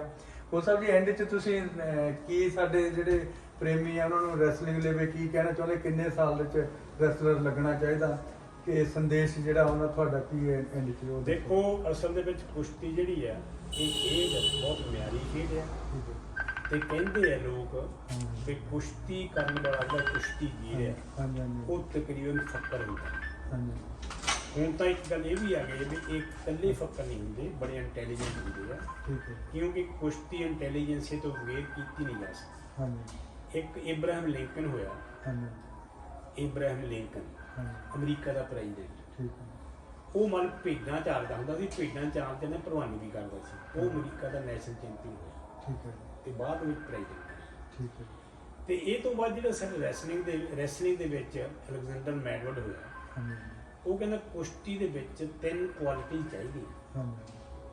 ਇੱਕ ਤੁਹਾਡੇ ਵਿੱਚ ਜਿੱਦਾਂ ਕਹ ਲਓ ਸਪੀਡ ਕਿੰਨੀ ਚਾਹੀਦੀ ਹੈ ਕਿ 100 ਮੀਟਰ ਵਾਲੇ ਐਥਲੀਟ, ਤੇ ਜਿਹੜੀ ਸਟਰੈਂਥ ਹੈ ਉਹ ਕਿੰਨੀ ਚਾਹੀਦੀ ਹੈ। ਉਹ ਸਟਰੈਂਥ ਚਾਹੀਦੀ ਆ ਜਿੱਦਾਂ ਕਹ ਲਓ ਬਈ ਇੱਕ ਬੜੇ ਵੇਟ ਲਿਫਟਰ ਵਾਲੀ, ਤੇ ਜਿਹੜੀ ਦਿਮਾਗੀ ਤੌਰ ਤੇ ਸ਼ਤਰੰਜ ਦਾ ਜਿੱਦਾਂ ਪਲੇਅਰ ਹੁੰਦਾ, ਦਿਮਾਗੀ ਤੌਰ ਤੇ ਇੰਨਾ ਚੁਸਤ ਚਾਹੀਦਾ। ਤੇ ਜਿਹੜੀ ਟਫਨੈਸ ਆ, ਇਹ ਟਫਨੈਸ ਇੰਨੀ ਚਾਹੀਦੀ ਆ ਵੀ ਬੰਦਾ ਟੁੱਟੇ। ਇਹ ਚੀਜ਼ਾਂ ਜਿਹੜੀਆਂ ਆ ਤਕਰੀਬਨ ਜਿੱਦਾਂ ਰਸ਼ੀਅਨ ਦੀ ਜਿਹੜੀ ਫਿਲਾਸਫੀ ਆ, ਰਸ਼ੀਅਨ ਪਹਿਲਵਾਨਾਂ ਦੀ, ਉਹ ਤੇ ਜਿੱਦਾਂ ਕਹਿ ਲਓ ਕੁਛ ਪਾਸਾ ਅਮਰੀਕਾ ਵਾਲਿਆਂ ਨੇ ਵੱਟਿਆ ਸੀ ਇੱਕ ਵਾਰੀ, ਜਿਸ ਵੇਲੇ ਟੈਕਨੀਕ ਜਿਹੜੀ ਆ ਉਹ ਰਸ਼ੀਅਨ ਦੀ ਭਾਰੂ ਹੋ ਗਈ ਸੀ ਬਹੁਤ ਜ਼ਿਆਦਾ। ਉਹਨੇ ਕਿਹਾ ਵੀ ਜਿਹੜੀ ਟੈਕਨੀਕ ਹੈ ਨਾ ਉਹ ਅਸੀਂ ਉੱਥੇ ਤੱਕ ਜਾ ਨਹੀਂ ਸਕਦੇ, ਅਸੀਂ ਜਾਨ ਆਪਣੀ 'ਚ ਵਧਾ ਦਈਏ। ਅਮਰੀਕਨ ਫਿਲਾਸਫੀ ਜਿਹੜੀ ਰੈਸਲਿੰਗ ਦੀ ਉਹਨੇ ਜਾਨ ਇੰਨੀ ਵਧਾ ਕੇ ਕਰਤੀ ਭਲਵਾਨਾਂ ਦੇ ਵਿੱਚ ਵੀ ਜਾਨੋਂ ਕਹਿੰਦੇ ਅਸੀਂ ਹੁਣ ਇਹਨਾਂ ਨੂੰ ਲੈ ਲੈਣਾ ਰਸ਼ੀਅਨ ਵਾਲਿਆਂ ਨੂੰ, ਲੇਕਿਨ ਫੇਰ ਵੀ ਜ਼ਿਆਦਾ ਕਾਮਯਾਬ ਨਹੀਂ ਹੋਏ। ਇੱਕ ਵਾਰੀ 1972 ਦੀ ਓਲੰਪਿਕ ਦੇ ਵਿੱਚ ਅਮਰੀਕਾ ਵਾਲੇ ਇੱਕ ਪਹਿਲਵਾਨ ਤਿਆਰ ਕਰਕੇ ਲਿਆਏ, 199 ਕਿਲੋ ਵਜਨ। ਕਹਿੰਦਾ ਇਹਨੂੰ ਨਹੀਂ ਕੋਈ ਰਸ਼ੀਅਨ ਹਰਾ ਸਕਦਾ। ਮੈਂ ਤੁਹਾਨੂੰ ਸ਼ਾਇਦ ਦੱਸਿਆ ਤੇ ਫੋਟੋ ਵੀ ਲੱਗੀ ਹੋਈ ਆ। ਉਹ ਜਿਹੜਾ 199 ਕਿਲੋ ਵਾਲਾ ਪਹਿਲਵਾਨ ਸੀ, ਜਾਣੇ ਸੀ ਜਾਨ ਐਮਰੂਡ ਸੀ। ਅਲੈਗਜ਼ੈਂਡਰ ਮੈਡਵਰਡ ਦਾ ਵਜ਼ਨ ਸੀ 105 ਕਿਲੋ, ਇਹਦਾ ਸੀ 199 ਕਿਲੋ। ਜਿਸ ਵੇਲੇ ਫਾਈਨਲ ਦੀ ਕੁਸ਼ਤੀ ਹੋਈ, ਪਹਿਲਾਂ ਉਹ ਜਿਹੜੀ ਗ੍ਰੀਕੋ ਰੋਮ ਸੀ ਉਹਦੇ ਵਿੱਚ ਵੀ ਸੈਕੰਡ ਆਇਆ, ਗ੍ਰੀਕੋ ਰੋਮ ਵੀ ਸੈਕੰਡ ਓਲੰਪਿਕ 'ਚ, ਤੇ ਇਹਦੇ ਵਿੱਚ ਵੀ ਸੈਕੰਡ ਆਇਆ। ਬਾਕੀ ਸਾਰੇ ਹਰਾਤੇ ਨੇ। ਇਹਨੂੰ ਗ੍ਰੀਕੋ ਰੋਮ ਦੇ ਵਿੱਚ ਇੱਕ ਜਰਮਨ ਨੇ ਹਰਾਤਾ, ਤੇ ਜਿਹੜਾ ਸੀ ਆਹ ਫ੍ਰੀ ਸਟਾਈਲ ਦੇ ਵਿੱਚ ਅਲੈਗਜ਼ੈਂਡਰ ਮੈਡਵਰਡ ਨੇ ਥੱਲੇ ਸਿੱਟ ਕੇ ਨੀਂਦਰ ਕੱਢ ਕੇ ਆਜ ਤੋਂ ਚੜ੍ਹ ਕਰਤਾ। ਕਿਉਂਕਿ ਜਿਹੜੀ ਜਾਨ ਆ, ਜਾਨ ਬਹੁਤ ਜ਼ਰੂਰੀ ਆ, ਲੇਕਿਨ ਟੈਕਨੀਕ ਜਿਹੜੀ ਆ ਇਹਦਾ ਹੋਣਾ ਇੰਨਾ ਜ਼ਰੂਰੀ ਹੈ ਵੀ ਇਹਨਾਂ ਤੁਸੀਂ ਜਾਨ ਆਪਣੀ ਬਚਾ ਸਕਦੇ ਆ। ਠੀਕ ਹੈ ਕੋਚ ਸਾਹਿਬ ਜੀ, ਤੁਸੀਂ ਆਪਾਂ ਵਿੱਚੇ ਟੌਪ ਤੋਂ ਦੂਸਰੀ ਸਾਈਡ ਨੂੰ ਚੱਲ ਗਿਆ, ਵਿੱਚੇ ਤੁਹਾਡੇ ਬੱਚੇ ਕਿੰਨੇ ਆ ਜਿੱਦਾਂ ਜਿਹੜੇ ਉਹਨਾਂ ਚੋਂ ਪਹਿਲਵਾਨੀ ਕਿੰਨੇ ਕਰਦੇ ਸੀ, ਉਹ ਵਿੱਚੇ ਰਹਿ ਗਿਆ? ਦੇਖੋ ਵੀ ਬੱਚੇ ਦਾ ਜਿੱਦਾਂ ਕਹ ਲਓ, ਮੈਂ ਤਾਂ ਇਦਾਂ ਲੱਗਦਾ ਹੁੰਦਾ ਸੀ ਮੈਨੂੰ, ਜਿਸ ਵੇਲੇ ਮੈਂ ਕੋਚਿੰਗ ਲਈ ਜਾਣਾ, ਜਿਸ ਵੇਲੇ ਅਲੀ ਸੀ ਛੋਟਾ, ਅਲੀ ਨੇ ਉੱਠ ਕੇ ਮੇਰੇ ਨਾਲ ਤੁਰ ਪੈਣਾ, ਚਾਹੇ ਉਹਨੂੰ ਕੱਛਾ ਪਾਇਆ ਚਾਹੇ ਨੰਗਾ ਆ, ਤਾਂ ਜਾ ਕੇ ਚਲੇ ਜਾਣਾ ਖਾੜੇ 'ਚ, ਤਾਂ ਉੱਥੇ ਲੁੱਟੀ ਜਾਣਾ। ਇਹ ਬੈਂਗਲੌਰ ਦੀ ਗੱਲ ਹੈ, ਜਿਸ ਵੇਲੇ ਅਲੀ ਸੀ। ਅਲੀ ਮਿਲ ਕਈ ਵਾਰੀ ਕੋਈ ਤਾਂ ਗਵਾਚ ਹੀ ਗਿਆ। ਅਲੀ ਇਹਨਾਂ ਦੇ ਵੱਡੇ ਲੜਕੇ ਦਾ ਨਾਂ ਹੈ। ਤਾਂ ਕੋਚ ਸਾਹਿਬ ਤੁਸੀਂ ਥੋੜੇ ਕਿੰਨੇ ਤੁਹਾਡੇ? ਮੇਰੇ ਜਿੱਦਾਂ ਕਹ ਲਓ ਪਹਿਲਾ ਬੜਾ ਲੜਕਾ ਅਲੀ ਆ, ਉਹ ਤੋਂ ਛੋਟੀ ਲੜਕੀ ਆ ਅਮੀਤਾ, ਉਹ ਤੋਂ ਛੋਟਾ ਵਿੱਕੀ ਆ ਮਨਦੀਪ। ਇਹ ਬੱਚੇ ਦਾ ਦੋਹਾਂ ਨੇ ਭਲਵਾਨੀ ਕੀਤੀ ਹੈ। ਤੇ ਅਮਰਤਪਾਲ ਅਲੀ ਜਿਹੜਾ ਆ, ਇਹ ਆਪਣੇ ਅੰਡਰ 16 ਦੇ ਵਿੱਚ ਨੈਸ਼ਨਲ ਦਾ ਮੈਡਲਿਸਟ ਆ, ਅੰਡਰ 18 ਦੇ ਵਿੱਚ ਨੈਸ਼ਨਲ ਦਾ ਮੈਡਲਿਸਟ ਆ। ਵਧੀਆ ਭਲਵਾਨ ਸੀ, ਕਿਉਂਕਿ ਇਹਨਾਂ ਇੱਥੇ ਕਈ ਵਾਰੀ ਕੁਛ ਇੱਦਾਂ ਦੀਆਂ ਵੀ ਕੁਸ਼ਤੀਆਂ ਜਿੱਤੀਆਂ ਜਿੱਥੇ ਸਾਨੂੰ ਆਸ ਘੱਟ ਹੁੰਦੀ ਸੀ, ਉਹ ਵੀ ਜਿੱਤੀਆਂ ਇਹਨੇ। ਪਰ ਇਹ ਜਿੱਦਾਂ ਕਹਿ ਲਓ ਫਿਰ ਉਹਦਾ ਜ਼ਿਆਦਾ ਦਿਮਾਗ ਘੁੰਮ ਗਿਆ, ਬਾਹਰ ਚਲਾ ਗਿਆ। ਉੱਥੇ ਚਲੋ ਠੀਕ ਹੈ, ਉੱਧਰ ਬੀਬਾ ਬਹੁਤ ਆ, ਪਰ ਉਹ ਕਿਸਮਤ ਕਈ ਵਾਰੀ ਬੰਦੇ ਦਾ ਸਾਥ ਨਹੀਂ ਦਿੰਦੀ। ਪਰ ਫਿਰ ਵੀ ਅਸੀਂ ਉਹ ਤੋਂ ਖੁਸ਼ ਹਾਂ, ਇਜ਼ ਹੈਪੀ। ਉਹ ਲਿਵਿੰਗ ਆਪਣੀ ਕਰ ਰਿਹਾ ਉੱਥੇ, ਥੋੜਾ ਸਿੱਖ ਤਾਂ ਹੈਗਾ, ਪਰ ਠੀਕ ਹੈ, ਉਹ ਵਧੀਆ ਆਪਣੀ ਜ਼ਿੰਦਗੀ ਆਪਣੇ ਬੱਚਿਆਂ ਦੇ ਨਾਲ ਜਿੱਦਾਂ ਦੀ ਜ਼ਿੰਦਗੀ ਹੋਵੇ ਉੱਦਾਂ ਦੀ ਕੱਟ ਵੀ ਲੈਣੀ ਚਾਹੀਦੀ ਹੈ। ਤਾਂ ਦੂਜਾ ਅਮਨਦੀਪ ਆ, ਅਮਨਦੀਪ ਨੇ ਵੀ ਆਪਣੀ ਜਿੱਦਾਂ ਗੱਲ, ਇਹ ਤਾਂ ਹਰਜੀਤ ਦੇ ਤਕਰੀਬਨ ਜਿੱਦਾਂ ਗੱਲ ਹੈ ਤਾਂ ਹਰਜੀਤ ਤੋਂ ਛੋਟਾ ਆ, ਲੇਕਿਨ ਹਰਜੀਤ ਦੇ ਨਾਲ ਪਹਿਲਵਾਨੀ ਇਹਦੀ ਜੁੜੀ ਰਹੀ ਹੈ ਚੰਗਾ ਚਿਰ। ਇਹਨਾਂ ਨੂੰ ਪਤਾ ਵੀ ਇਕੱਠੇ ਮਿਹਨਤ ਵੀ ਕਰਦੇ ਰਹੇ ਆ। ਇਹਨੂੰ ਵੀ ਥੋੜ੍ਹਾ ਜਿਹਾ ਸ਼ੌਕ ਸੀ ਚੰਗੀ ਮਿਹਨਤ ਲਾਉਣ ਦਾ। ਇਹਨੇ ਵੀ ਪਹਿਲਾਂ ਆਪਣੇ ਜਾਨ ਹੀ ਵਧਾਈ ਹੈ। ਮੈਨੂੰ ਯਾਦ ਹੈ ਜਿਸ ਵੇਲੇ ਪਹਿਲੀ ਵਾਰੀ ਲੜਨ ਗਿਆ ਇਹਦਾ ਵਜ਼ਨ ਸੀ 64 ਕਿਲੋ, ਸੰਗਰੂਰ ਲੜਿਆ ਅੰਡਰ 16 ਦੇ ਵਿੱਚ। ਤੇ ਉਹ ਇਹਦਾ ਜਿੱਦਾਂ ਕਹਿ ਲਓ ਚਲੋ ਬਹੁਤ ਵਧੀਆ ਲੜਿਆ, ਇਹ ਸੈਕਿੰਡ ਆ ਗਿਆ ਪੰਜਾਬ ਤੋਂ। ਫਿਰ ਇਹਦਾ ਜਿਸ ਵੇਲੇ ਜਿੱਦਾਂ ਕਹਿ ਲਓ ਪੰਜਾਬ ਦੀਆਂ ਚੈਂਪੀਅਨਸ਼ਿਪਾਂ ਹੋਣ ਲੱਗੀਆਂ ਸਬ ਦੀਆਂ ਜੂਨੀਅਰ ਦੀਆਂ, ਇਹਦੇ ਵਿੱਚ ਇਹਨਾਂ ਕਈ ਮਤਲਬ ਜਿੱਦਾਂ ਦੀਆਂ ਕੁਸ਼ਤੀਆਂ ਵਧੀਆ ਕੁਸ਼ਤੀਆਂ ਜਿੱਤੀਆਂ। ਜਿਹਦੇ ਵਿੱਚ ਇੱਕ ਵਾਰੀ ਮੈਂ ਦਿੱਲੀ ਸੀ, ਦਿੱਲੀ ਗੱਲਾਂ ਹੁਣ ਇੱਕ ਸੀਗਾ ਨਾ ਇਹਦਾ ਦੂਏ ਦਾ ਭੋਲੇ ਦਾ ਕਾਲਾ, ਉਹ ਕਾਲੇ ਨੂੰ ਕਿਤੇ ਹਰਾਇਆ ਨੇ ਉੱਥੇ ਦਿੱਲੀ ਗੱਲਾਂ। ਹੁਣ ਵੀ ਸੋਨੀ ਦੇ ਮੁੰਡੇ ਨੇ ਕਾਲੇ ਨੂੰ ਹਰਾਇਆ, ਬਹੁਤ ਸੋਹਣਾ ਹਰਾਇਆ ਨਾਲੇ। ਚਲੋ ਇਹ ਨਹੀਂ ਵੇ ਫਿਰ ਇਹ ਜਿੱਦਾਂ ਕਹਿ ਲਓ ਚਲੋ ਅੰਡਰ 16 ਜਾਇਆ, ਅੰਡਰ 16 ਦੇ ਵਿੱਚ ਵੀ ਇਹਨਾਂ ਨੇ ਮਾਨ ਆਪਣਾ ਜਿਹੜਾ ਇਹਨੂੰ ਸੇਮ ਫਾਈਨਲ ਦੇ ਵਿੱਚ ਹਰਾ ਕੇ ਫਾਈਨਲ 'ਚ ਪਹੁੰਚ ਗਿਆ। ਤਾਂ ਜਿਹੜਾ ਇਹਦਾ ਕੋਚ ਸੀ ਉਸ ਵੇਲੇ ਰਣਧੀਰ ਸਿੰਘ ਸੀ, ਉਹ ਕਹਿੰਦਾ ਵੀ ਹੁਣ ਜਿੱਦਾਂ ਜਿਹੜਾ ਚੰਗਾ ਮੁੰਡਾ ਇਹ ਜਿੱਤ ਲਿਆ, ਹੁਣ ਗਾਹਾਂ ਜਿਹੜਾ ਮੁੰਡਾ ਸੀਗਾ ਤਾਂ ਉਹ ਵੀ ਗੁਰੂ ਹਨੂੰਮਾਨ ਖਾੜੇ ਦਾ, ਪਰ ਉਹਨੂੰ ਇਹਨੇ ਹਰਾ ਲਿਆ ਸੌਖਾ। ਇਹਨੂੰ ਅਨੁਮਾਨ ਨਾਲ ਕੁਸ਼ਤੀ ਚੰਗੀ ਪਰ ਮੈਨੂੰ ਵਧੀਆ ਜਿੱਤ ਲਿਆ ਸੀ ਅਮਨਦੀਪ। ਤਾਂ ਉਹ ਤੋਂ ਬਾਅਦ ਚਲੋ ਠੀਕ ਹੈ। ਫਿਰ ਪੰਜਾਬ ਦੇ ਵੀ ਜਿਹੜੇ ਚੈਂਪੀਅਨਸ਼ਿਪਾਂ ਦੇ ਵਿੱਚ ਇਹਦਾ ਆਪਣਾ ਹਿਸਾਬ ਕਿਤਾਬ ਠੀਕ ਰਿਹਾ। ਚੰਗੀਆਂ ਨਾਲ ਕੁਸ਼ਤੀਆਂ ਲੜਿਆ, ਧੀਰੇ ਨਾਲ ਵੀ ਲੜਿਆ, ਜਗਜੀਤ ਨਾਲ ਵੀ ਲੜਿਆ, ਦੂਮਛੜੀ ਨਾਲ ਵੀ ਲੜਿਆ, ਦੂਏ ਨਾਲ ਹਰਵਿੰਦਰ ਨਾਲ ਵੀ ਲੜਿਆ। ਚਲੋ ਇਹ ਜ਼ਿੰਦਗੀ ਦੇ ਵਿੱਚ ਇਹਦਾ ਜਿਹੜਾ ਕੁਸ਼ਤੀਆਂ ਚੰਗੀਆਂ ਵੀ ਹੋਈਆਂ, ਮਾੜੀਆਂ ਵੀ ਹੋਈਆਂ। ਤੇ ਮਤਲਬ ਨੈਸ਼ਨਲ ਦੇ ਰਿਕਾਰਡ ਦੇ ਵਿੱਚ ਵਰਲਡ ਚੈਂਪੀਅਨਸ਼ਿਪ ਵੀ 2 ਵਾਰੀ ਲੜਿਆ, ਏਸ਼ੀਅਨ ਚੈਂਪੀਅਨਸ਼ਿਪ ਵੀ ਲੜਿਆ, ਕਾਮਨਵੈਲਥ ਦਾ ਵੀ ਮੈਡਲ ਲਿਆ, ਵਰਲਡ ਪੀਸ ਗੇਮ ਵੀ ਲੜਿਆ। ਚਲੋ ਇਹਦੀ ਪਰਫਾਰਮੈਂਸ ਚੰਗੀ ਰਹੀ ਆ ਜਿੰਨੀ ਕੁ। ਜੇ ਹੋਰ ਕਾ ਜਿੱਦਾਂ ਹਰਜੀਤ ਨੇ ਮੈਨੂੰ ਕਿਹਾ ਸੀ ਛੱਡ ਛੇਤੀ ਗਿਆ, ਜੇ ਥੋੜਾ ਹੋਰ ਕਰ ਲੈਂਦਾ ਸ਼ਾਇਦ ਟਿਕਿਆ ਰਹਿੰਦਾ ਕਿਤੇ ਨਾ ਕਿਤੇ। ਪਰ ਉਹ ਚਲੋ ਕਾਰਨ ਕੀ ਇਹਦਾ ਵਜ੍ਹਾ ਕੀ ਹੋਈ ਜਿਹਦੇ ਨੇ ਵੱਡੇ ਵੱਡੇ ਰੋਸਟਰ ਜਿੱਤੇ ਹਾਲੇ ਤਾਂ? ਇਹਦੀ ਵਜ੍ਹਾ ਦਾ ਕਾਰਨ ਕੀ ਹੈ? ਜਿੱਦਾਂ ਤੁਸੀਂ ਆਪ ਇੰਨੀ ਸਿੱਖਿਆ ਦਿੰਦੇ ਆ, ਤੁਹਾਡੇ ਇੱਥੇ ਅਖਾੜਾ ਭਰਿਆ ਪਿਆ ਇਹਦਾ, ਤਾਂ ਇਹਦਾ ਛੱਡਣ ਦਾ ਕਾਰਨ ਇਹਦਾ ਮੈਨੂੰ ਇਦਾਂ ਲੱਗਦਾ ਵੀ ਜਿੱਦਾਂ ਕਿ ਇਹ ਹੁਣ ਹਰਜੀਤ ਕਈ ਗੱਲਾਂ ਨੇ ਜਿਹੜੀਆਂ ਜਿੱਦਾਂ ਤੇਰੇ ਤੇ ਮੈਂ ਗੱਲ ਲੈ ਲਊਂਗਾ ਪਹਿਲਾਂ ਤੋਂ। ਮੈਂ ਫਿਰ ਜਿਸ ਵੇਲੇ ਕੋਈ ਕੰਪੈਰੀਜ਼ਨ ਕਰਨਾ ਹੋਵੇ ਨਾ, ਤੇਰੇ ਜਾਂ ਕੁੜੀ ਨਾਲ ਰਿਲੇਸ਼ਨ ਬਣੇ ਆ, ਤੇਰੀ ਭਲਵਾਨੀ ਜਿਹੜੀ ਹੈ ਤਾਂ ਉਹਨੂੰ ਪਿੱਛੇ ਜਦੋਂ ਮੈਨੂੰ ਲੱਗਦਾ ਇਹ ਮੈਂ ਮੰਨ ਲਿਆ। ਕਹਿੰਦਾ ਮੈਂ ਐਨਾਲਿਸਿਸ ਕਰਦਾ ਸੀ ਇਹਦਾ ਜਿਹੜਾ ਜਿੱਦਾਂ ਕਿ ਇੱਕ ਮੈਨੂੰ ਇੱਦਾਂ ਲੱਗਦਾ ਰਿੰਦੇ ਨੇ ਤੈਨੂੰ ਕਿਹਾ ਨਹੀਂ ਕਿਸੇ ਇਸ ਕੋਲ ਦੇ ਟੱਕਰ ਮੇਰੀ ਗੱਲ ਜਿੱਦਾਂ ਮੈਨੂੰ ਪਤਾ, ਮੈਨੂੰ ਜਿੱਦਾਂ ਮੈਂ ਅੰਡਰਸਟੈਂਡ ਕਰਨਾ ਪਰ ਜ਼ਿਆਦਾ ਨਹੀਂ। ਤਾਂ ਇਹਨੂੰ ਮੇਰੇ ਖਿਆਲ ਦੇ ਵਿੱਚ ਜਿਹੜੀ ਵਿੱਕੀ ਦੀ ਮਿਸਡ ਹੈ, ਹੋ ਸਕਦਾ ਇਹਨੂੰ ਜ਼ਿਆਦਾ ਤਰਜੀਹ ਨਹੀਂ ਦਿੱਤੀ ਇਸ ਗੱਲ, ਮੈਨੂੰ ਲੱਗਦਾ ਇਸ ਪਾਸੇ ਰਹਿਣ ਲਈ। ਹੁਣ ਇਹਦੇ ਵਿੱਚ ਇੱਦਾਂ ਲੱਗਦਾ ਵੀ ਤੇਰਾ ਜਿਹੜਾ ਸੀਗਾ ਕੁਸ਼ਤੀ ਵੱਲ ਨੂੰ ਰੁਝਾਨ ਇਹ ਜ਼ਿਆਦਾ ਬੜਾ ਸੀ, ਉਹਦਾ ਰੁਝਾਨ ਜਿਹੜਾ ਆ ਜਿਹੜੀ ਫੈਮਿਲੀ ਆ ਹੋ ਸਕਦਾ ਘੱਟ ਹੋਈ। ਕਿਉਂਕਿ ਉਹ ਤੋਂ ਬਾਅਦ ਮੈਨੂੰ ਲੱਗਦਾ ਪਰਫਾਰਮੈਂਸ ਜਿਹੜੀ ਇਹਦੀ ਡਾਊਨ ਹੋਈ ਕਾਫੀ ਇਨ ਦਾ ਸੈਂਸ। ਜਿੱਦਾਂ ਕਹਿ ਲਓ ਇੱਕ ਵਾਰੀ ਇੱਥੇ ਦਿਆਲਪੁਰ ਕੁਸ਼ਤੀ ਸੀ, ਉਹ ਮੁਕੇਸ਼ ਦਾ ਸਾਡਾ ਮੁੰਡਾ ਪੱਠਾ ਕੀ ਸੀ ਉਹਦਾ ਕਾਲਾ ਜਿਹਾ, ਉਹਨੂੰ ਵਿੱਕੀ ਨੂੰ ਜਿੱਦਾਂ ਕਹਿੰਦਾ ਥੱਕਿਆ ਬਹੁਤ ਸੀ ਤੇ ਜਾ ਕੇ ਕੁਸ਼ਤੀ ਮਤਲਬ ਜਿੱਦਾਂ ਕਿ ਉਹ ਜਿੱਤ ਗਿਆ ਸੀ। ਤਾਂ ਉਹ ਫਿਰ ਜਿਸ ਵੇਲੇ ਇਹ ਹਾਲਾਤ ਹੁੰਦੇ ਨੇ ਫਿਰ ਇਹਦਾ ਮਤਲਬ ਤੁਸੀਂ ਇਹਦਾ ਮਤਲਬ ਕਿਤੇ ਕੁਛ ਕਰ ਨਹੀਂ ਰਹੇ, ਰੂਹ ਨਾ ਕਰ ਨਹੀਂ ਰਹੇ। ਇਹ ਤਾਂ ਕੋਈ ਏਡੀ ਗੱਲ ਨਹੀਂ ਹੁੰਦੀ, ਵਿਆਹ ਕਰਾਉਣਾ ਕੋਈ ਬੜੀ ਗੱਲ ਨਹੀਂ ਹੁੰਦੀ। ਕੀ ਤੁਸੀਂ ਉਸ ਤਰੀਕੇ ਨਾਲ ਮਿਹਨਤ ਕਰ ਰਹੇ ਹੋ? ਜਿਹਦਾ ਕਰਤਾਰ ਹੈ, ਕਰਤਾਰ ਨੇ ਵਿਆਹ ਕਰਾਉਣ ਤੋਂ ਬਾਅਦ ਹੀ ਏਸ਼ੀਆ 'ਚ ਮੈਡਲ ਦਿੱਤਾ 86 ਦੇ ਵਿੱਚ। ਤਾਂ ਹਰਜੀਤ ਦੀ ਪਰਫਾਰਮੈਂਸ ਦੀ ਜਿਹੜੀ ਮੈਂ ਜਦੋਂ ਸਮਝਦਾ ਹਾਂ, ਜਿੱਦਾਂ ਅਸੀਂ ਦੇਖਿਆ ਵੀ ਉਹ ਕੁੜੀ ਦੇ ਨਾਲ ਮੈਰਿਜ ਕਰਾਉਣ ਤੋਂ ਬਾਅਦ ਪਰਫਾਰਮੈਂਸ ਡਾਊਨ ਨਹੀਂ ਹੋਈ, ਚੰਗੀ ਹੋਈ। ਇਹ ਮੈਨੂੰ ਕਾਰਨ ਲੱਗਦਾ, ਬਾਕੀ ਪਤਾ ਨਹੀਂ ਕਿੰਨਾ ਸਹੀ ਹੈ। ਆਪਾਂ ਦੇਖੋ ਜੁੜੇ ਰਹਿਣਾ ਰੁਸਤਮ ਦੀ ਆਵਾਜ਼ 'ਚ ਜਿਹੜੀ ਉਹਦੇ ਵਿੱਚ ਇਦਾਂ ਦੀਆਂ ਸੱਚੀਆਂ ਗੱਲਾਂ ਇਦਾਂ ਕੋਚਾਂ ਨਾਲ ਤੁਹਾਡੀਆਂ ਕਰਾਉਂਦੇ ਰਹਿਣਾ।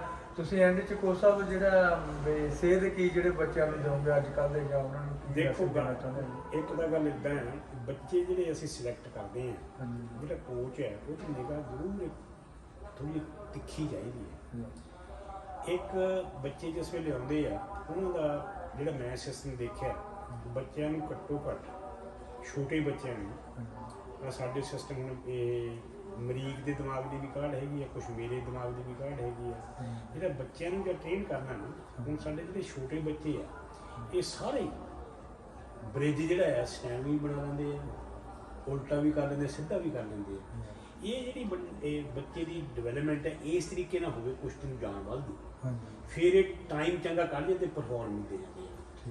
ਜੇ ਅਸੀਂ ਇਹਨਾਂ ਨੂੰ ਦੇਖਦੇ ਇੱਦਾਂ ਵੀ ਜਿੱਦਾਂ ਕਿ ਜਿਹੜੀ ਇਹ ਆ ਜਿਹੜੀ ਮੈਂ ਪਹਿਲਾਂ ਦੱਸੀ ਹੈ ਕਿ ਉਹਨੂੰ ਫਲੈਕਸੀਬਿਲਿਟੀ ਡਿਵੈਲਪ ਹੋ ਜਾਂਦੀ ਆ। ਹਾਂਜੀ ਇੱਕ ਜਿਹੜੇ ਅੰਗ ਸਾਡੇ ਜ਼ਰੂਰੀ ਉਹ 'ਚ ਵਰਤੋਂ ਜਾਣ ਵਾਲੇ ਉਹ ਤਕੜੇ ਹੋ ਜਾਂਦੇ, ਖਾਸ ਕਰਕੇ ਨੈਕ ਆ ਠੀਕ ਹੈ ਤੇ ਪੱਟ ਆ। ਹਾਂਜੀ ਇਹ ਜਿਹੜੇ ਸਾਡੇ ਸਟਰੋਂਗ ਆ ਤਾਂ ਫਿਰ ਅਸੀਂ ਤਕੜੇ ਹੋਣ ਵਾਲਾ ਰਾਹ ਅਪਣਾ ਲੈਂਦੇ ਹਾਂ। ਠੀਕ ਹੈ ਤਾਂ ਫਿਰ ਜਿਹੜੀ ਟੈਕਨੀਕ ਹੈ, ਟੈਕਨੀਕ ਵੀ ਬੱਚਿਆਂ ਨੂੰ ਜਿੱਦਾਂ ਦੀ ਉਹੀ ਦੱਸਣੀ ਚਾਹੀਦੀ ਜਿਹਦੇ ਵਿੱਚ ਜਾਨ ਘੱਟ ਲੱਗੇ ਤੇ ਜਿਹੜੀ ਮੂਵ ਆ ਉਹ ਸਹੀ ਹੋਵੇ, ਮੂਵ ਸਹੀ ਹੋਵੇ ਵੀ ਕਿੱਦਾਂ ਜਾਣਾ, ਕਿਹੜੀ ਮਤਲਬ ਪੋਜੀਸ਼ਨ ਬਣਾ ਕੇ ਜਾਣਾ। ਇਹ ਗੱਲਾਂ ਬੱਚੇ ਨੂੰ ਜਦ ਤੁਸੀਂ ਦੱਸਦੇ ਆ ਤਾਂ ਇਹ ਬੱਚੇ ਅੰਡਰਸਟੈਂਡ ਕਰਦੇ। ਮੈਂ ਵੀ ਦੇਖਦਾ ਅੰਡਰਸਟੈਂਡ ਕਰਦੇ। ਮੈਂ ਪਰਸੋਂ ਜਿਹੇ 2 ਬੱਚੇ ਸੀ ਨਾ, ਧਾਕ ਜਿਹੜੀ ਆ ਉਹ ਮੈਂ ਮਰਾਉਣੀ ਚਾਹੁੰਦਾ ਸੀ। ਠੀਕ ਹੈ ਉਹ ਢਾਹ ਕੇ ਨਾ ਤੋਂ ਉਦਣ ਤਾਂ ਵੱਜੀ ਨਾ। ਹਾਂਜੀ ਫਿਰ ਮੈਂ ਮਤਲਬ ਸੋਚਿਆ ਵੀ ਜਿਹੜੇ ਇਹਨਾਂ ਦੇ ਨੁਕਸ ਕਿੱਥੇ ਪਏ ਆ, ਉਹਨਾਂ ਤੋਂ ਬੈਂਡ ਨਾ ਸੀ ਉਦੋਂ। ਮੈਂ ਕਿਹਾ ਬੈਂਡ ਹੋ ਕੇ ਦੇ। ਠੀਕ ਹੈ ਫਿਰ ਮੈਂ ਉਹਨਾਂ ਨੂੰ ਉੱਤੇ ਛੱਡਦਾ। ਹਾਂਜੀ ਫਿਰ ਮੈਨੂੰ ਕੱਲ ਸੋਮਵਾਰ ਸੀ, ਕੱਲ ਮੁੰਡਾ ਉਹ ਕਹਿੰਦਾ ਉਸ ਨੂੰ ਢਾਹ ਬਹੁਤ ਸੋਹਣੀ ਮਾਰਦਾ, ਮਾਰ ਕੇ ਦਿਖਾ। ਹੁਣ ਸੱਚੀ ਢਾਹ ਬਹੁਤ ਵਧੀਆ ਮਾਰਦਾ। ਕਿਆ ਬਾਤ ਹੈ ਜੀ, ਕਿਆ ਬਾਤ ਹੈ। ਤਾਂ ਤੁਸੀਂ ਦੇਖੋ ਜਿਹੜੀ ਸਾਡੇ ਕੋਸਾ ਐਂਡ 'ਚ ਤੁਹਾਡਾ ਜਿਹੜਾ ਬਹੁਤ ਬਹੁਤ ਧੰਨਵਾਦ। ਤੁਸੀਂ ਰੋਸਤਮ ਦੀ ਆਵਾਜ਼ 'ਚ ਤੁਸੀਂ ਸੱਚੀਆਂ ਗੱਲਾਂ ਅੱਜ ਦੱਸੀਆਂ। ਤੁਸੀਂ ਸਾਡੇ ਨਾਲ ਇਦਾਂ ਜੁੜੇ ਰਿਹਾ ਕਰੋ। ਅਸੀਂ ਤੁਹਾਨੂੰ ਇਦਾਂ ਦੇ ਕੋਚਾਂ ਨਾਲ, ਰੋਸਤਮਾਂ ਨਾਲ ਮਿਲਾਉਂਦੇ ਰਵਾਂਗੇ। ਤਾਂ ਸਾਡੇ ਵੱਲੋਂ ਵਾਹਿਗੁਰੂ ਜੀ ਕਾ ਖਾਲਸਾ, ਵਾਹਿਗੁਰੂ ਜੀ ਕੀ ਸੋ ਬਹੁਤ ਬਹੁਤ ਧੰਨਵਾਦ ਹਰਜੀਤ ਤੇਰੇ ਕੰਮਾਂ ਤੇ ਵੀ। ਜਿੱਦਾਂ ਗੱਲ ਮੇਰੇ ਤੋਂ ਚੱਲਣਾ ਨਹੀਂ ਪਿਆ ਇੰਨਾ, ਪਰ ਤੇਰਾ ਜ਼ਿੰਦਗੀ ਦਾ ਜਿਹੜਾ ਘੋਲ ਆ ਬਹੁਤ ਲੰਬਾ ਘੋਲ ਚੱਲ ਰਿਹਾ, ਬਹੁਤ ਵਧੀਆ ਕਰ ਰਿਹਾ। ਤੇ ਤੇਰੇ 'ਚ ਹਿੰਮਤ ਆ, ਸਿਰੜਿਆ ਕੁਛ ਕਰਨ ਦੀ ਤਮੰਨਾ ਆ। ਸਰੀਰ ਵੀ ਤੂੰ ਉਦਾਂ ਦਾ ਸਾਂਭਦਾ ਆ ਜਿਹੜਾ ਸਾਂਭਣਾ ਔਖਾ ਬਹੁਤ। ਇਹ ਬਹੁਤ ਬੜੀ ਗੱਲ ਹੈ। ਚਲੋ ਮੈਂ ਸ਼ੁਭ ਕਾਮਨਾ ਕਰਦਾ ਵੀ ਤੈਨੂੰ ਸਮਰੱਥ ਜਿਹੜੀ ਆ ਇਹ ਇੱਦਾਂ ਹੀ ਪ੍ਰਮਾਤਮਾ ਬਖਸ਼ੀ ਜਾਵੇ। ਤਾਂ ਤੇਰਾ ਜਿਹੜਾ ਸਿਹਤ ਹੈ ਉਹ ਵੀ ਤੈਨੂੰ ਵਧੀਆ ਰਹੇ, ਸਿਹਤ ਵੀ ਤੇਰੀ ਵਧੀਆ ਰਹੇ। ਤੇ ਜੋ ਤੂੰ ਆਪਣੇ ਦਿਲ ਦੇ ਵਿੱਚ ਸੋਚਿਆ ਆ, ਜਿਹੜੇ ਰਿਜ਼ਲਟ ਤੂੰ ਚਾਹੁੰਦਾ ਇਸ ਕੋਸ਼ਿਸ਼ ਦੇ ਵਿੱਚ, ਉਹ ਵੀ ਕੋਸ਼ਿਸ਼ ਦੇ ਰਿਜ਼ਲਟ ਵੀ ਆ ਸਕਦੇ ਆ। ਤੇਰੇ ਨਾਲ ਹੀ ਵੀ ਆ ਸਕਦੇ ਆ, ਹੋਰਨਾਂ ਨੂੰ ਤੂੰ ਪ੍ਰੇਰਿਤ ਕਰਦਾ ਉਹਨਾਂ ਨਾਲ ਵੀ ਆ ਸਕਦੇ ਆ। ਤੇਰੇ ਬੱਚਿਆਂ ਦੇ ਲਈ ਵੀ ਜਿਹੜਾ ਜਿੱਦਾਂ ਕਹਿ ਲਓ ਤੇਰਾ ਸੁਪਨਾ ਹੈ ਉਹ ਵੀ ਪੂਰਾ ਹੋ ਜਾਣਾ, ਜ਼ਰੂਰ ਪੂਰਾ ਹੋ ਜਾਣਾ। ਕਿਉਂਕਿ ਤੇਰਾ ਦਾ ਸਾਰਾ ਉੱਤੇ ਲੱਗ ਜਾਂਦਾ, ਜ਼ੋਰ ਉੱਤੇ ਲਾ ਦਿੰਦਾ। ਹੁਣ ਲੜਕੀਆਂ 'ਤੇ ਤਾਂ ਪੂਰਾ ਜ਼ੋਰ ਲਾਇਆ, ਛੋਟੇ ਬੱਚੇ 'ਤੇ ਪੂਰਾ ਜ਼ੋਰ ਲਾ ਰਹੇ ਆ। ਕਿਉਂਕਿ ਇਹੀ ਅਸਲੀ ਗੱਲ ਹੁੰਦੀ ਹੈ, ਜਦ ਤੁਸੀਂ ਪੂਰੀ ਮਿਹਨਤ ਕਰਦੇ ਹੋ ਰਿਜ਼ਲਟ ਤਾਂ ਹੀ ਆਉਂਦੇ। ਬਾਕੀ ਤੁਹਾਨੂੰ ਜਿਹੜੀ ਆਸਥਾ ਆ, ਆਸਥਾ ਤੁਸੀਂ ਕਿਸੇ ਦੀ ਵੀ ਰੱਖ ਸਕਦੇ, ਪ੍ਰਮਾਤਮਾ ਦੀ ਰੱਖ ਸਕਦੇ, ਆਪਣੇ ਗੁਰੂ ਦੀ ਰੱਖ ਸਕਦੇ ਆ। ਇਹ ਆਸਥਾ ਹੋਣੀ ਜ਼ਰੂਰੀ ਬਹੁਤ ਹੈ। ਸੋ ਮੈਂ ਇੱਕ ਵਾਰੀ ਫੇਰ ਤੇਰਾ ਧੰਨਵਾਦ ਕਰਾਂ। ਤੇਰਾ ਯੋਗਦਾਨ ਜਿਹੜਾ ਸਾਡੇ ਨਾਲ ਵੀ ਜ਼ਿਆਦਾ ਹੈ, ਜੋ ਤੂੰ ਕਰ ਰਿਹਾ ਇਸ ਵਿੱਚ। Thank you coach Sahib, thank you ਜੀ, ਸਤਿ ਸ਼੍ਰੀ ਅਕਾਲ।